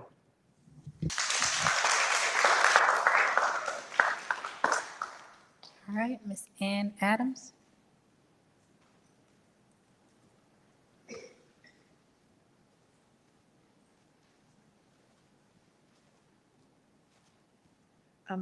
Good evening. My name is Anna Adams. I live in 2187 Noonan Street, Ward B.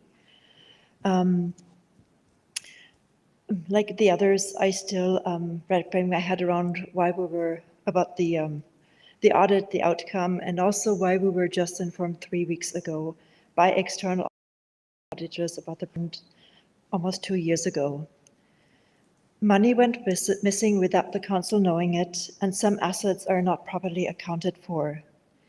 The audit for fiscal year 22 and 23 have not yet started, as was discussed earlier. And that is confidence that the additional $4.5 million that the city is requesting through the property tax will be managed properly. When I first applied for a credit card, I only received a small credit limit until I demonstrated through my act that I'm responsible for that money. I ask that the same applies here and that we use the fiscal year 24 to establish good processes, good communication, a solid budget and budget process. My understanding is that we have a number of director positions. And in my opinion, high priority should be to complete the audits so everyone has an accurate picture, as well as to hire a permanent finance director, a permanent procurement director, and a permanent city attorney and even in save money. I hope that the city of East Point does not have such a negative reputation that nobody wants to have those jobs. And if that is true, then I hope that we can discuss how we can change that. And also on the audit, okay, just a minute. I am very glad about all the discussions we had here tonight and all the questions that were being asked. But the breach itself received much more attention than we heard initially. 3 emails were hacked. Presumably 3 persons had access to confirmation. My open question is, what is the full extent of the breach? And if there was any other information that was accessed by the intruders? I think one of the positions may have been the procurement director, which creates vendors. I don't know if anybody has, if that is even possible. Also, the budgets for fiscal year 23 and 24 did not change a goal in priorities of the IT department. So I was very glad to hear that updates nevertheless happened because of that. And lastly, for the millage rate presentation, I would like to recommend that the historical chart should also include the net neutral millage rate along with the adopted rates. So it's very clear what if there is an increase. Thank you very, very much.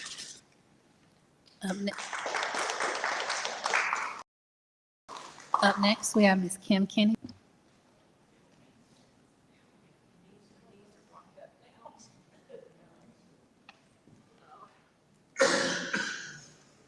Oh, goodness, sorry, my knees are locked up now. Mayor and council, this is my first council meeting with East Point, but council meeting as an adult. I worked for Mayor Franklin for 5 years on her executive staff. My question to you is why? Why are we here tonight? I am blown away by all the information that was given tonight. Why are we here? How did we get here? Why aren't we hiring the best for our city? I've only been in East Point for a couple of years now. I moved from historic College Park. I had people tell me, do not move to East Point. The government sucks. Not all of you do, because I've heard a lot of very intelligent people here tonight. And I've heard a lot of people that are a little scary people. It's very sad that people are going to lose their jobs over the information that was given tonight, but they should lose their jobs. Who is steering the boat here? Who? I mean, how did you get to this point? I mean, it's embarrassing. I'm embarrassed for all of you. I couldn't do it because I have no patience for BS. It's either right or it's wrong. There's no gray. Who is steering the boat for this city? We need a permanent law firm, not just maybe an attorney, but a law firm for this city. We need to hire the best, only as good as the people under you. And who do you trust in this city? Because it doesn't feel like you're trustworthy. And I hate that, because you are some very educated people here, but you're not giving us what we deserve. You work for us. We're the constituent here. I own a business here. You work for me. You work for all these people who sat here tonight. And what are you doing for us? What if you were in our shoes? What would you want us to do? How are you going to get our vote?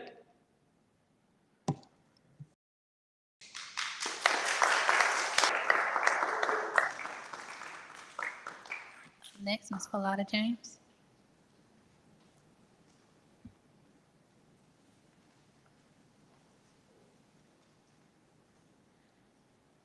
Falette James, 2706 North Martin Street. Madam Mayor, council members, it saddens me to be here and not support you guys, because I'm very supportive of the staff and also the council members here. Especially Councilmember Gordon, thank you for your call to action. Councilmember, thank you for your transparency. And always, Councilmember Karen Renee, for standing up for the citizens in East Point. Not only am I concerned, like the other residents, about the audit, there's been enough said about that, but also with the cybersecurity. On the 20th, we had internally, there were actions being done. And then today you bring in Microsoft. Was there an RFP that went out for a third party to come in and do a forensic audit cybersecurity at all? Or is this just, that's $1 million lease that we have for the data center?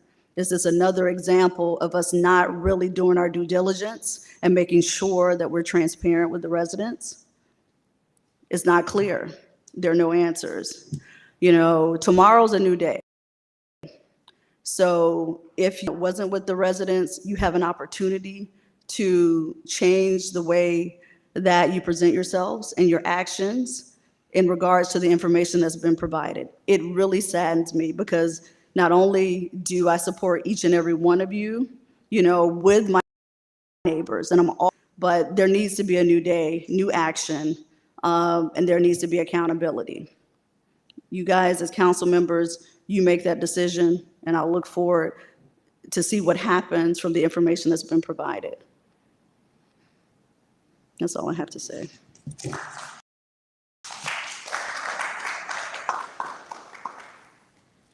All right, up next, we have Mr. Mike Herring.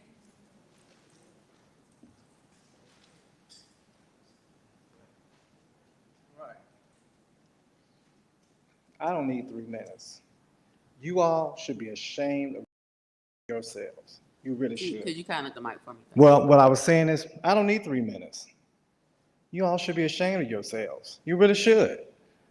Now, Madam Mayor, I heard you say something a minute ago. You said that you need to hire somebody who can answer to you. Well, what is he being paid for? He's getting 6 figures. Doesn't he report to you? You all the information you need? If he's not, then he needs to go. I mean, we have watched concerts, picnics, barbecues, everything. Half the people in this city don't even know where their next piece of bread is coming from. But we have a city that can spend hundreds of thousands of dollars on feel-good events. This is just not the way a city is supposed to be run. So now we have a situation where not only is money being misspent, it's just disappearing. It makes no sense whatsoever. And then on top of it all, not only are you wasting our money, you're wasting our time too. We've been here for hours. We came here in the soaking rain. We heard a whole bunch of talk about nothing. We don't know where anything is at. You have people asking questions that they can't answer. I'm really just so frustrated with this whole situation here. I've been here 21 years. I raised my child here, and I'm just ashamed of y'all. I'm just gonna be honest. That's all I have to say, because I'm just totally frustrated with this. We gotta do better. It deserves better than this. It just really does, and you all need to think about that. You don't own this city. You were elected to do a job, and if you cannot do it on the money that you signed up for, resign tonight. And let some people get in these seats who care about us and will deliver. This is just too much for all of us. We run businesses here, we work here. We're not just here to complain, we care about this place. We are invested here. And you gotta do better for us, or we gotta get you out of here and get some people in here who are gonna care and gonna deliver. Because clearly right now it seems like this job is a little too much for some of y'all. That's all I have to say. I hope y'all have a good day.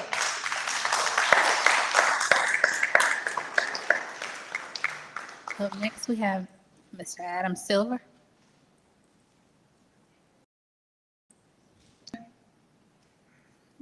All right, about Mr. Wardlow, Tom Wardlow.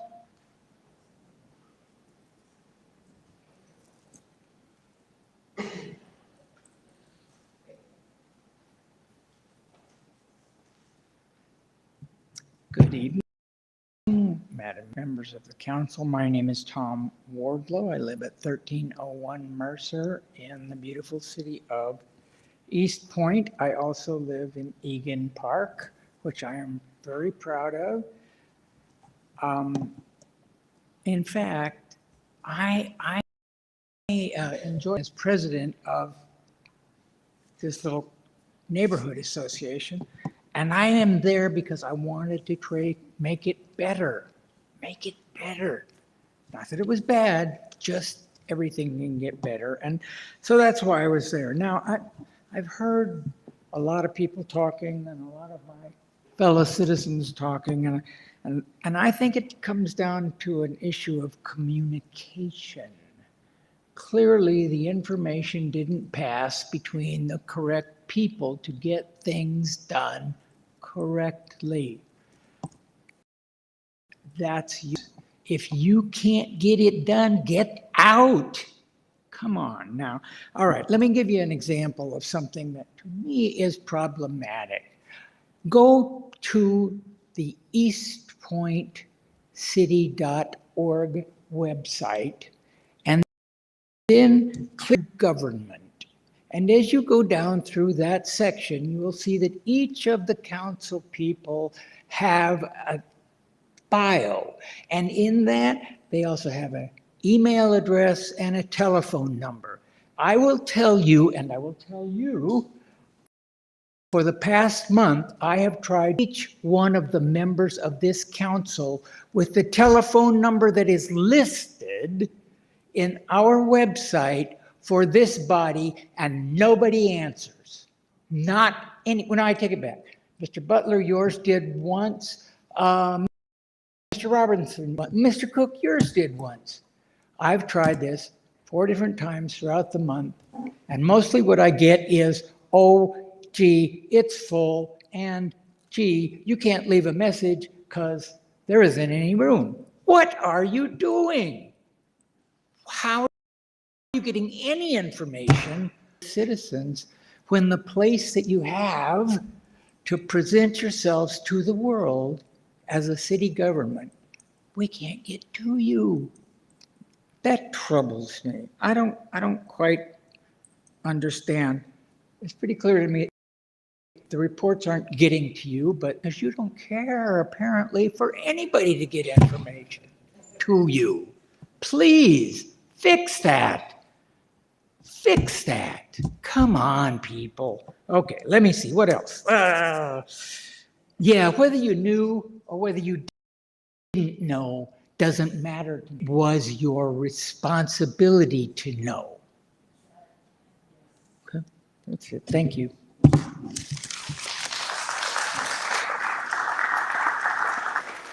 Those are all the public comments we have this evening. All right, thank you to everyone during public comments this evening.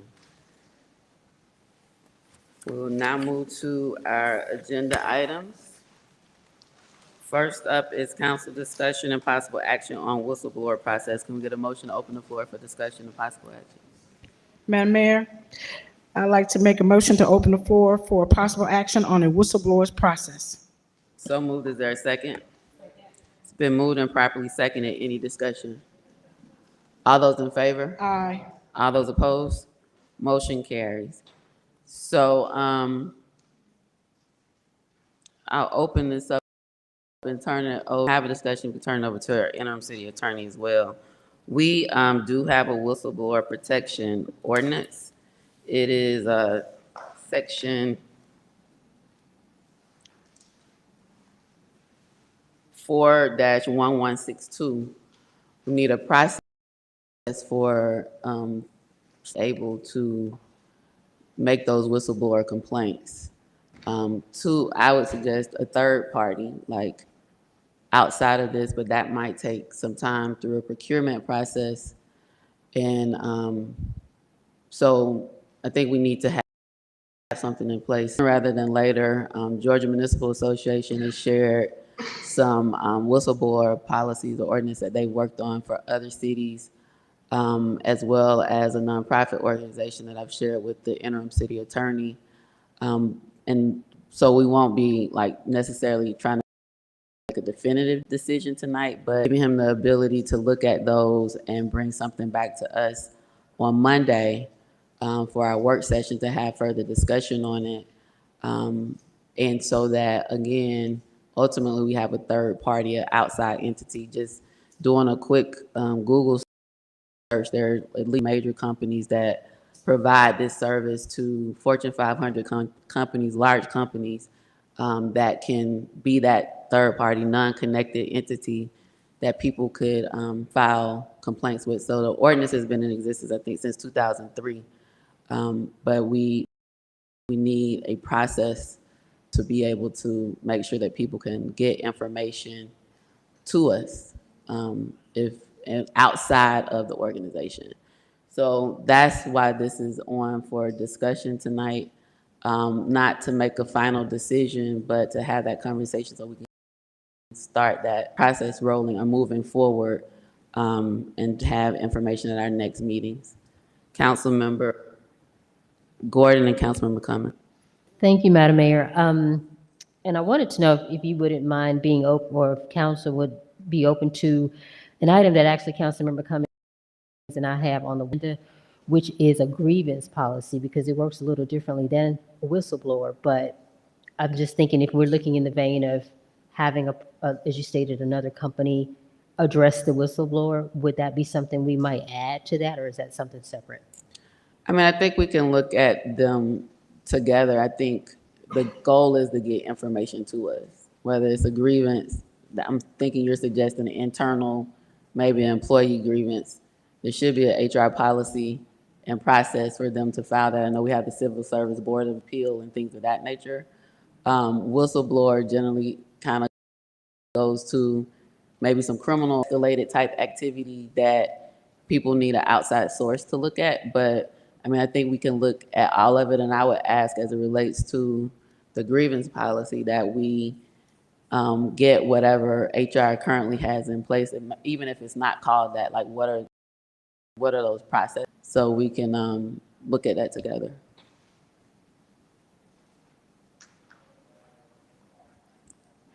For comments?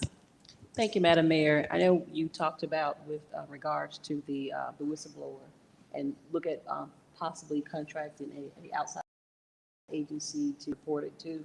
So how would that come back to the city, and who would it go to?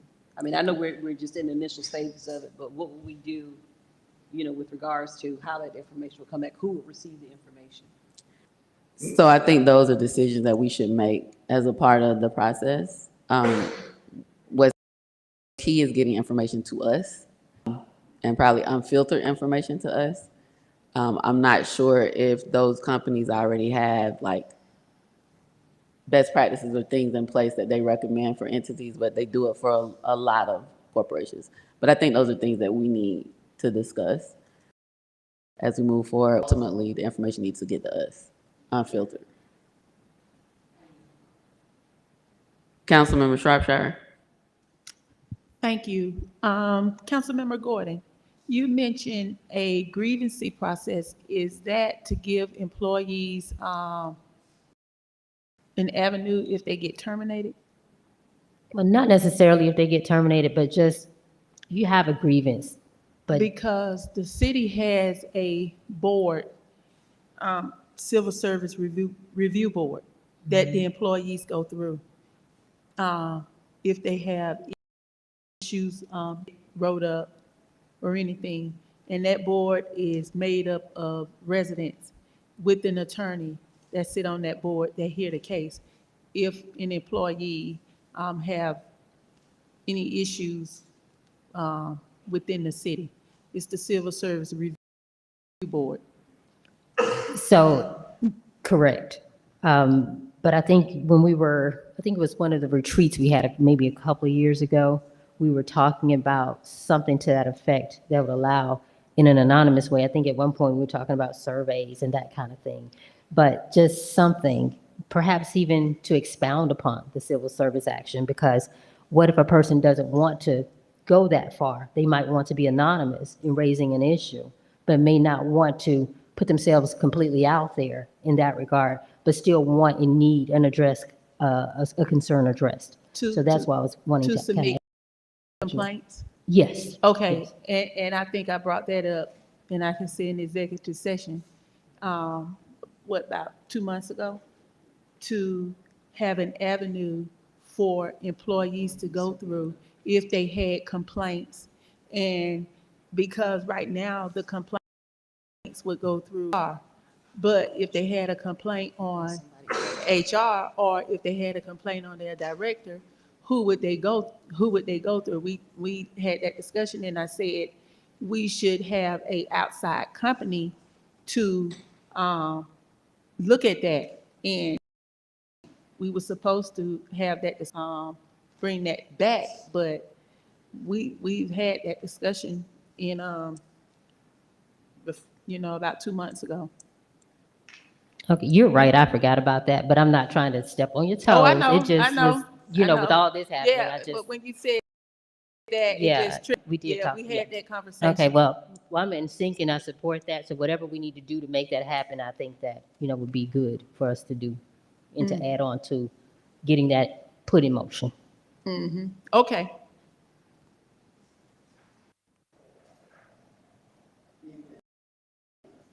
Comments? Thank you, Madam Mayor. And just kind of to piggyback on some of the things that you both were talking about. When we talk about the grievance process, anything can be grieved. It could be you have an issue with pay, a treatment, or anything. And that's not necessarily something that's going to be anonymous. That's an issue that you have that you feel that you were treated unfairly for whatever it is.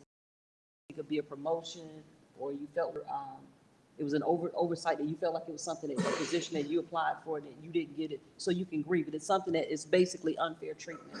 And that's nothing that is anonymous. That is, I can have an issue with my pay, and I've sent it up to my supervisor so many times. I've not gotten my pay, so I'm going to file a grievance. And what it does is it just escalates that process where it goes through your proper chain of command.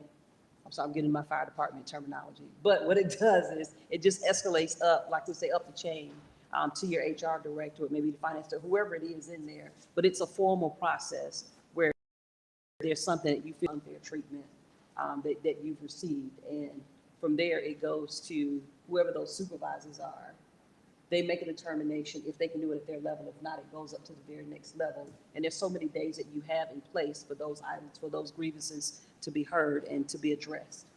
So I think it all kind of tie in there. And if you get to the point where you still aren't, satisfied with whatever the result was, the end result is, it just continues to go up your chain of command, or it escalates up as far as like the supervisors in the city or city department. Councilmember Cook. Thank you, Madam Mayor. Let's try to stay on track. This is actually a council meeting, and it sounds like what we really need to do is send some skeleton for the work session. And Mayor, I think you started off with conversation, said that you basically had an outline or something in line that you'd like to have pursued. So why don't we just do that? Let's forward it on to be on the work session agenda, and everybody bring every idea you could possibly have. Let's just mold it down to something that might work. Yeah, so a couple things. One, I think we need to make sure that we're at the city attorney to bring back a policy. So what I didn't want to have is to lose this time and start the conversation at the work session, and we will have lost a week. So if we give that directive tonight, when we get to the work session, we might have something to respond to regarding whistleblower or grievance or whatever. What was raised was, is that the same as a grievance policy, or is grievance policy different? I'm not sure. I think they may be a little different, but I also feel like we probably have something in place as it relates to grievance that we should look at. I'm not saying they're mutually exclusive. We should look at all of it, which is the better route to go, but I know we definitely need a whistleblower. Madam Mayor, I'd like to make a motion. Sir. It's been moved and properly seconded. I believe the motion would be to direct the city attorney to bring us something back on the whistleblower. And outline for grievance policy too. And grievance policy of what already exists. Moved and properly seconded. Any discussion? All those in favor? Aye. All those opposed? Motion carries. Next up is council discussion of possible action on home rule charter amendment process. Can we get a motion to open the floor for discussion of possible action? Madam Mayor, I'd like to make the motion that we open the floor for possible discussion and action on home rule charter amendment process regarding internal auditor. Second. It's been moved and properly seconded. Any discussion? All those in favor? All those opposed, motion carries. So as it relates to the recommendations in the auditor's presentation, one was the city to bring on independent fraud examiner to investigate, and we have released that solicitation, and it will close on August the 22nd with the goal of it getting before council next month to make that decision. Another one in the recommendations is that we consider the creation of an internal audit department who reports only to governance, meaning us, to help the city identify financial, operating risk, and fraud risk to the city. In order to, right now we only have 3 direct reports to council: city manager, city attorney, and the city clerk. Oh, 4, and the city judge, sorry. Municipal court judge. In order for there to be another direct report that reports to council, that would require a charter amendment because our charter currently does not allow that. And so this is the type of action that we can do through a home rule charter amendment process, meaning it doesn't have to go before the legislature. It's something that we can do. But there's a process, like, and there's things that we have to go through. I briefly looked at the home rule charter, the Municipal Home Rule Act for the state of Georgia. And so what I feel is needed is that we have a motion to direct the city to start that process. Or I don't know if it's start that process, but we need to move forward in that vein would be the recommendation, because that is one of the recommendations in the audit report as well, is hiring, having an internal audit department report directly to council. Motion, if that, Madam Mayor, I'd like to make the motion that we direct our legal to start the process for a home rule charter amendment for a direct report to be an internal auditor. Moved and properly seconded. Any discussion? All those in favor? All those opposed? Motion carries. Now we are at item number 8.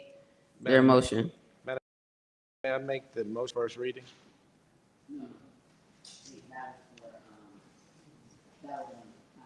Oh, okay, very good. I make the motion that we open the floor for discussion and possible action on item number 8, the purchase of court furniture in a total dollar amount of $40,000. So moved. Is there a second?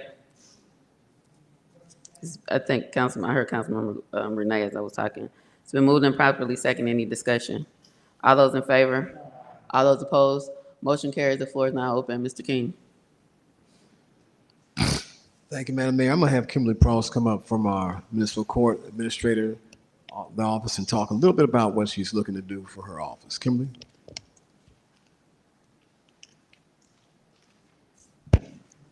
Thank you. Good evening, Madam Mayor and members of council.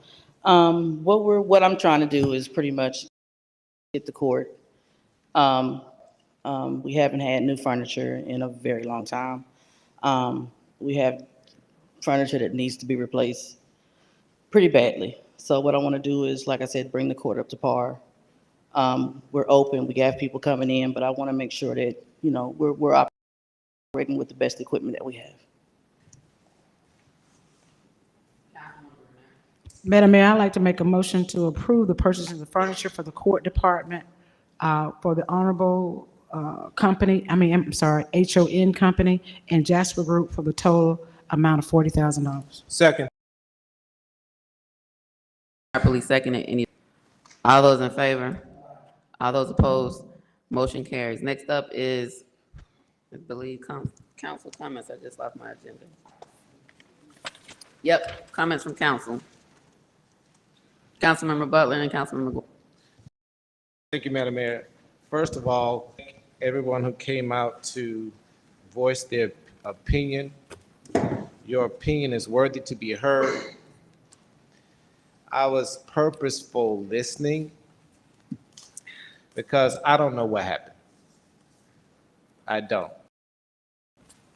out when you found out. Am I willing to take responsibility? Yes. Sometimes the best learning experiences are those when you go through something difficult and you have difficult conversations. Today, I think the council got a much needed chastising.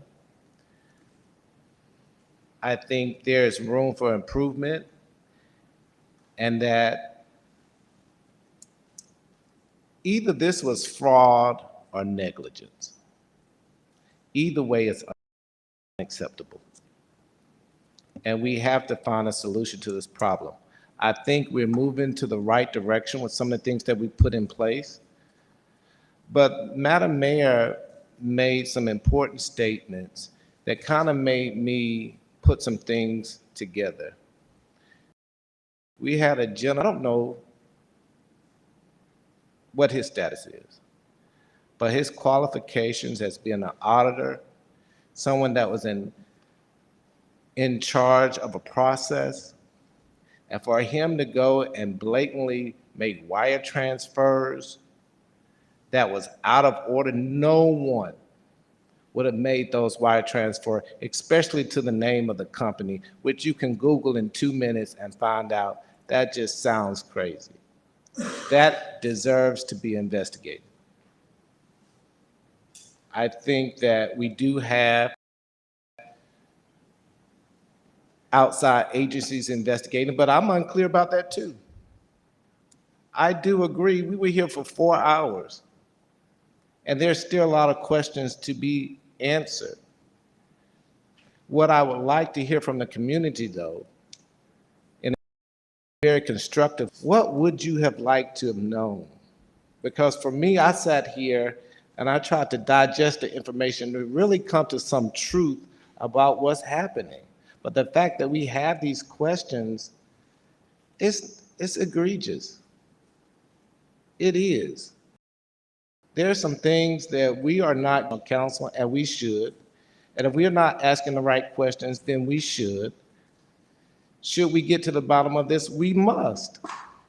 So I was very deliberate, because what I don't want to do is punish the wrong people. I do believe that. I don't want to do that. But, and this is a big but, the answers that we got today made for more questions. It was convoluted, but in that, I found that I was able to pick out some information that was not there. In closing, I understand how you feel. I am in your shoes. I lived here. My family's been here since 1984. So that gives me perspective. And I've seen East Point be very bad. And this is a bad, but I live here and pay taxes too. This affects me too. And I'm not going to sit here and tell you a lot that I knew about $1.2 million being missing. We found out 3 weeks Sunday night, and I'm like, where's this coming from? So yes, there is some accountability that must be had, and we will do that. But know that all of us here on this diocese, and I'm only going to live here, my family lives here, I take care of my 103-year-old grandma. I have to pick her up and put her in the bed at night. So don't come talk to me like I'm not affected. I want you to know that we all are affected. And we want what's best for everybody. And we're going to come to the bottom of this, and we'll decide what is the best. What my focus has always been, what's best for East Point. What is for the greater good, to borrow one of my colleagues' statements, what is for the greater good of East Point? You know, when I look at how we spend money, and you've heard me say this, I look at that economic opportunity cost. If we spend money over here, X, as somebody said, having parties, then are we going to be able to get this lead back truck for Y? That's the way I look at it. And I'm on the record for that.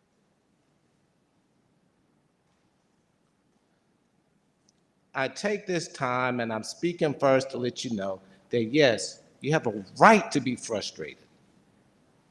And yes, you have a right to be heard. But I'm going to speak for me. I care about what you think, and I care about this city.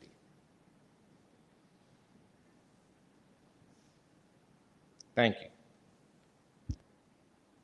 Councilmember Gordon. Thank you, Madam Mayor. I'd like to thank everyone who came out tonight, as well as those who were able to maybe listen to us this evening. I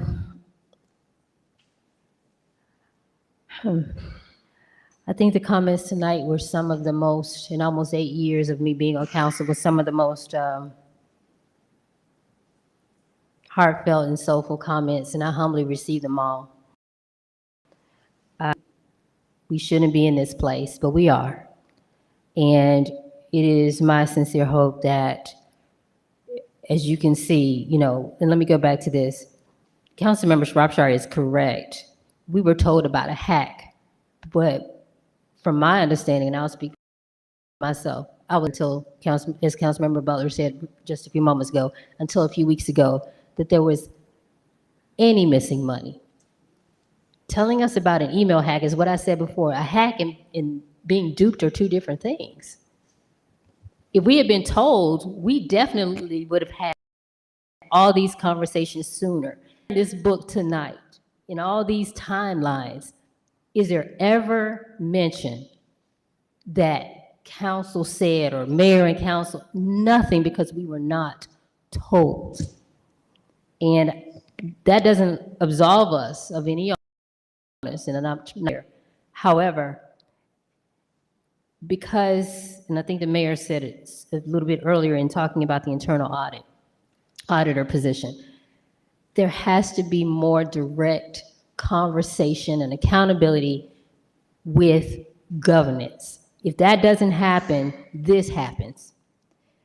And so, Councilmember Butler, you mentioned something in your comments where you said you don't know if it was not, I can't remember your words exactly, but you don't know if it was negligence or if it was criminal.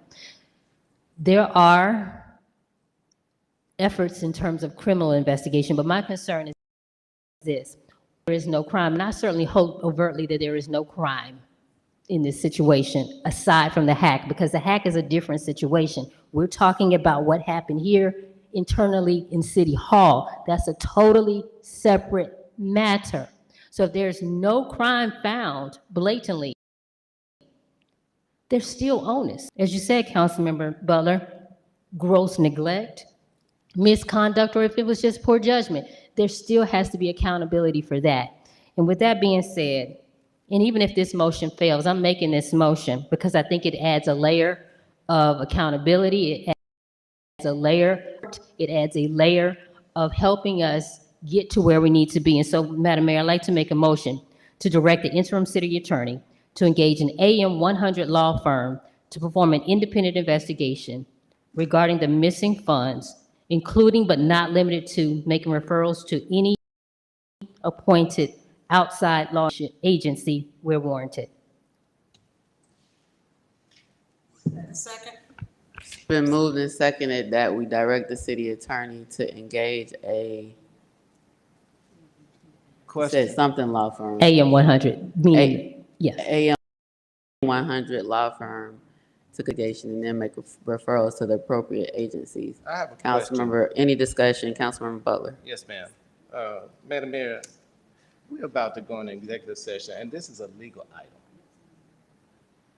For us to do this, we need to talk about this in a legal setting. And with all due respect to my colleague, it's grandizement to not be responsible, not to have a responsible conversation about what we're trying to do. Nobody on here on this diocese wants to lose their job because somebody else did something wrong. But I'm not going to add another wrong on top of it by trying to grandize about doing legal things. We were about to go on the legal thing and talk about it. Like real talk, this is for the people. We've got to solve this problem. And it's not political. It's not. We're about to go back in the back and have serious conversation about what messed up. And to try to get people on the record for something that we're about to go talk about is not responsible. And I like my colleague, but I can't support that because we know the hard work we're about to go back in the back and do. And it's 12 o'clock. I'm ready to go home too.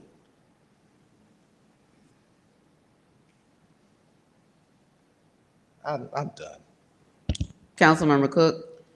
Madam Mayor, I also side here, we do not hire any vendor, and especially a vendor we know we're going to spend some money to, without going through the process.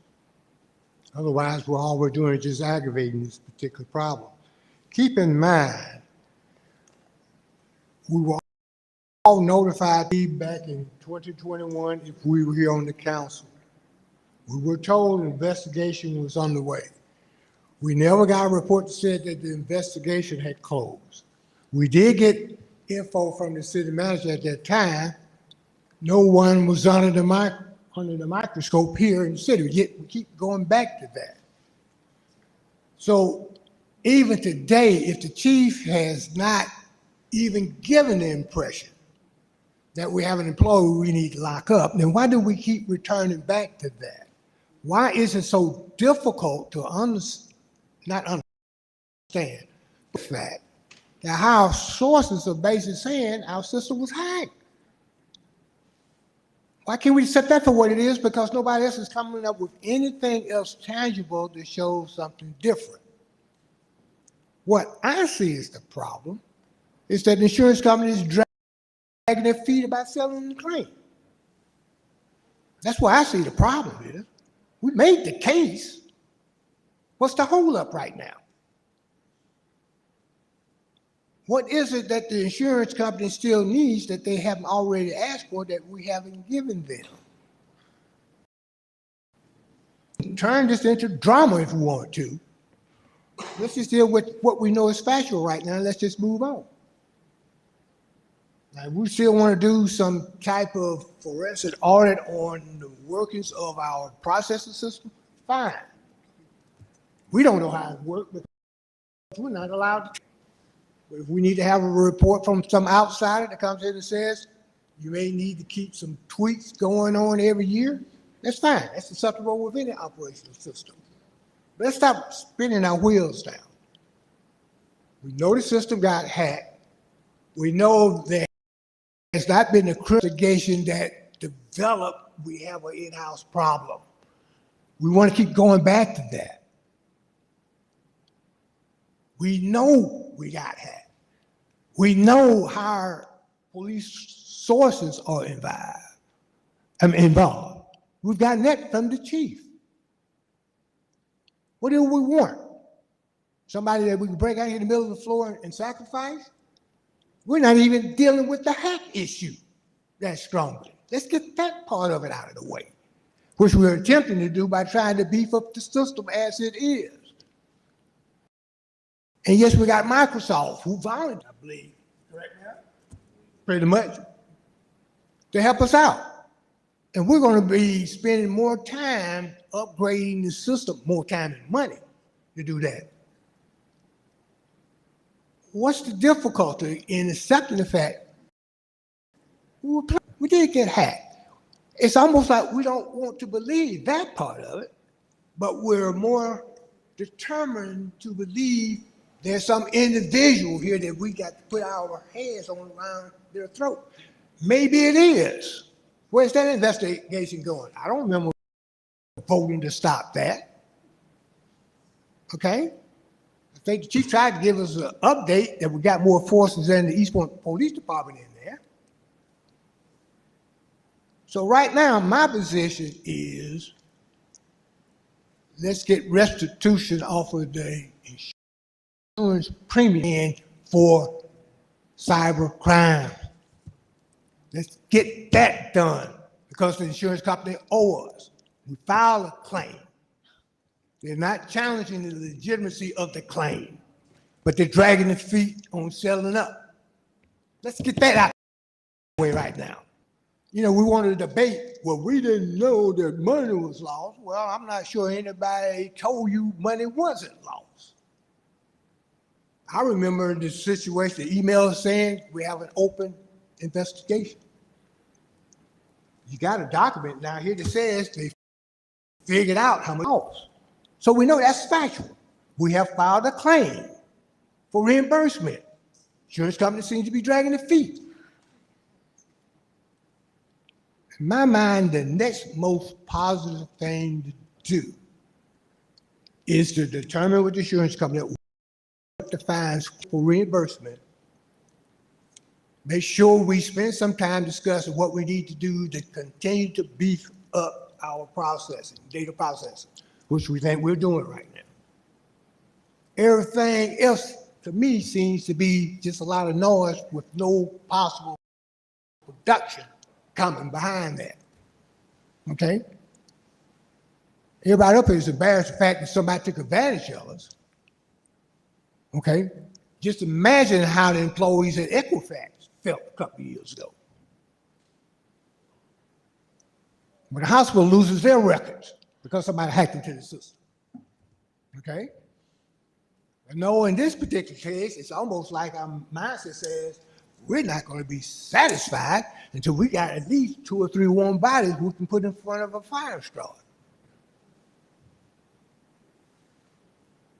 We're not satisfied. Well, I can understand. Member Cook, please do not go back and forth.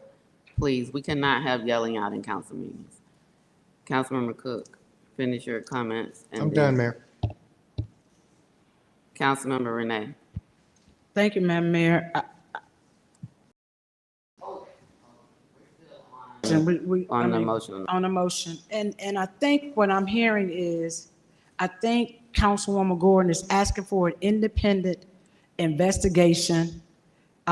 Is this a law enforcement agency? Because I'm not clear on that part. No, a law firm. And the reason, can I explain? Do you want me to explain? Let Councilmember Renee finish her statement, then I'll go to you, Councilmember Gordon, and then I have some statements. And I am in agreement. I'm in agreement for an investigation on this. I don't think that our police department should be investigating their own people. That's just, and I think we do need an investigation, and I think that we need to have accurate information coming out. I do also believe that people should be held accountable. That means people should be fired.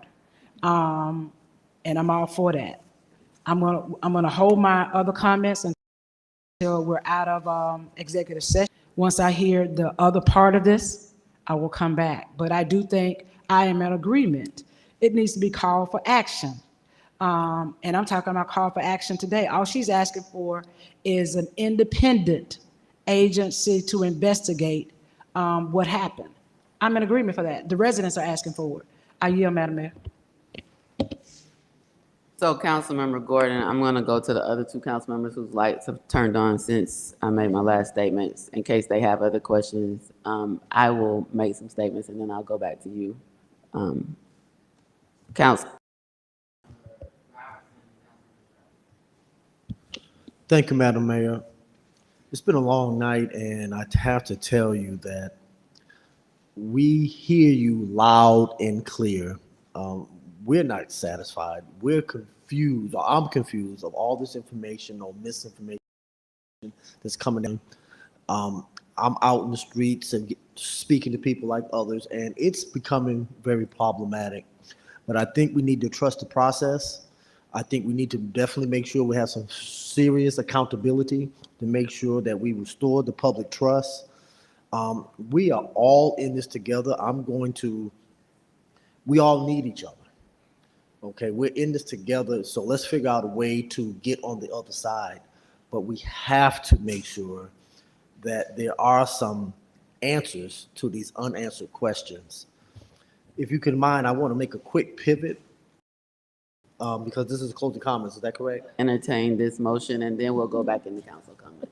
Okay, all right. Yeah. I yield it. Thank you. Okay, Councilmember Shropshire. Thank you. I'm gonna have to agree with Councilmember Butler and Councilmember Cook. I believe the chief said said that there's more information that to give us. So if we can just allow that to happen in executive session. And also, before we select a law firm, doesn't an RFQ have to go out? There's a procedure before they have to submit in. We just can't handpick a law firm to do an investigation. So that is also going to be another problem. So I would rather hear from the police chief on executive session on what update he has to give us. He said there's information that he wants to share with us, but it has to be shared in executive session. So I would rather hear that information before we make any, and I'm gonna say this, I'm not gonna do a knee-jerk reaction to make somebody a scapegoat. I'm not doing that. I've been in this city over 35 years, and this city has been through city managers after city managers after city managers. I was here when the city was $12 million in the hole, and we had to cut service. We got trash pickup twice a week, and because of that, services had to get cut. Now, nobody wants to talk about that, who was in office back then. But yes, it is with this 700,000, but I'm in agreement with Councilmember Cook. I think the insurance company is pretty much dragging their feet. So we need to allow the process to play out instead of doing knee-jerk reactions.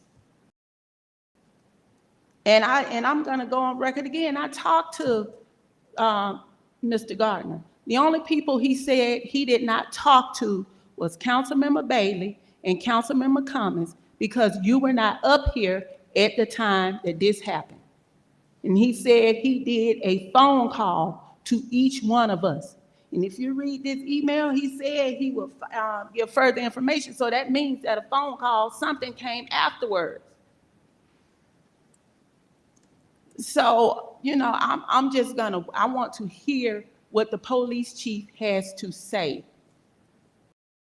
Thank you. So the motion isn't to hire specific firms. Councilmember Gordon referred to the AM, I think she meant AM Law 100 list, which is the list of the top 100 firms in the country. Question is, or the issue is, one of them might not take it. But I think the goal is to have an investigation that is conducted outside of us based on chief's statements during the presentation tonight and what he may share. I'm not sure if he's gonna, who should be the appropriate investigatory agency. I don't know that we know that right now. There was, plan A is to get the insurance money. $1,219,000 and I believe it's $197 was of that. 434,000, I'm getting my numbers off, but what I do know is $785,090 has not been recovered. It's 2 years later. I think Mr. Warlow, I think was the person who spoke during public comments and said, you should have known. This is a new or should have known situation. The knowledge is, it should have been there. Whether it was or wasn't, that is debatable, but the reality of it is we should have known, which is why we're talking about putting additional processes in place to make sure that we get information that we haven't recovered the money. Plan A, yes, can be the insurance company, but what's plan B? Because we have to get the money. And we are 2 years removed from when this incident happened. And so, again, I'm willing to go where the investigations lead us and that we actually conduct investigations that will give us the truth. The meeting tonight was to get more answers, and I think we have more concerns. This incident happened. It was on the operational side. We heard some finance. We got some challenges in finance. other areas. And a non-answer tonight to me is an answer. This is the opportunity for staff to provide more information to us, and there's a lot of documents that we will have to go through. But accountability is key if we're gonna rebuild trust with the people in the city. And recovering the people's money is critical. So we can talk about Plan A. I mean, it's been 2 years. The likelihood of that seems we'll need a miracle. And that's the preferred route, because yes, we do this policy. We gotta get the money. And so what are other avenues? And we have to get to the truth. And the people who were responsible need to be held accountable, absolutely. And we will have to investigate in ways that we need to with outside agencies, the forensic give us information around our financial accounting and the information that was found in the audit presentation that was shared. There seems like there will be another investigation. I know there's a desire for us to deal with this yesterday. And moving that quickly would not be prudent at this point. We have to move with a sense of urgency, which is why every meeting is critical. And every meeting, there's an opportunity to make decisions that are going to get us moving forward as quickly as possible that we need. And so I would just say, I'm not sure that we know what type of investigation is needed at this point. So maybe a motion to table that item, or I'll turn it over to Councilmember Gordon. I don't see any. Oh, Councilmember Renee, you're back in. I was going to ask her to help us table this until we get out of executive session. Sure, Madam Mayor, Councilmember Renee, I have no problem tabling, but I want to be clear.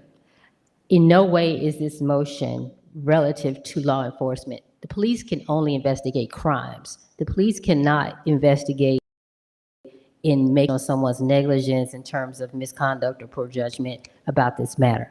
My suggestion for engaging a law firm, and I'm not suggesting that we bypass any procurement in any way, shape, or form. I said engage, not hire, and that could be to just get some information about what it will take. We all know Sally works. She manages a department that does a number of type of investigations, including government investigations, including former Chief Justice Melton. He works for a firm that does the same type of investigation. So my point is that, and as I stated, prayerfully, there's no overt crime here, but there's still going to be some accountability in that there has been some neglect, there has been some I'm not going to say misconduct, there's been some lapse in judgment. So the only way that I think we can officially get recommendations about that is through this type of investigation. It is not in lieu of a criminal investigation. It would be something that will work in tandem with it, and that's why the end of that motion did state that, you know, if this is something that passes, this particular law firm would work and make referrals as needed with whatever outside law. This is not to suggest that we would do this instead of.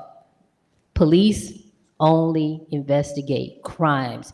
We have another situation going on in this whole matter. There is responsibility, there is onus.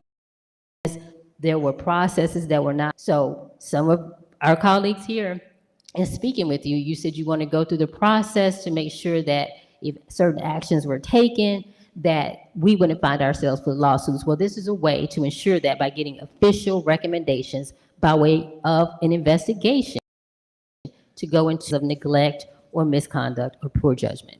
That's what this is about. It's a totally separate matter. But I am willing to table it, whatever that is required. If you want to make an amendment to it. So we're gonna, Councilmember Cook has a comment. We'll go to Councilmember Renee. We'll do a substitute motion. My question against any type of investigation, let me just be clear on that. My question would be, how would this be different from a forensic audit? And we can discuss that later, but I'm not opposed to getting to the truth as soon as we can. Councilmember Cook, then Councilmember Renee. Okay. I just want to make sure we're clear on Councilman Butler and I were objecting to. And that's not the process of bringing in a third or fourth party to investigate. We thought you said the name of a specific law firm. And that's basically what we were objecting to, that we need to go to process. So if that's not what you were doing, objections are out of order. But we thought we heard the name of a specific law firm. And that's the only thing we were objecting to, that we know we need to go through the bidding process. All right, we're all on the same page. Thank you.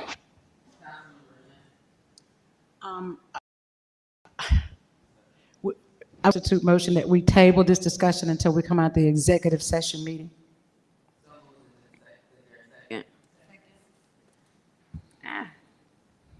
It's been moved and properly seconded, and per Rule 22, motions to table are not debatable. So all those opposed, motion carries. We're still in council comments, and Councilmember Renee, you were next for council comment. Thank you, Madam Mayor. I'm going to make it real brief. When I found out about the hacking was about 2 weeks ago. I don't recall an email, nor do I recall a phone call from Mr. Fred Gardner. First of all, we were not even on speaking terms, to be honest with you, so I know he didn't call me. And I'm one of those people that really do truly believe in transparency.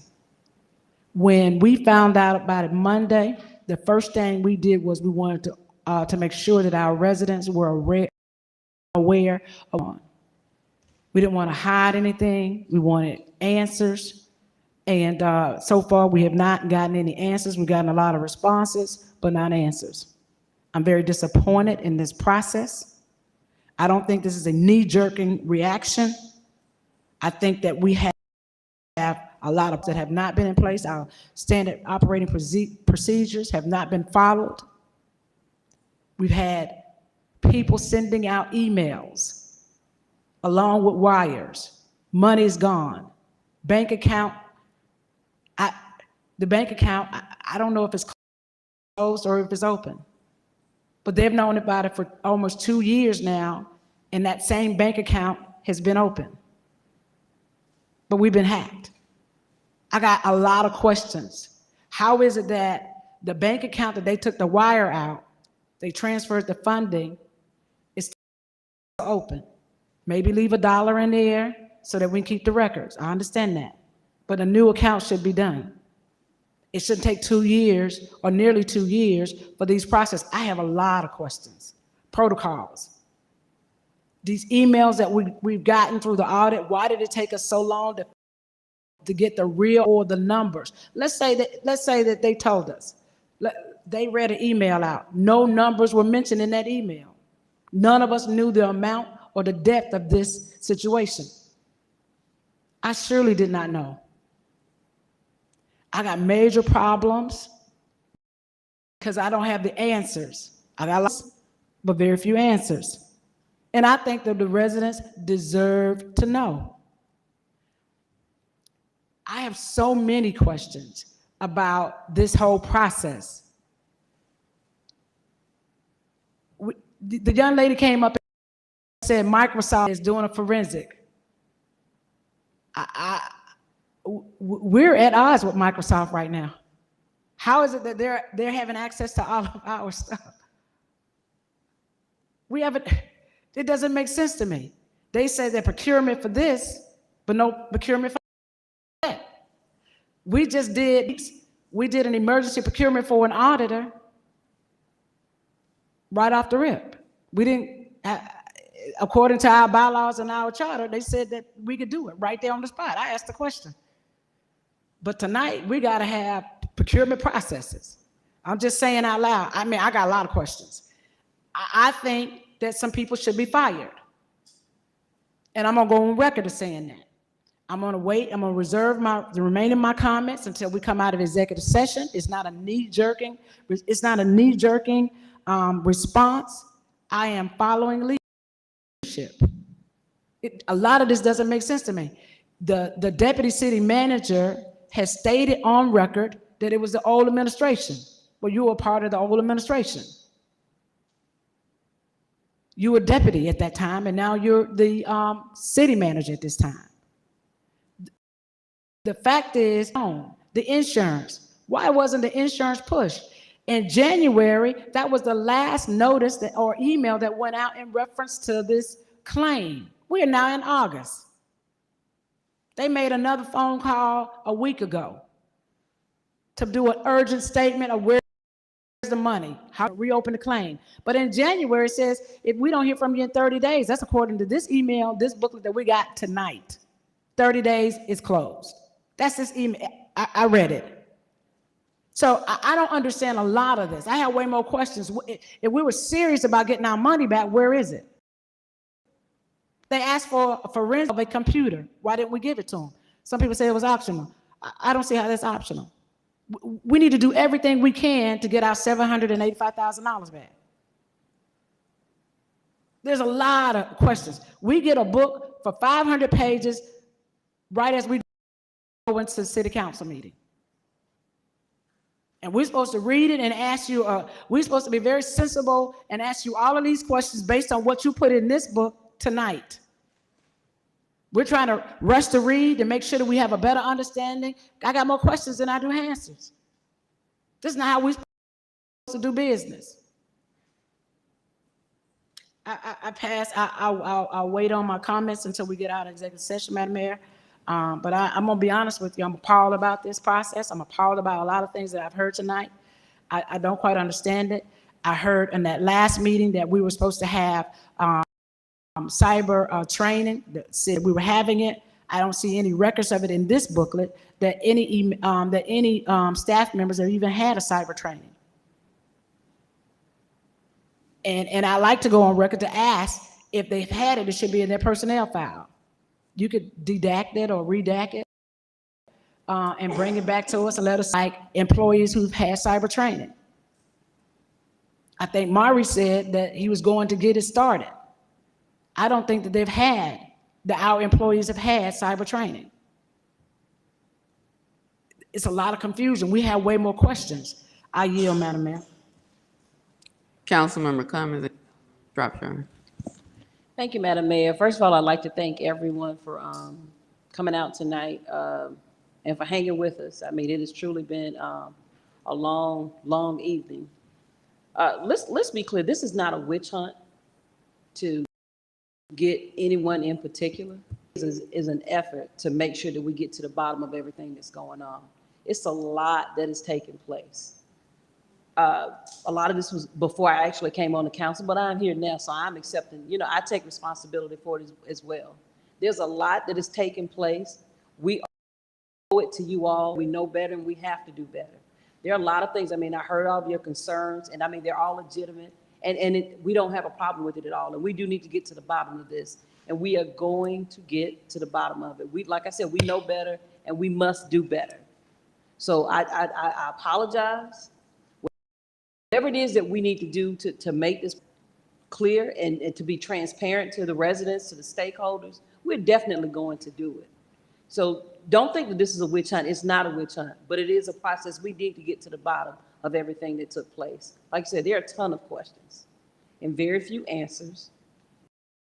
And I know a lot of people got up and said that we knew. We did not. We did not. We found out at 7:35 when we got an email about this. And then tonight we were presented with this book. So if you see us kind of going through and we're making notes, we're trying to figure out what's going on just like you all as well. But we hear everything that you have to say, and it's not going to be a knee-jerk reaction, but we are going to make sure that we get to the bottom of this. Thank you. I yield. Councilmember Shropshire and Councilmember Bailey. Thank you. Far as the cyber training, staff had, because I received the email in reference to the training. And I'm sure some of you have received it too, to take the cyber training. So IT has already sent that out. If you want to know the email that was sent out, open records. Date, September the 9th, 2021.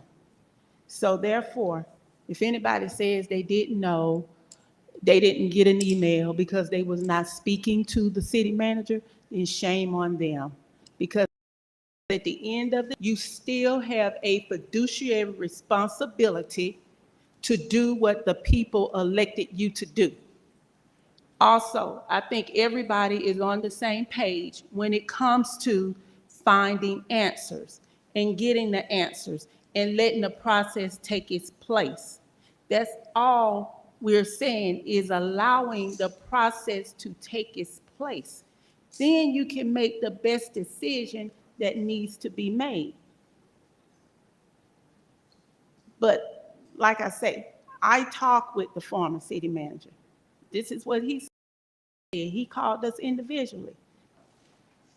So I'm going to leave it at that. Thank you. Councilmember Bailey. Thank you, Madam Mayor. Just want to say thank you to all the residents that came out here to voice their concerns. Your voices were heard, and we're going to definitely address them. And also thank you to Parks and Recs Department for all your work with the opportunity to observe, talk to the students. So that was very impactful.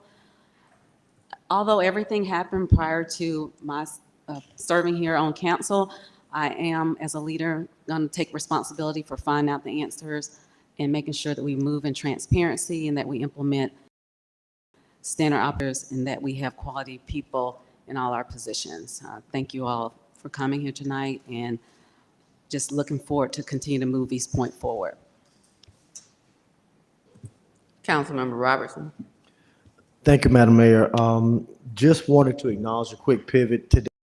It was the first day of school, and shout out to everyone who went back to school today. I was at Conley Hills Elementary School this morning, greeting them. That's 4 years straight that we're up there always making sure that the young, bright future of Georgia and East Point gets the best love and education that they need. On another note, the council members, men, are wearing bow ties in honor of Judge Marvin Arrington. He was a alderman, city councilman. One of his trademarks as a fashion was wearing the bow ties. He has made his journey to heaven, and we just wanted to pay him some love and respect. So I just wanted to acknowledge that. And I yield, Madam Mayor. Thank you, Councilman Robinson. Yes, Judge and Alderman Marvin Arrington Sr. wore a lot of hats, and so definitely his legacy will live on. And condolences to him and his family. The services, I believe, were last week, but we know that process, the grieving process, takes some time, and so we'll keep praying for strength, peace, and comfort for them during this difficult time.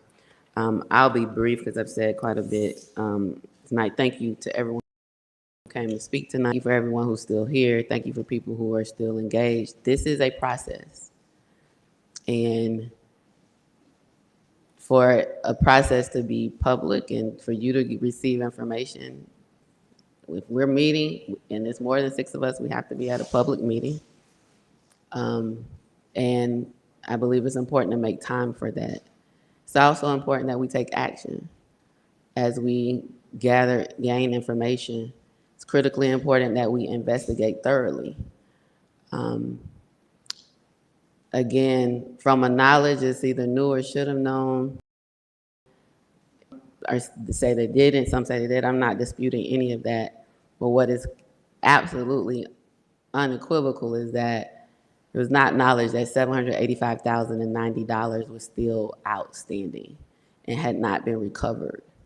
No one would sit on that type of information. And so the action you're seeing now is because we are aware that $785,090 is missing. The total that was wired is $1,219,287. We recovered $434,197 through the Secret Service being able to reverse the last wire, which means $785,090 outstanding. And that we must recover. We must make every effort to recover. We must dig and conduct investigations to get us the information that we need. Again, tonight was an opportunity for staff to provide more information. I believe we have more questions information that was shared. And we're gonna have to make some tough decisions based on facts, based on investigations and getting that information. And it might not be swiftly, it's not gonna be tomorrow, but I can assure you it will be with a sense of urgency and that we will do what is necessary to make sure that taking efforts to investigate, hold those accountable who are responsible, and also, again, what happened, why did it happen, what are we gonna do about it, and how do we prevent it from happening again? And that's key. How do we position this city for this to not happen again, for this council to get communication, for there to be direct people that have that responsibility to get the information to us? Yes, the city manager does, and the city manager in our form of government is over all operations except the city clerk, the city attorney, and the judicial system. But there's also a need to have a way for information to get directly to us. Even when you think about different like complaints or processes from an HR perspective, there is a way, they'll have a person that you can report to outside of your supervisor, right? To be able to get information. And the processes that are in place did not get that. But we have to move forward with what are we gonna do about it? We gotta do something about it. And how do we prevent this from happening again? Which is critical.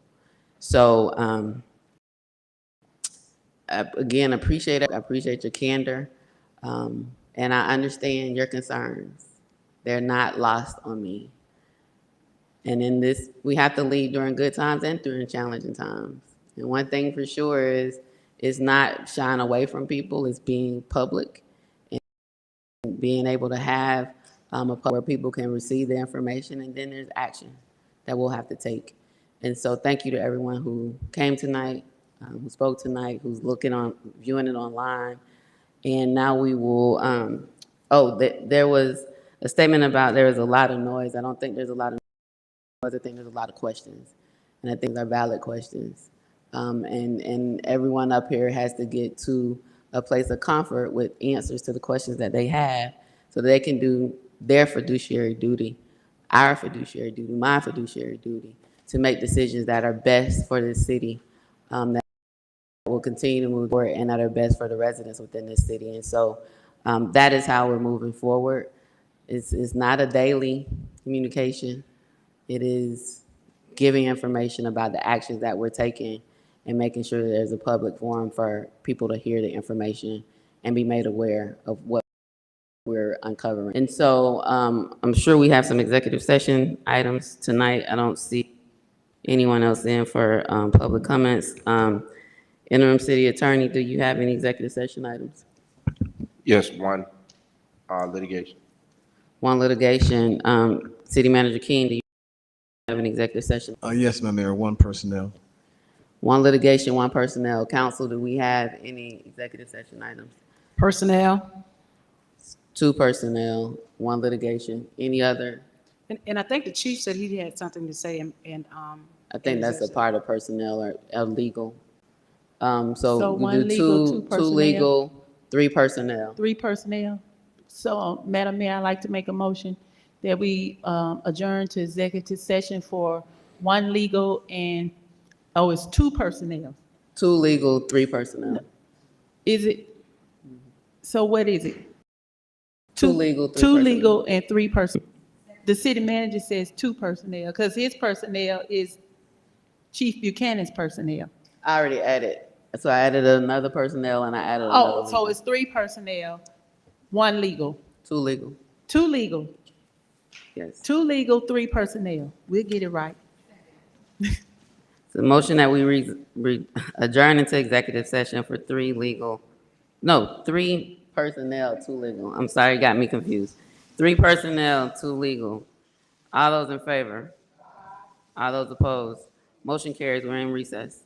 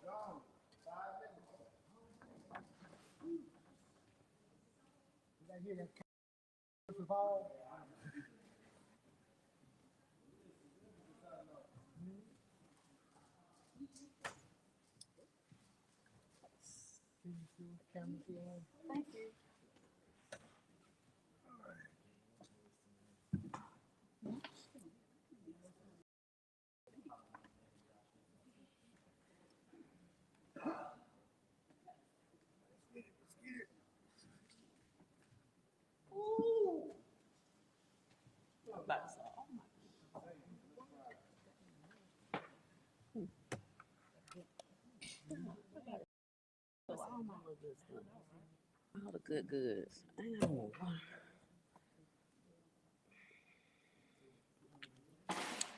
We have a motion to reconvene. Motion to reconvene. Are we, it's been moved and Second. properly second. Any discussion? All those in favor? All those opposed? Motion carries. Can we have a motion in the matter of working families, education, Working America Education Fund As this, versus the City of East Point to proceed as discussed in executive session? that's the motion. Is there a second? Second. Oh, I can't. It's been moved and properly seconded. Any discussion? All those in favor? Aye. All those opposed? Motion carries. What was the second I, motion? I'm about to, so can we get a motion? The attorney and the chief of police to make a referral to the Fulton County District Attorney Office Public Integrity Unit. That motion. It's been moved and properly seconded. Any discussion? All those in favor? Aye.